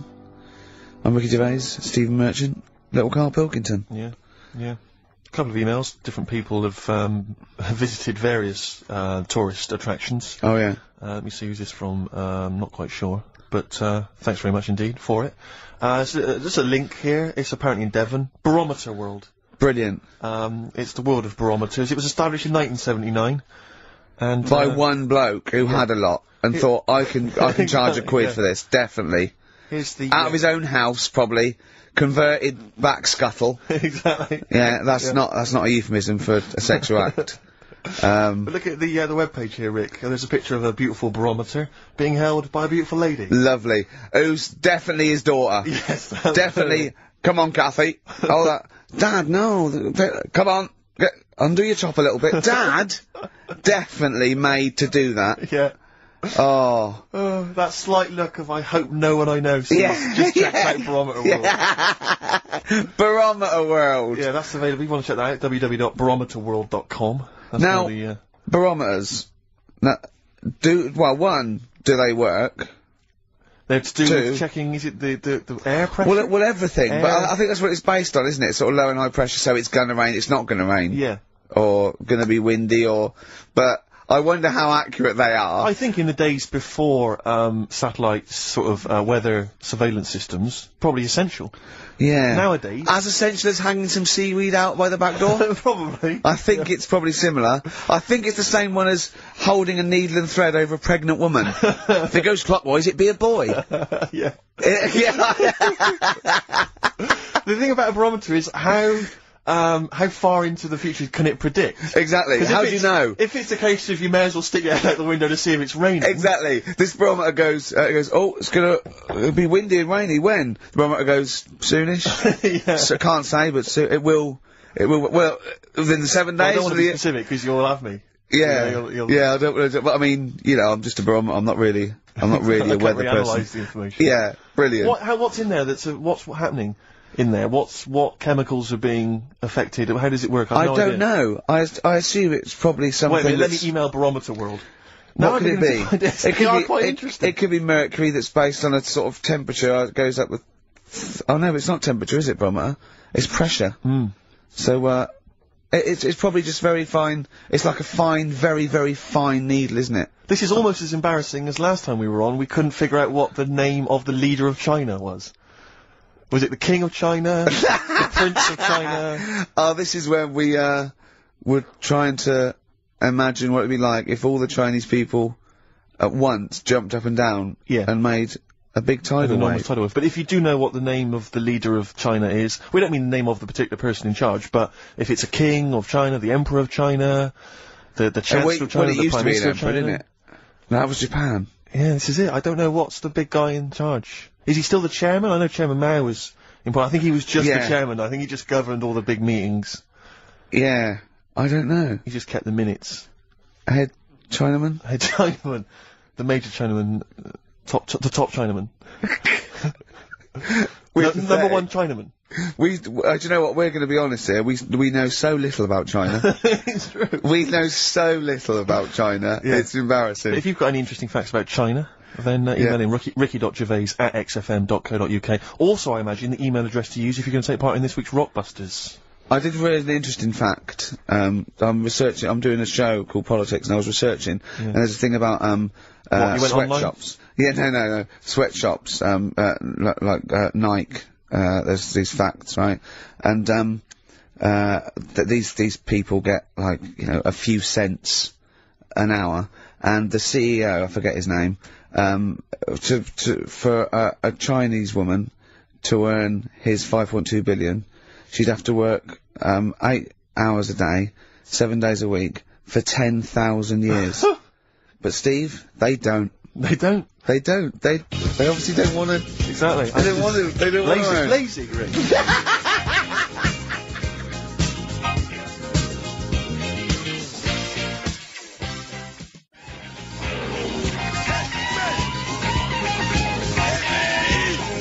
Ian Jury and the Blockheads, hit me with your rhythm stick. Rick, are you likely to be going to Cumbria on your stand-up tour?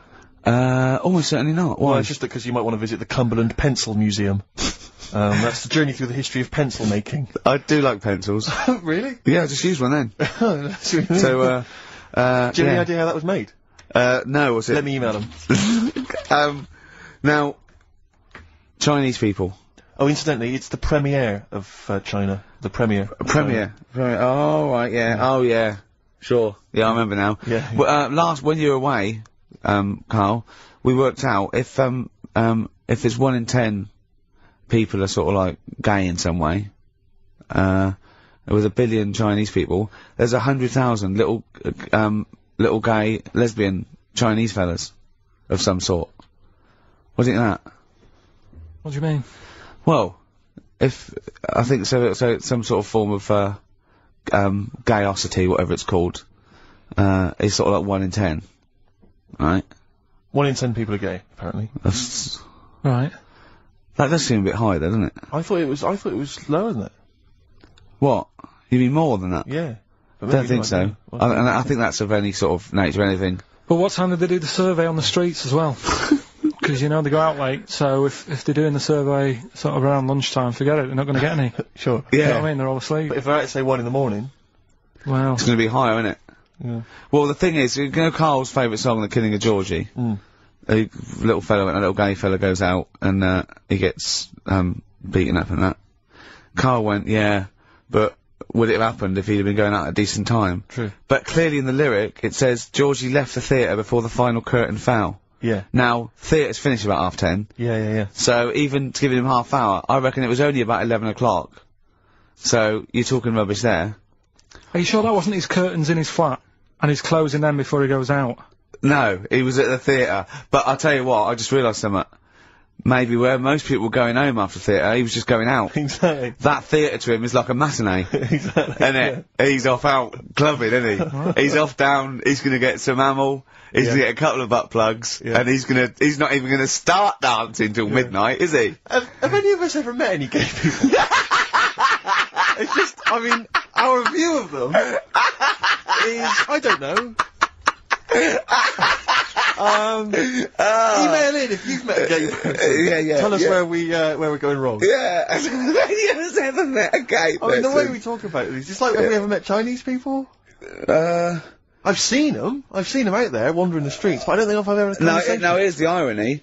I definitely know and have met more little gay fellas than little Chinese fellas. Yeah. Have you ever had any little Chinese friends? There was a girl at school who was Chinese, but she was kind of inscrutable. I couldn't get close to her. She was sort of mysterious. Right. Rockbusters? Yeah, brilliant. Right then, this is where I give you a little cryptic clue. And some initials, and it sort of makes up a band or an artist and stuff like that. Yeah, Sort of being the operative phrase. Yeah. Let's see how we read this clue. Yeah. This is going to sound like Oscar Wilde. Clue number 1. 3 different clues. Clue Oscar number Wilde 1. was Chinese, apparently. Was it? Yeah, it was illegal then. Right. Will you leave the entrance to my garden alone? Sorry? Will you leave the entrance to my garden alone? Are we back on the gay thing, or is this... This is the clue? That's the clue. Right. Clue for Rockbusters number 1. Will you just leave the entrance to my garden alone, will you? Right, that doesn't count because I know what it is. And what were the initials? What are the initials? GG. Correct. Yeah, right, but you've got to pronounce the artist correctly. I'll pronounce the artist, because I know what it is. Don't ruin it. No, but when the answer comes, I'll pronounce the artist. Right, can we just focus, please, on the quiz? Go. What was the clue again? Give it again. Will you leave the entrance to my garden alone? Not messing with it, right? GG. Okay. Right? Next. Doesn't count. Next. Incorrect. Don't phone, but you can send a message on my mobile if you want. Right? That's T. It's another little easy one. And, the last one. We were sharing out the mail sheet. Right, that doesn't count either. Can we just I know what that is. I know what that is. I don't care, we'll come to that later. Yeah. And number 3. We were sharing out the mail sheet, and I think I got the best one. Right? DG. DG. Yeah. So quickly again. Will you leave the entrance to my garden alone? Stop messing about with it. Yeah. Right? GG. Yeah. Don't phone, but you can send us a message on my mobile if you want. Right? That was T. And the last one was sharing out the mail sheet, and I got the best one, so that's good. Right? DG. Alright, ricky.gervais@xfm.co.uk. Have we got any prizes? Do you want to have a look? Well, don't worry about it. Don't worry about it. Have we got any prizes? Just, look, the clues are rubbish, the clues don't work, the show, this is pathetic. Play a record. That's what it should be called, and the clues don't work.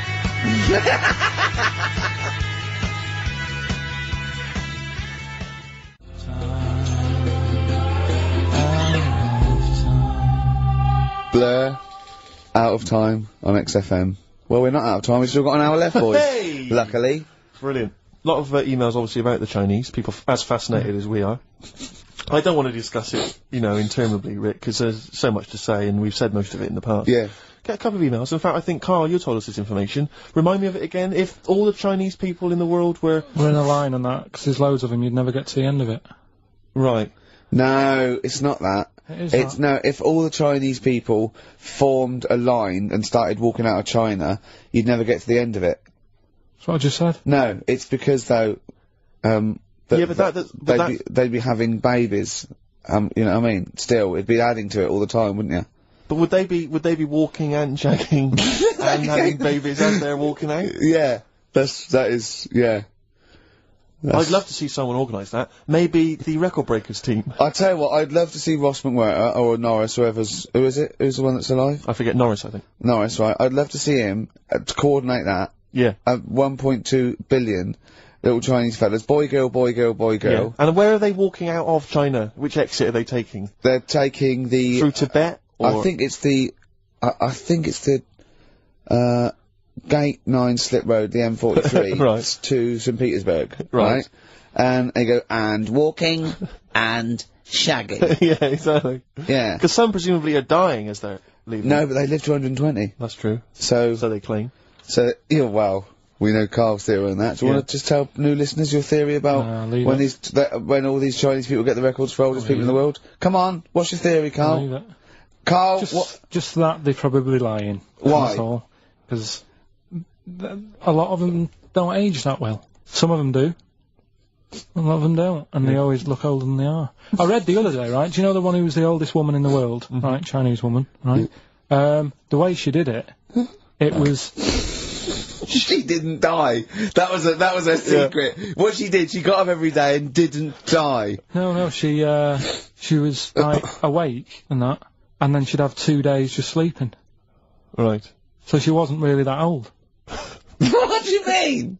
Well, she'd only sort of lived half of her life in a way. Well, we all live 2/3 of our life, don't we? No, but she was like awake and that, and then she'd go, I'll go to bed. And then that'd be it for 2 days. Talking of sleeping, oh, man alive, I went to see the last part of the Lord of the Rings trilogy. Why? Well, it's like a family thing now. Every Christmas, my family and I have been going to see the Lord of the Rings, the next instalment. It's like a family thing. What will you do if they keep making them? Oh, I tell you, I've wasted now about 10 hours of my life with that tripe. You can never get that I can back. never get that back. That's what Peter Jackson owes me. 10 hours now he owes me of my life. It is absolute drivel. Well, I know. We've said this before, I don't want to harp on again about it, but I cannot fathom why everyone is so excited and loves these films so much. Like you say, people review saying it's the best film ever. I think this is the greatest movie I'll ever see. And I don't... It's like they go, oh, but look at all the fight sequences. But Tolkien being up there in literature, like, you know what I mean? It's sort of like Shakespeare. Tolkien. No! No. But what is it that he's writing about exactly? I don't know. Little midget fellas who can't get shoes. I mean, I've got big feet. I've got size 14. I can get shoes. Oh God! Send off from mail order. I know it is like it's like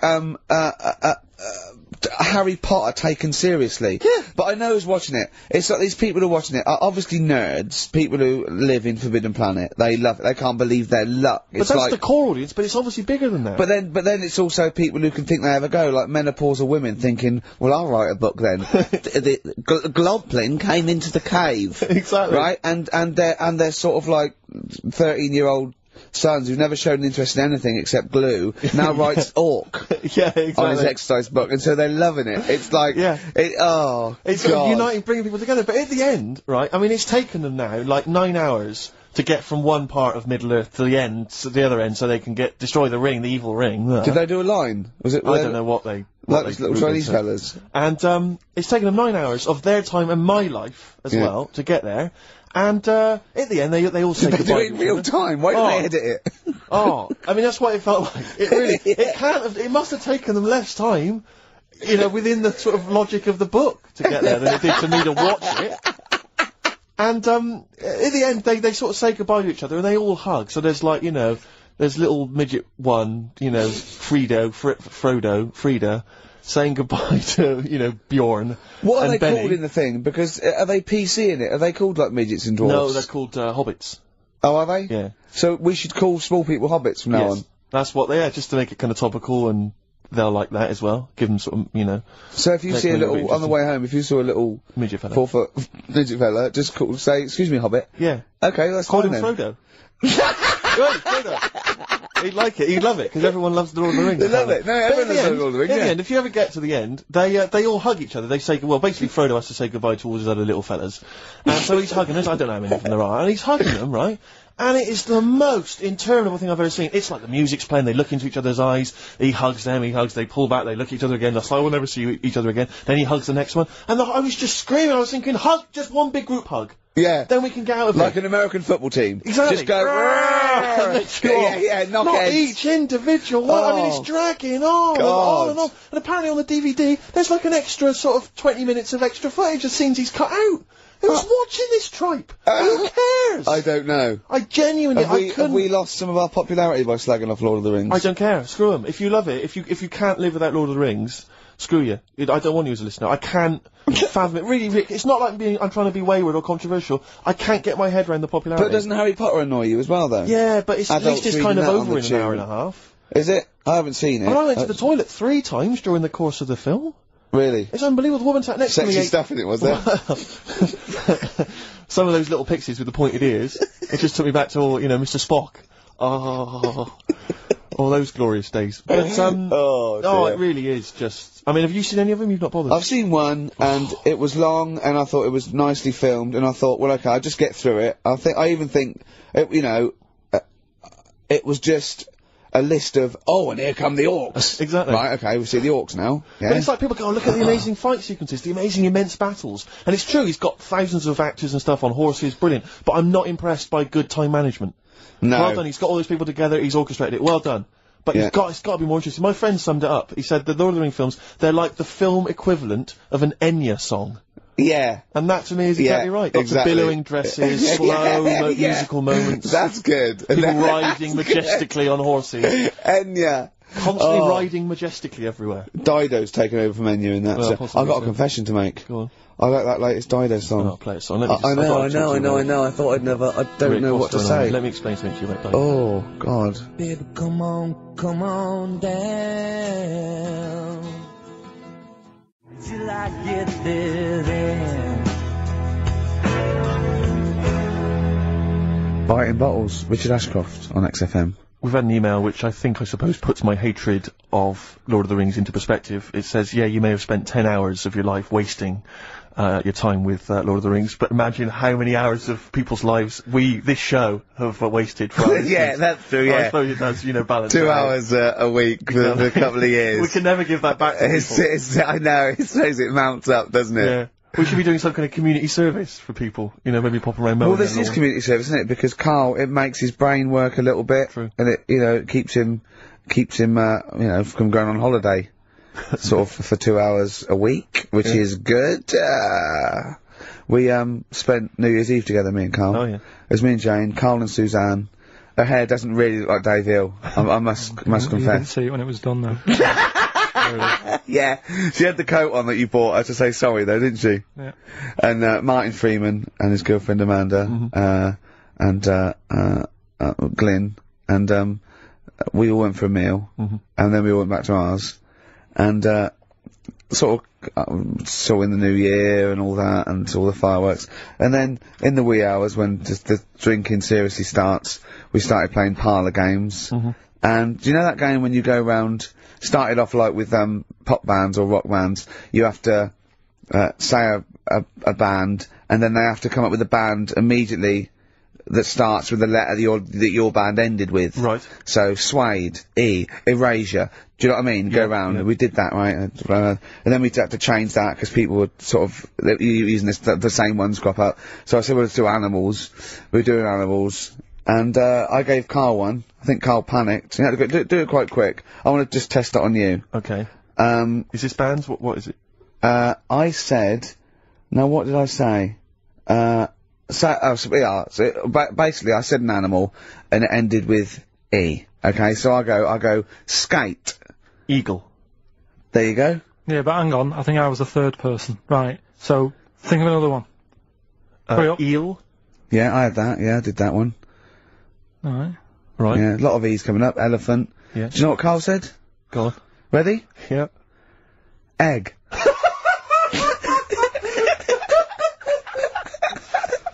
Oh, in a sense, I suppose. Egg? He went, yeah. I went, no, wrong. He went, well, what? And then Martin came to his rescue and went, well, what is an egg? Animal, vegetable, mineral. I said, well, it's animal, but it's we can't have egg. But would you allow then? tadpole? Well, yes. Yeah, because it's a larval stage. Yeah, no, but egg, you might as well have leg. Or eye.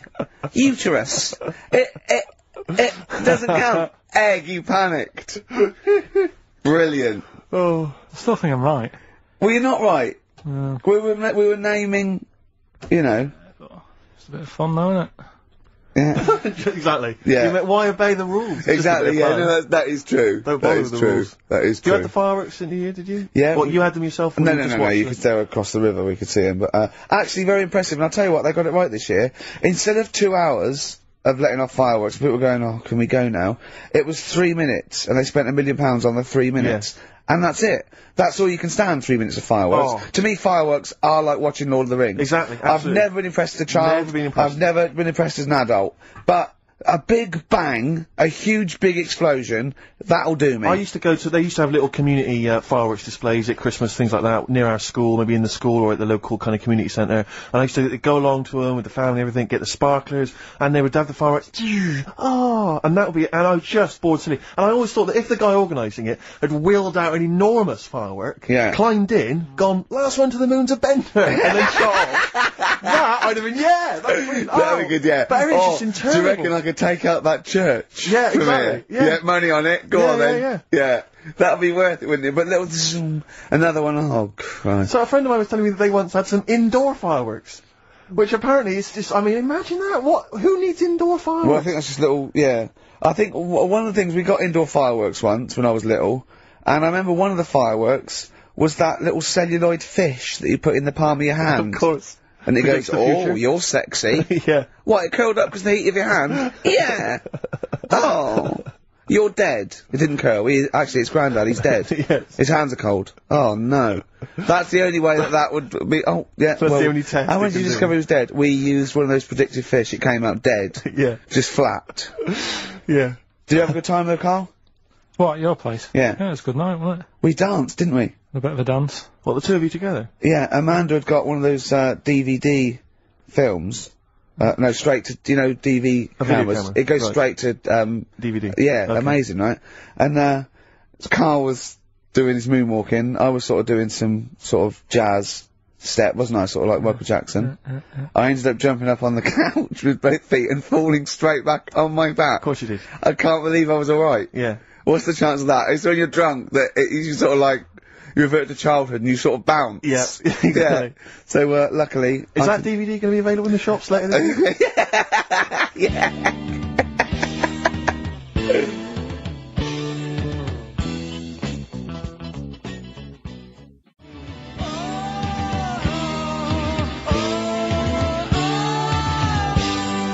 Track 1, side 1, the first Talking Heads album, Uh-Oh, Love Comes to Town. On XFM 104.9.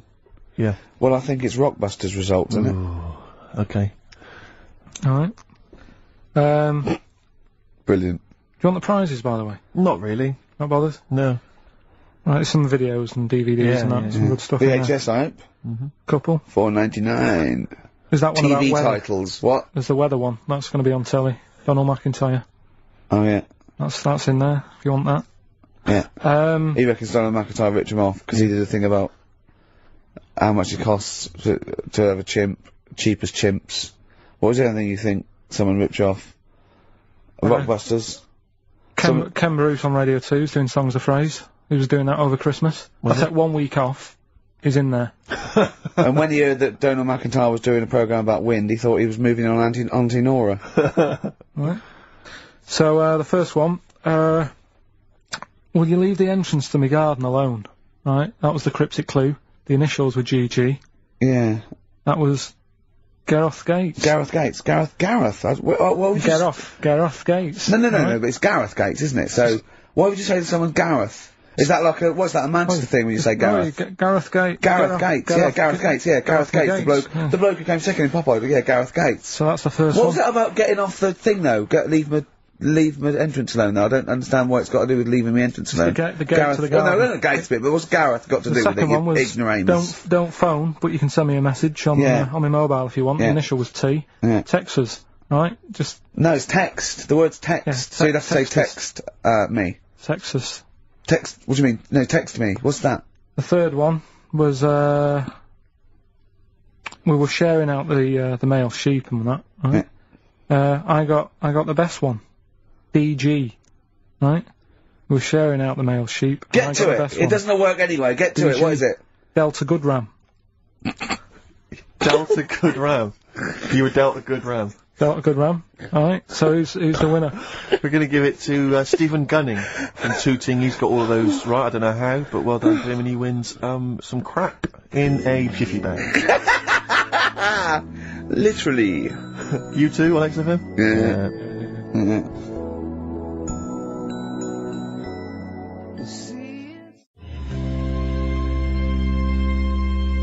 Snow Patrol and Run on XFM 104.9. Yeah, not bad at all, not bad at all. So everyone had a good Christmas though, yeah? Really? Carl, even though it was like a little bit Lanzagrotte, it was a nice Christmas.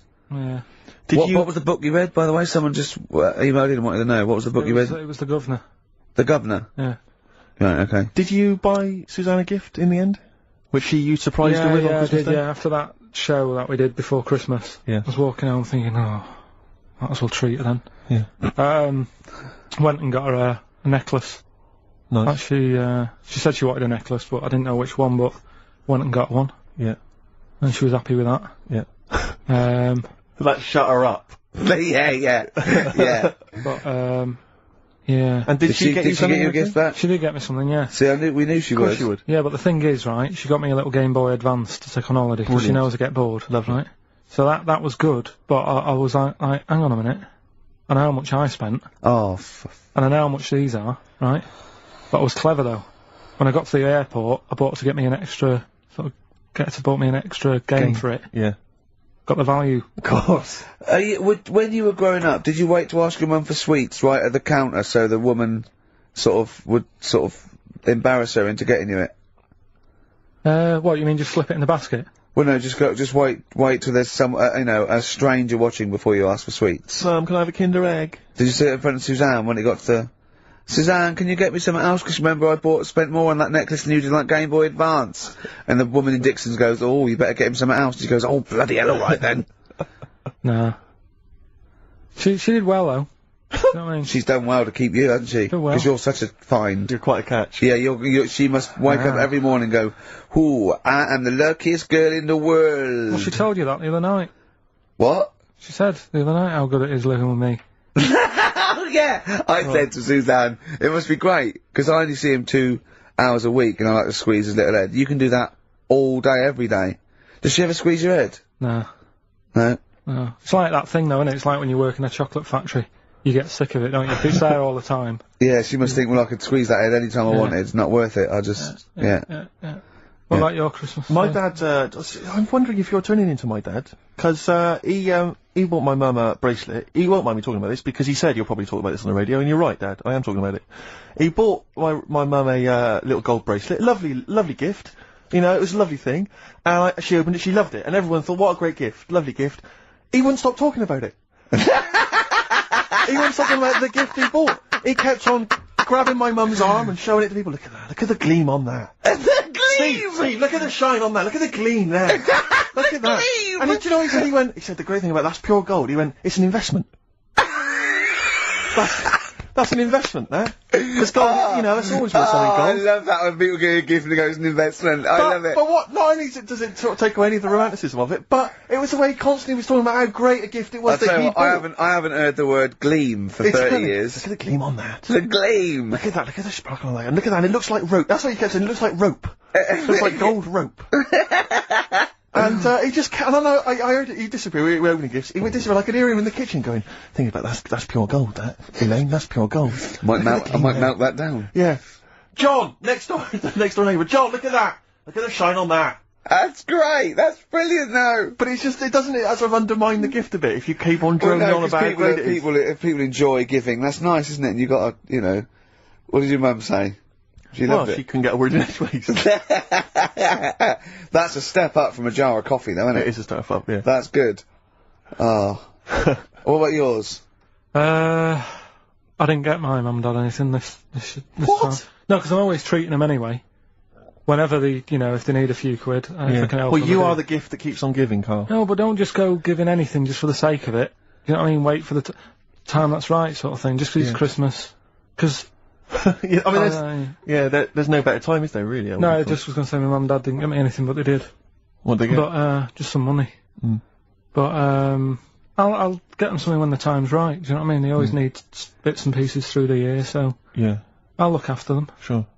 But, it was weird being away on Has anyone got a caught onto the fact that, you know, they leave groceries in the telephone box near your dad yet? No, that's still going on. Is it? Going on, yeah. Oh, that's fantastic, isn't it? That is just fantastic. So when he needs a loaf of bread, pint of milk, just goes down. Does he ever give that as gifts? Now listen, are we doing the film thing in a bit? Oh. Got more prizes. Yeah. Is it better than Rockbusters? It's alright, I did it in a bit of a rush because I was only in yesterday, wasn't I? Sure. Well, yeah, if you take 3 holidays a year, then there's not enough time for the work. Me and Steve like to, you know, put our priority into, you know, doing the work, coming up with a good product, and getting a holiday when we can. You know, I haven't really. I love a holiday, Rick, you know. I love a holiday. But I don't do the holidays for me, it's for Suzanne, isn't it? She's the one who likes going away. With you? I'll just go, so I'll go with her, do me bit. When you were playing Game Boy, right, and you looked in the hole, and you were reading your book, what is she doing? She'll make things seem more interesting to me. Do you know what I mean? So like, when we're at the Owl, and the bus driver said, you've got an hour here, I said, why have I got an hour here? I go to a funeral with someone who I loved in a ground and don't spend an hour around it. Why do I want to... Do you know what I mean? Why do I want to spend an hour looking in this? Wasn't that terrible when you're out, you just shot up in all this magma? Yeah. That was terrible, wasn't it? That was the worst funeral you'd ever been to, wasn't it? But she'll I'll tell you, that would make funerals more interesting. If they just, it was a cremation and a burial. Yeah. You just put them in a volcano and they go, keep 2, shooting 3, back here they go, whee, up to heaven. I was having a conversation with my flatmate about songs that would be inappropriate to have at your wedding, at your funeral. And it's Horny, just, surely, that is was one. it, yeah, was it horny, Yeah, really? that was the first one we came up with. I'm horny, horny, horny, horny. Oh, that was the God. first one we came up with. Isn't Robbie Williams' Angels one of the, Yes. biggest and ones? I think Wind Beneath Your Wings, Yeah. I think is apparently quite popular. Oh, yeah. Yeah, that's play that on in Auras, can't you?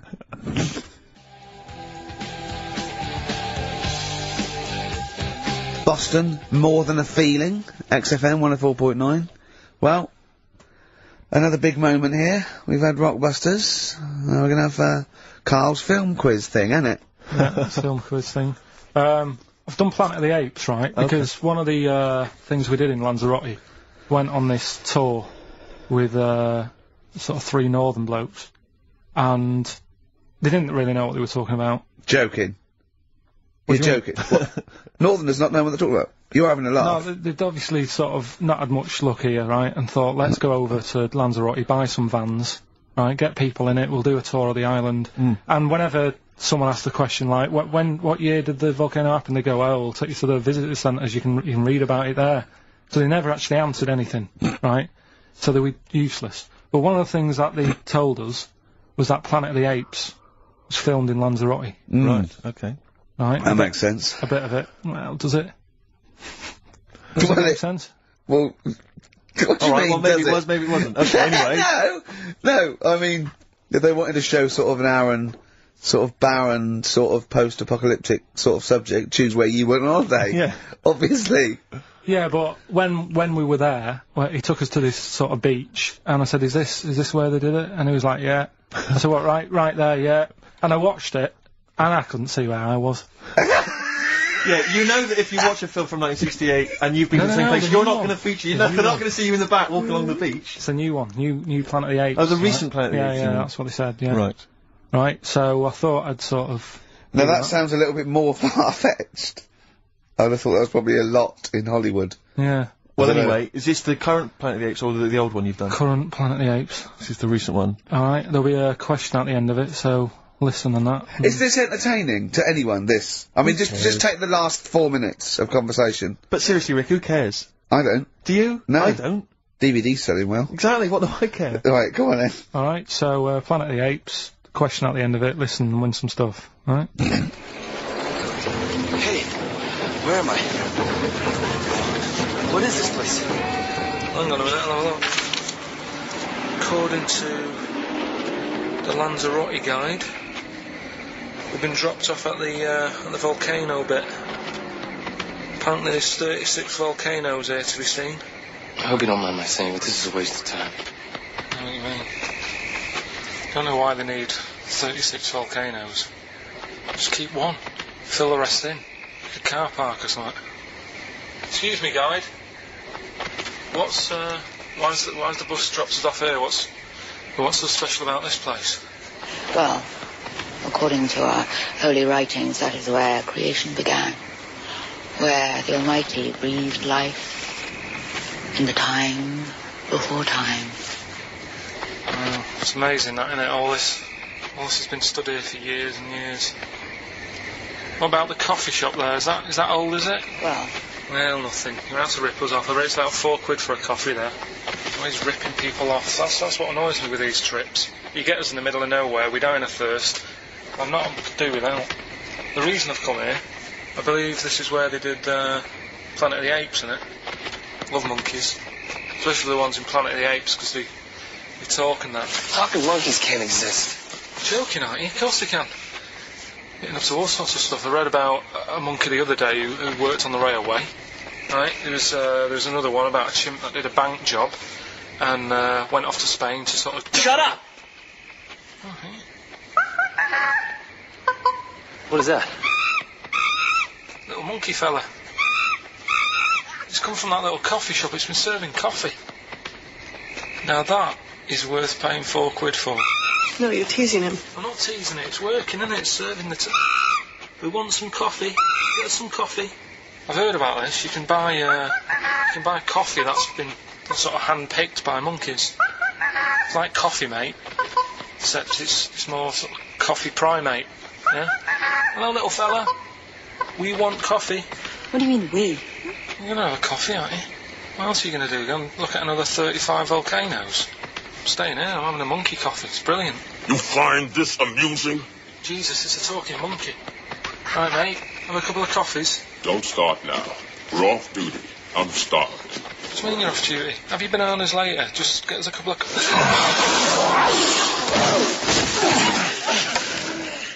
Alright, I understand that you're tired and you've probably been on your hands all day. Just forget the coffee. You go and get some lunch. After you've got some coach, you lazy ass. You damn human!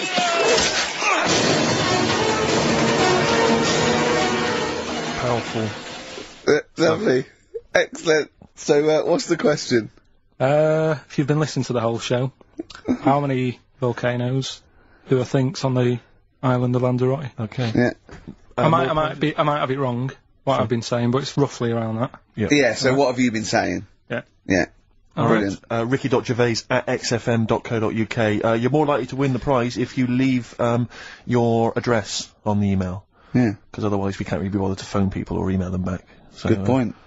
Put your address on there and you could win some crap. In a jiffy bag.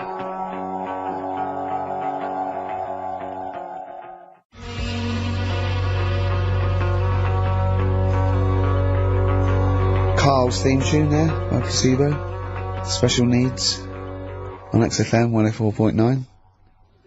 Alright. New Year's resolution, Carl? I don't know.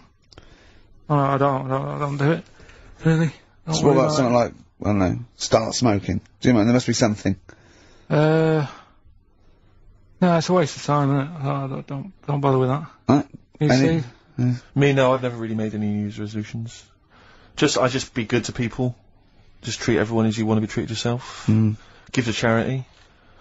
Hate crime, racism, famine, sexism. I know you're going to keep to all those, except the give to charity. That's... Me and Carl find that a little bit hard to believe. Never gonna happen. Well, you've always got to break at least one of your New Year's resolutions. Exactly. Yeah, well, I think I'll be nice to Carl. What about learn more? I was thinking that. I want to learn more. I'm always teaching you stuff. I've got, I watched, I'll tell you what, Christmas telly was dreadful this year. I don't know if I've hit that age where I think, but I think consciously I thought this is worse than usual. Yeah. And I ended up watching that Discovery Channel and History Channel again, and I watched 4 episodes in a row of this fantastic documentary, 1418 War, narrated by Dame Judi Dench, and it's brilliant. I just can't get enough of it. I hated history at school, and now I want to know everything. Yeah. And I think that's mine. Learn all the stuff about stuff. I like learning now. I always say that to you. I'm always looking up stuff. When I was on holiday, even though it was sunny outside and they had big holes to look at if I wanted to, I stayed in and watched Discovery there and was watching stuff about scorpions and that. Yeah, what did you learn? Well, nothing, because it was all in Spanish. But I just watched it. What I found odd, right? What I found... Scorpio, what I don't understand is, with scorpions, right, they have like this sort of weapons, don't they? They have the poison and stuff, right? Yeah. Which can kill a man. Yeah. But there was a couple of little animals and that were its sort of enemy. Yeah. And it stung them, and it didn't kill them. So what's the point? Well, firstly, not all scorpions kill them, and some of them, This one did, you said. Yeah, well, they range from, like, bee stings to so much venom it can take down a horse on things like spiders and snakes and scorpions. So it depends. But a scorpion that will kill a man would kill a rabbit. So I don't know what you're talking about. No, there was a snake that it stuck its thing into, and some sort of beaver, and they were just, like, running about. There's nothing funny about that, so why are we laughing? Well, the snake wasn't running about, was it? Well, it was slithering about a bit. Yeah. What was the beaver doing when the snake... It just sort of, I think it ate it in the end. What? Ate what? Ate the scorpion. Just wandered off. Well, it wasn't a beaver. Well, there you go. There's no way it was a beaver. Alright, an otter. It was This is what you pieced together from a show in Spanish. Well, I'm just saying though, how come it can't kill something that small, yet there's someone on holiday that's no sort of danger to that scorpion. We're not going to harm it. right? And yet it can kill a man. So you say, but I don't believe it. Shut up, mate. Seriously, this is gobbledygook. Taught you something again, though. That's what I'm No, saying. what have you taught us, though? What is that? What is the fact that's come out of that? A scorpion can kill a man, but the beaver was dancing with a snake, then it ate it. You do that That's all not the a time, fact. though. That's You put not a everything fact. down. New Year's Eve taught him something, right, about dead people. No. You know, it is it taught me. I was saying you're talking shite. He says they found out your soul weighs an ounce. Your soul? Yeah. Your soul weighs an ounce. Right, who found this out? I read it. Your arsehole weighs an ounce. Yeah. There's no such thing. A soul weighs an ounce. You're talking drivel. Alright. Have you got any monkey news?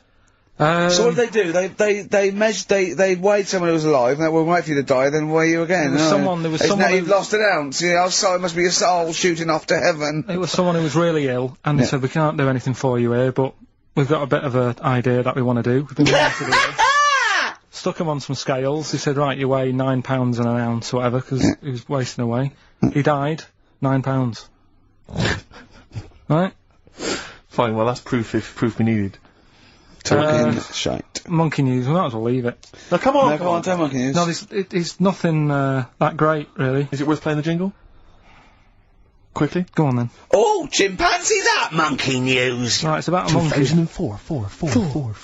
It's about this woman monkey who was born in 1834. Right? Half monkey, half woman. No. Not true. It happened, apparently. It was Impossible. it was in the Daily Mail. Right? Okay. The Victorian ape woman was her name. Yeah, I christen this thing Victorian Ape Woman. Well, we thought Sandra. No, I'm calling it Victorian Ape Woman. She was about 4 foot. No, didn't happen. She had lovely thick black hair on her head and on the back of her legs and on her arms. Yeah. Alright. So stockings. Let's have a look. And she didn't need a bustle because of a huge ape-like arse sticking out the back of her dress. She was good at reading and sewing. Well, good, because they didn't have opposable thumbs, so, she could speak 3 languages. Yes. She was Human, monkey, and monkey-human. 20 offers of marriage. Does that annoy you, Steve?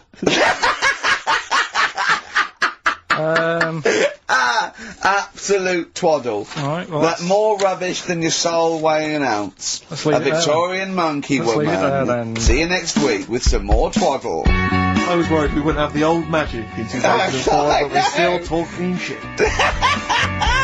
Merry New Year.